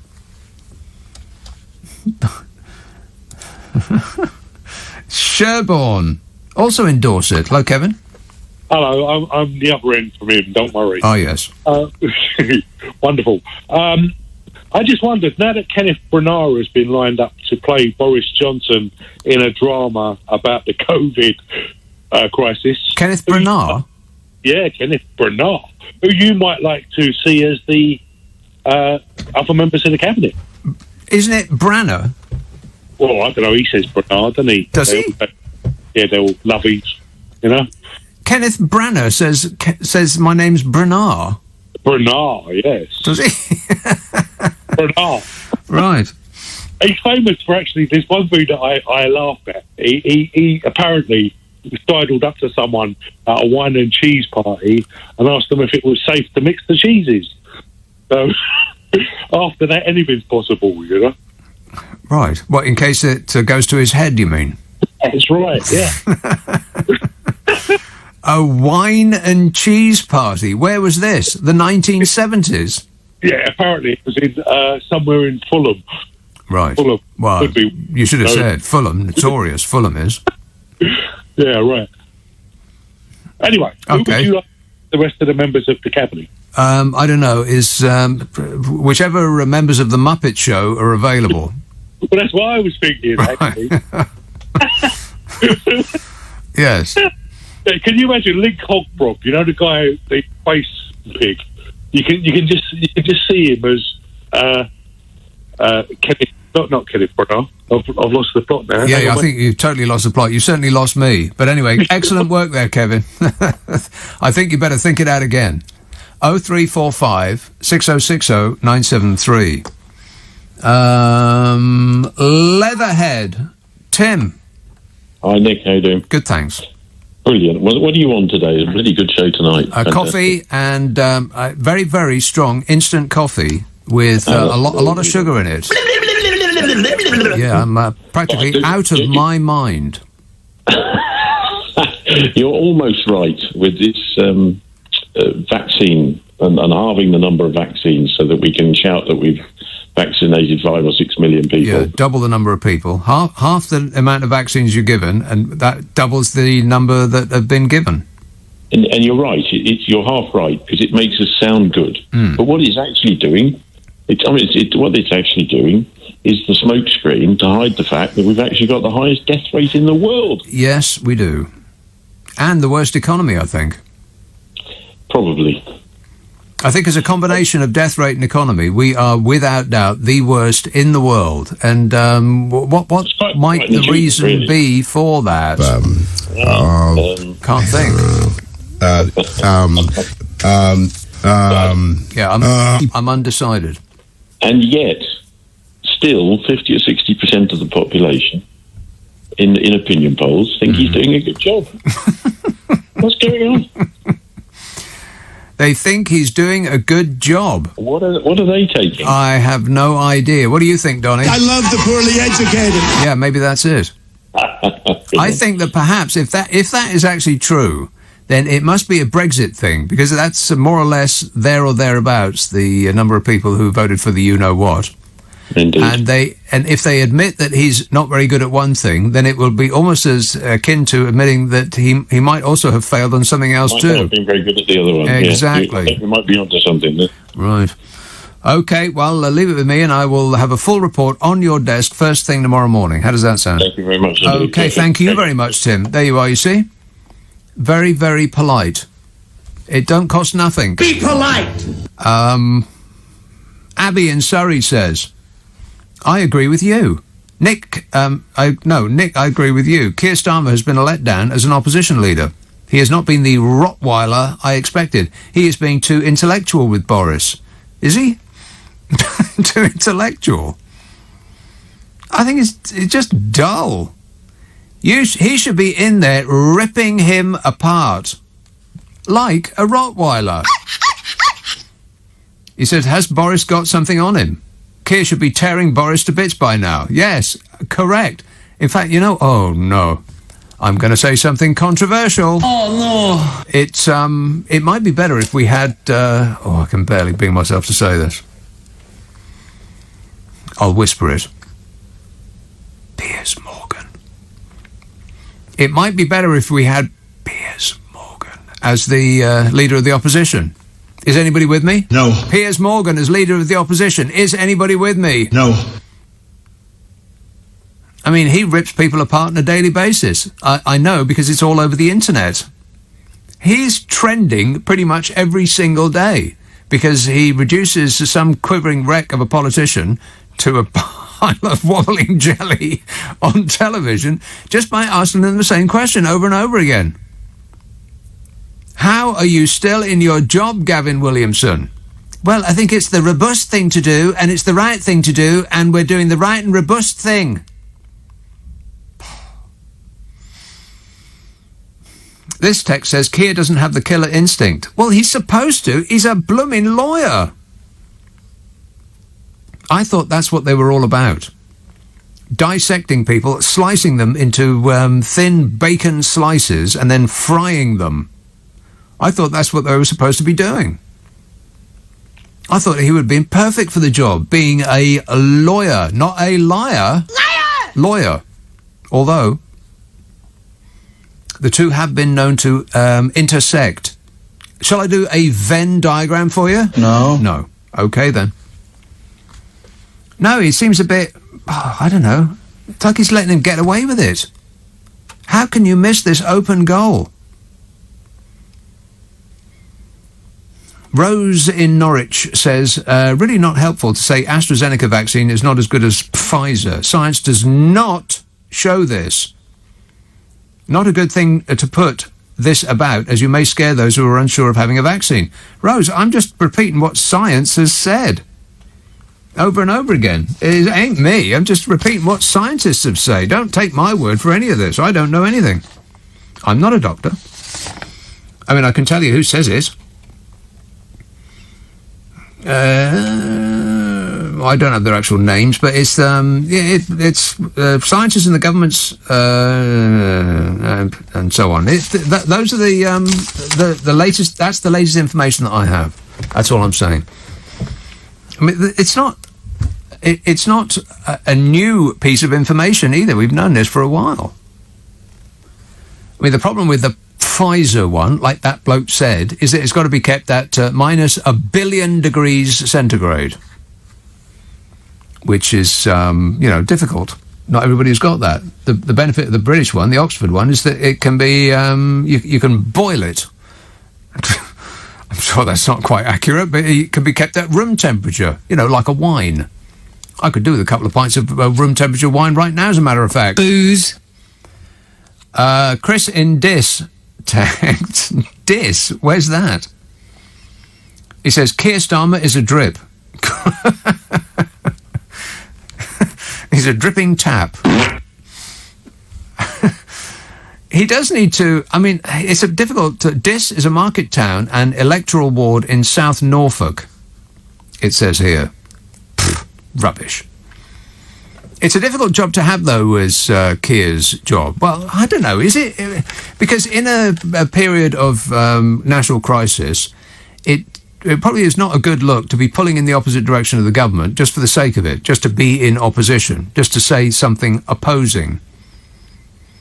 But I think that there's so much that they're doing wrong that you should actually be carving them up on a weekly basis. Boris Johnson should be shaking in his man-made shoes.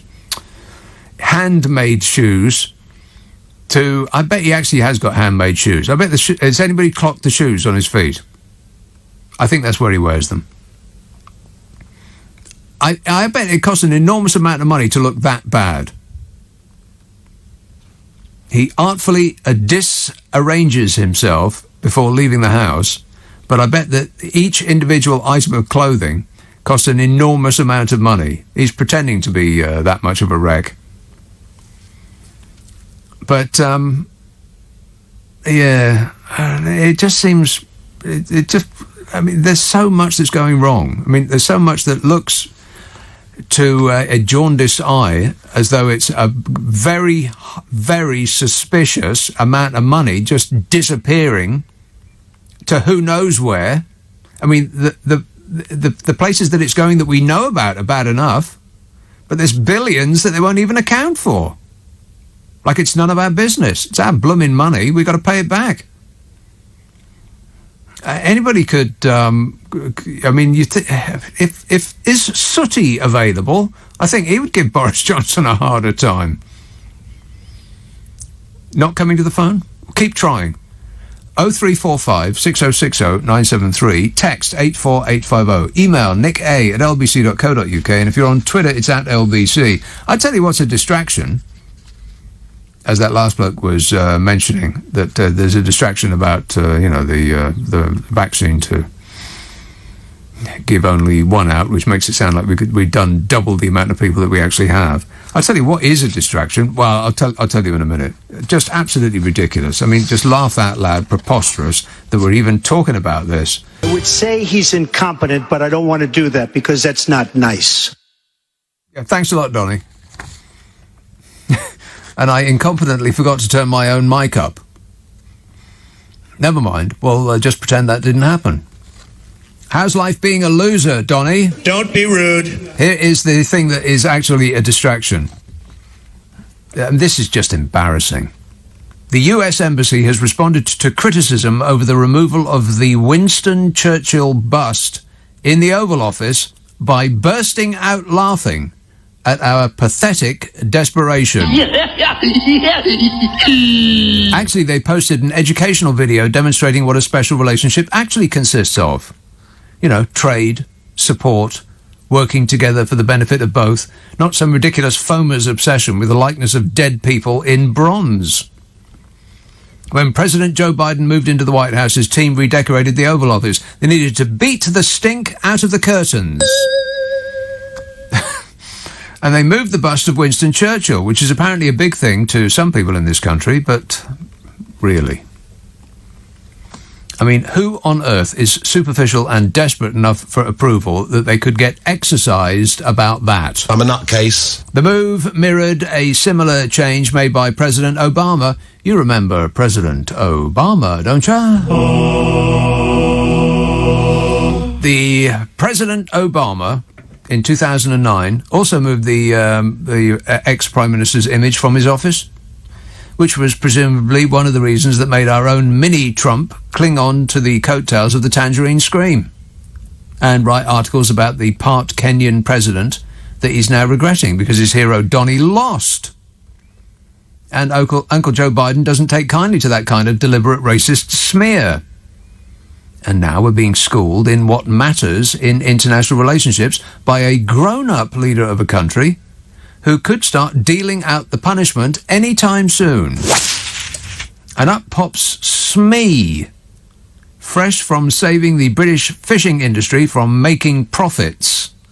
The man who has single-handedly ruined the very thing he claimed to care about the most, Nigel Farage. We've got a few idiots in our party. Nigel Farage, he of the Kent Garage, leader of the Reform UK party, said the removal of the bust of Winston Churchill showed the new president would not be a great friend to the UK.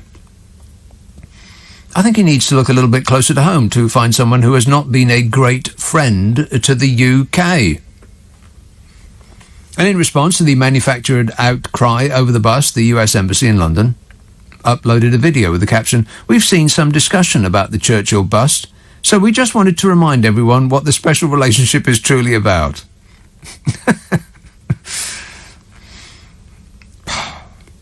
Special relationship is about people and values and trust, they said. I mean, they're practically patting Nige and his ilk on the head and telling them that they've got overexcited and should go to bed with a warm drink. Joe Biden's new-look Oval Office has introduced several new busts, including civil rights leaders Martin Luther King, Rosa Parks, and Cesar Chavez. Churchill, the bust of Churchill, sat in Trump's Oval Office. It had been loaned to the White House by the British Embassy, and its whereabouts are now unknown, in much the same way that the bust of JFK is absent from 10 Downing Street. Where's that? There isn't one. Responding yesterday to a question about the bust, Number 10 said, "We are in no doubt about the importance President Biden puts on the US-UK relationship.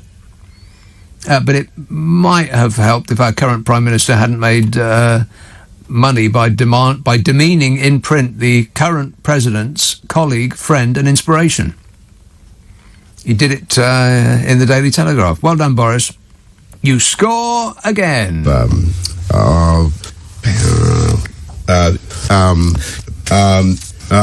Meanwhile, professional gas bag Nigel Farage said of the movement of the bust, "If that's confirmed, it wouldn't surprise me at all, because Joe Biden is anti-Brexit, Joe Biden is pro the European Union, Joe Biden is the pro-Irish nationalist cause president."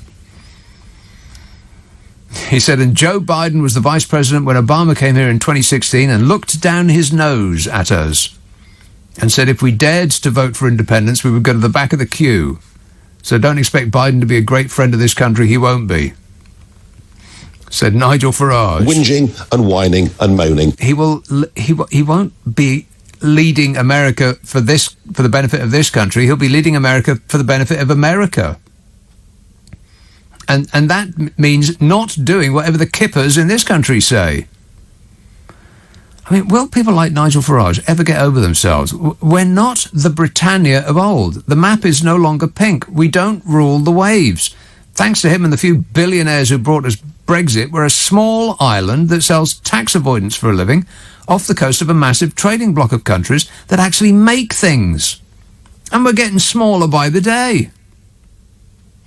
And smaller-minded, apparently. I mean, if statues and busts of the long-since dead is what obsesses us these days, I mean, can you think of anything more tragic than yearning over a golden era depicted in the likenesses of the departed?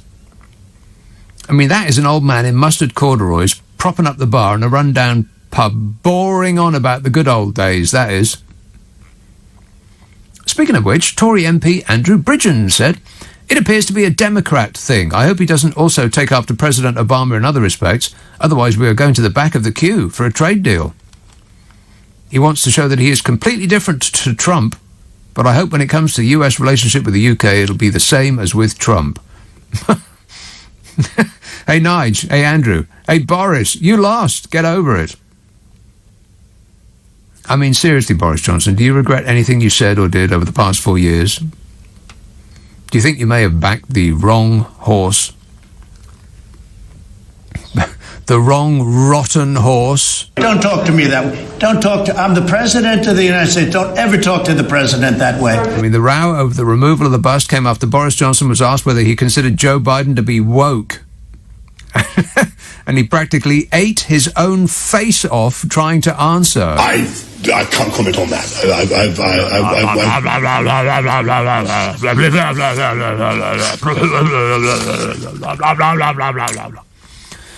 0345 60. I don't know how he keeps that up. It's ruining my voice. 0345 6060 973.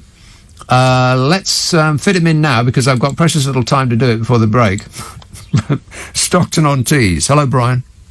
Yes, good evening. Yes, Brian. Good morning, sorry, good morning. Mm-hmm. Have you had snow up your way? No, not really. What was it? Not really. Not really? Well, that's a yes then.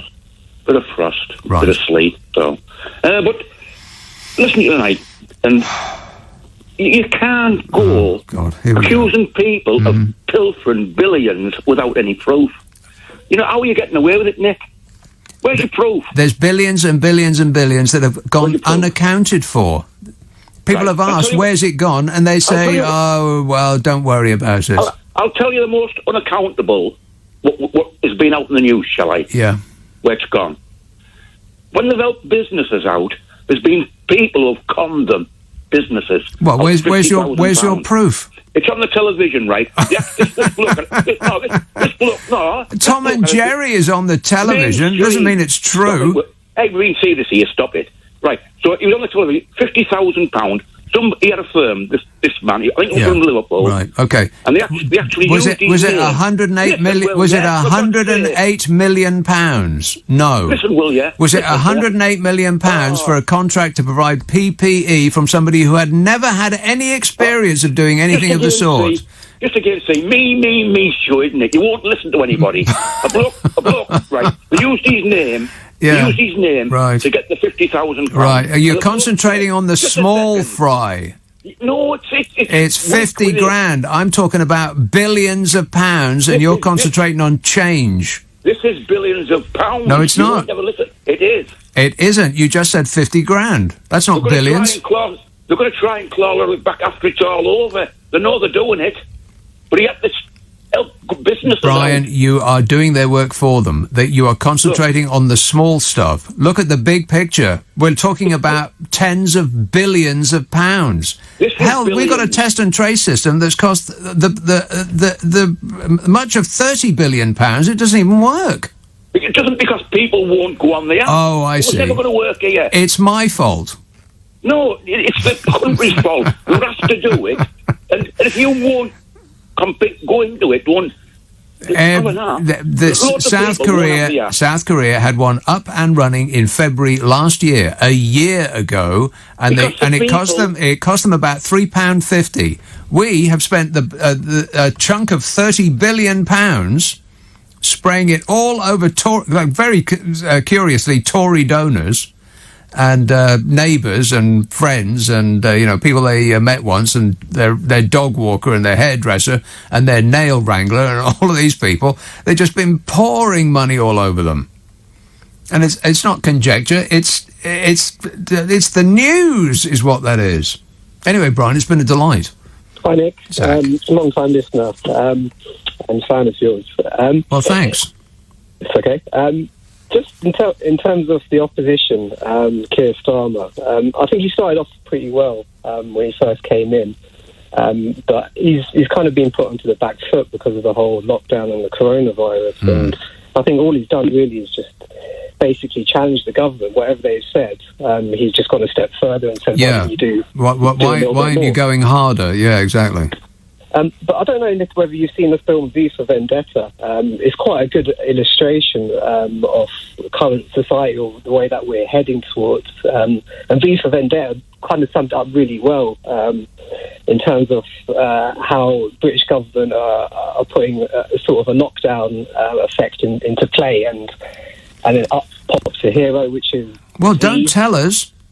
Well, it's part of the story. It's the tagline, so... V is effectively, I think he's like Guy Fawkes in the film, so he goes and he tries to fight the government. Right, okay. Well, I haven't seen it, and I will, maybe. So don't tell me any more, because then you'll ruin it for me. You're probably that type of guy, though, Nick, to be honest. I think that you're that Z that could probably lead this country potentially one day. Right. Have you ever thought about just taking a hand in politics? Yeah, no. But you're quite critical of the government, and well, who isn't? You're very vocal. So I mean, you just got to be awake to find fault with the government. But have I thought about getting into politics? No. I'll think about it. I've thought about it. No. No, fair enough. And obviously, you will have your voice and your opinion on that. What is your take on the way that we're heading then, in terms of lockdown and this new authoritarian... Well, God, I mean, it's May they're talking about now. And when they say May, then that implies to me that it's not going to be May. It'll be June or July or August. And then of course, it's September, and we're getting towards the flu season. So they actually haven't said which May they're talking about, whether it's the May coming up or the one next year. Well, yeah, and there's new variants emerging as well. Yeah, of course there will be. There'll be a new variant every day. What? And I've said this for a while. Not that I know anything about anything, but it's just obvious. I mean, this is the way things develop. It would be surprising if there wasn't something that came along that was much worse than this. Because really, we're getting off lightly. You know, as far as pandemics go, it's not very deadly. It's, like 1 in 100, something like that, or 1.3 in 1,000, whatever that statistic was. I mean, if it was MERS or SARS, there was something like 15 or 30% of the people that caught it died. I mean, imagine if that was the case with this thing. So at the moment, I think it's we're getting off quite easy, and yet we've managed to destroy pretty much everything that we used to count as the benefits of a normal life. Like going out, doing things.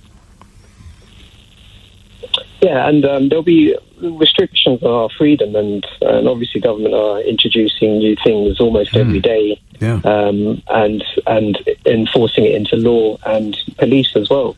And so when they take your freedom away, freedom, then they are loath to return it. Remember that.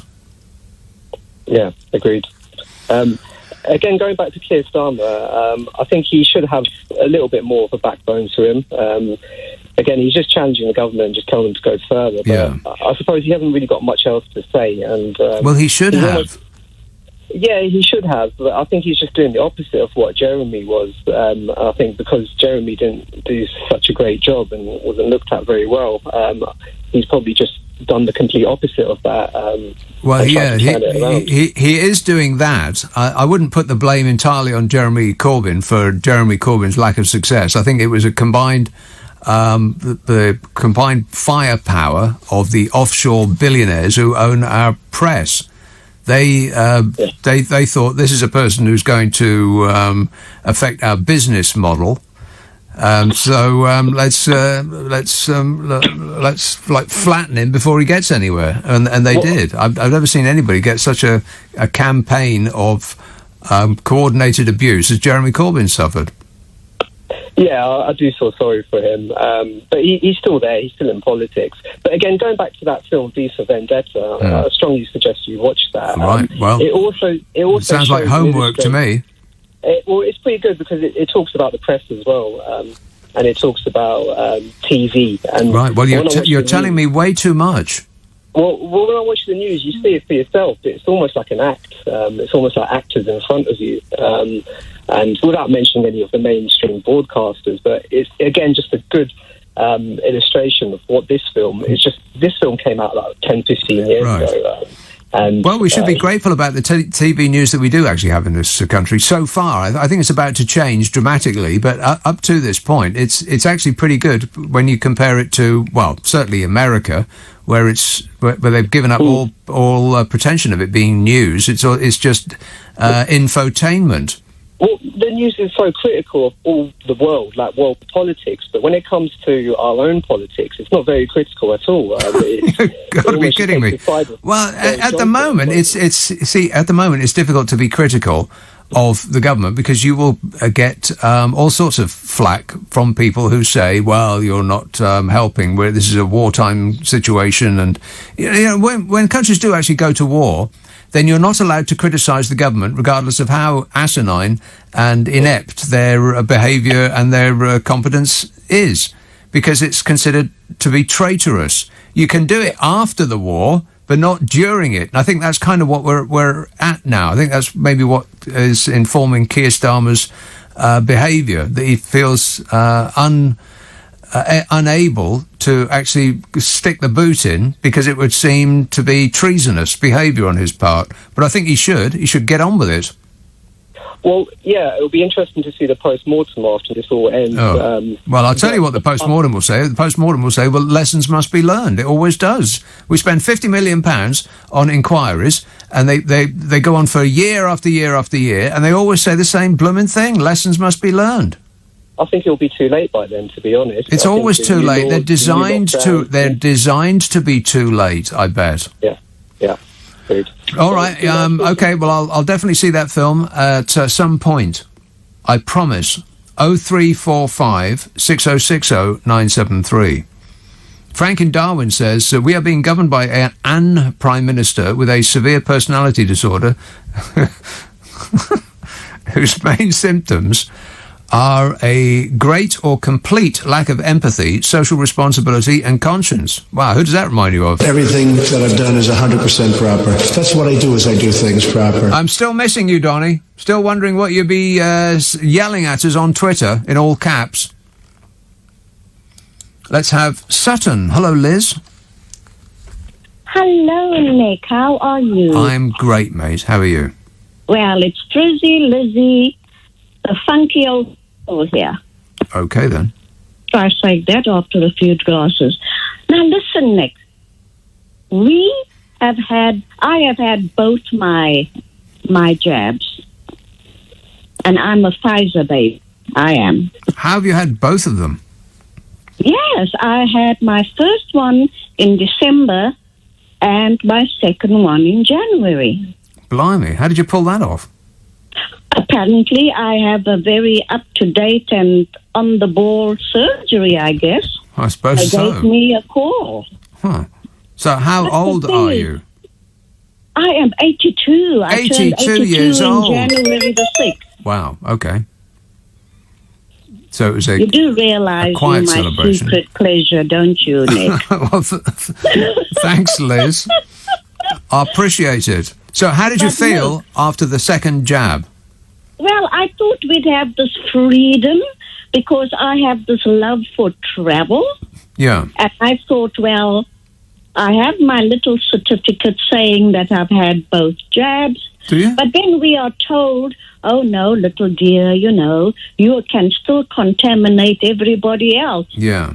Oh, my God. So you still can't go anywhere? I can't go anywhere. And anyway, most of the countries don't want us anyway. Well, that's right. There's nowhere to go. And there wouldn't be anything to do when you got there.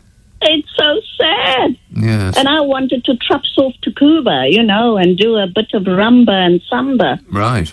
In the sunshine. Well, I can understand that. I mean, Spain is talking about maybe people will be able to go on holiday this year. Would you think of Spain? There's no end of good in Spain.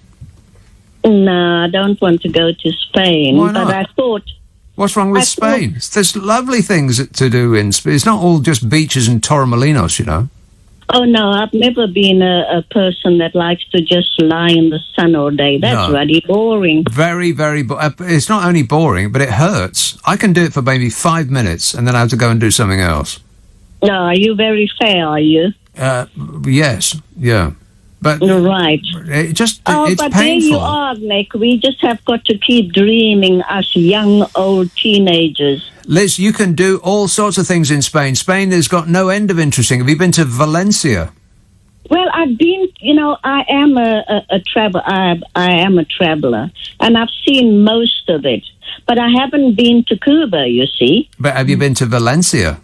Yes, I have. Have you been They make the best paella, actually. Well, yeah, so they say. I tried it. It was just tasted like dried up old rice to me. I mean, I did ask around, because that's what Valencia is supposed to be famous for, is their paella. But and so I asked around, where's the best place to get it? And I went in, and it's just like a plate of dried up rice. It's like, blech. Yeah, but they're all so different. The people are so loving and warm, and there's so much interesting history, because they too suffered a lot in their history. Have you been to Seville? Oh, I love Seville. Oh, I couldn't believe that the time flew by so quickly. Have you been to Cordoba? Exactly. I saw the palace and the amazing things that the Moors have left behind. The Alhambra? Oh, isn't it fascinating? It is. I mean, they had steamboats long before. We were still in little huts. Yeah, that's right. And we didn't have the internet or anything. The internet. No, honestly, everybody should go to the Alhambra. Yeah, underfloor heating they had, all sorts of things. I know. Or was that the Romans? I can't remember, one of the two.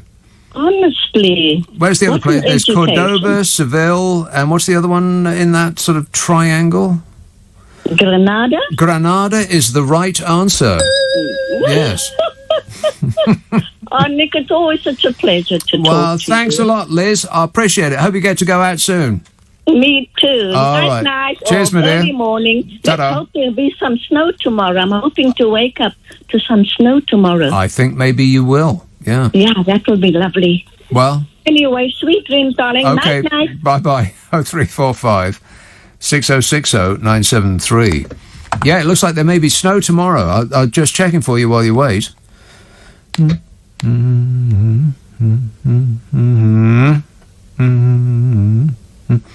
Well, now, not tonight in London and Surrey and surrounding areas, but starting tomorrow at 8 o'clock, may start snowing. They've issued some warnings. Warning, warning. Yellow warning for snow. Don't eat the yellow snow. For snow and for ice. So, car experts, people like the RAC and the AA and all of those other acronyms, they're saying be very, very careful on the roads. Be very careful to speed up and ignore the conditions and tailgate the car in front and lean on your horn and flash their lights and, just act like you were driving a hatchback.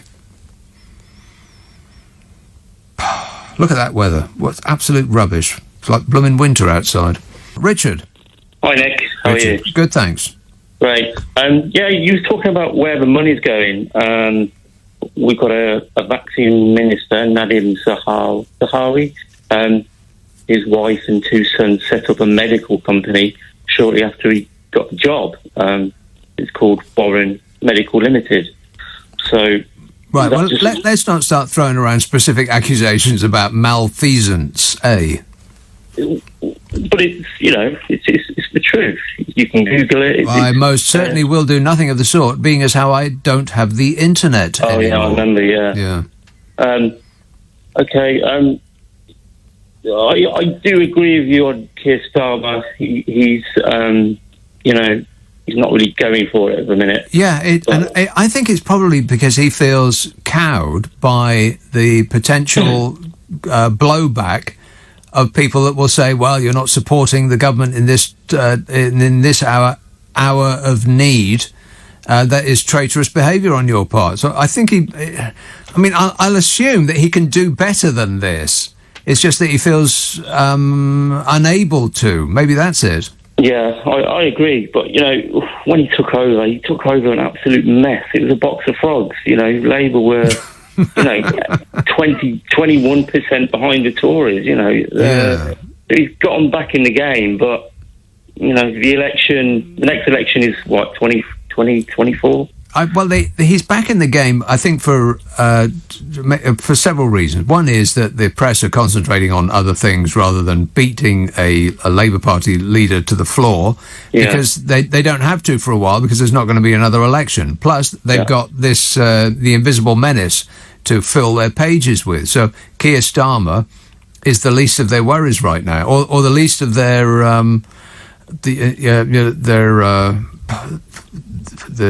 the focus of their content.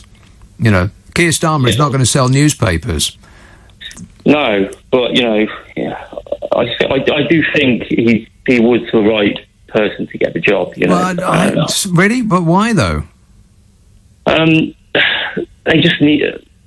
To be fair, Jeremy Corbyn was. He was a bit all over the place and didn't really know. What to do. It's difficult to know what to do when you're being pummeled from all sides by billionaires who buy ink by the barrel. Well, yeah, but Ed Miliband got it just as bad. I mean, they even went after his dad, and his dad's not alive. So, people say, Jeremy got a bad time with it, but if you go back to Ed Miliband, he got the same. But so, what are you saying though? Oh, so right. So you're saying that Keir Starmer is getting an easy ride? Yeah, but I for a couple of reasons. I don't think that he represents a threat because we're a long way off a general election, and also they've got other things to fill their papers with. Yeah, I do agree. But I think he should get stick the boot in there, because there's just so much opportunity to do it. Just do it, Keir. And even about the money, who's the Shadow Chancellor? I don't even know who she is. Yeah, good point. Exactly. Yes, they need to be a lot more forward. Exactly. Yeah. All right, let's leave that there. Thanks, Richard. In closing, this completely unrelated story. A cannabis-infused health drink is apparently flying off the shelves at the Queen's Farm in Windsor. Yes, you heard that right. The brand of drink called Trip, which has 15 milligrams of cannabinoid, known as CBD, is on sale for £2.19 at the Royal Shop in Windsor. They're saying... Want to score some pot? The 21-calorie drinks come in elderflower and mint, as well as peach and ginger flavour. Disgusting. They're said to give your mind clarity and your body balance. Do me a favour, it's a drink.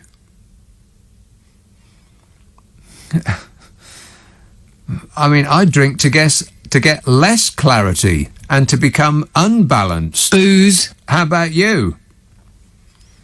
An insider told The Sun, the drinks are quite quirky, but very unusual for a farm shop, especially one run by the Queen. They said they're selling out quick.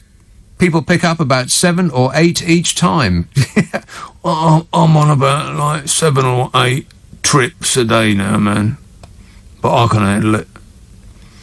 The farm shop is one of many upmarket sellers for Trip, which are registered in North London. They're called Trip, as in Granny takes a. Maybe the nation's granny has taken a trip. That would certainly explain the hats. Groovy.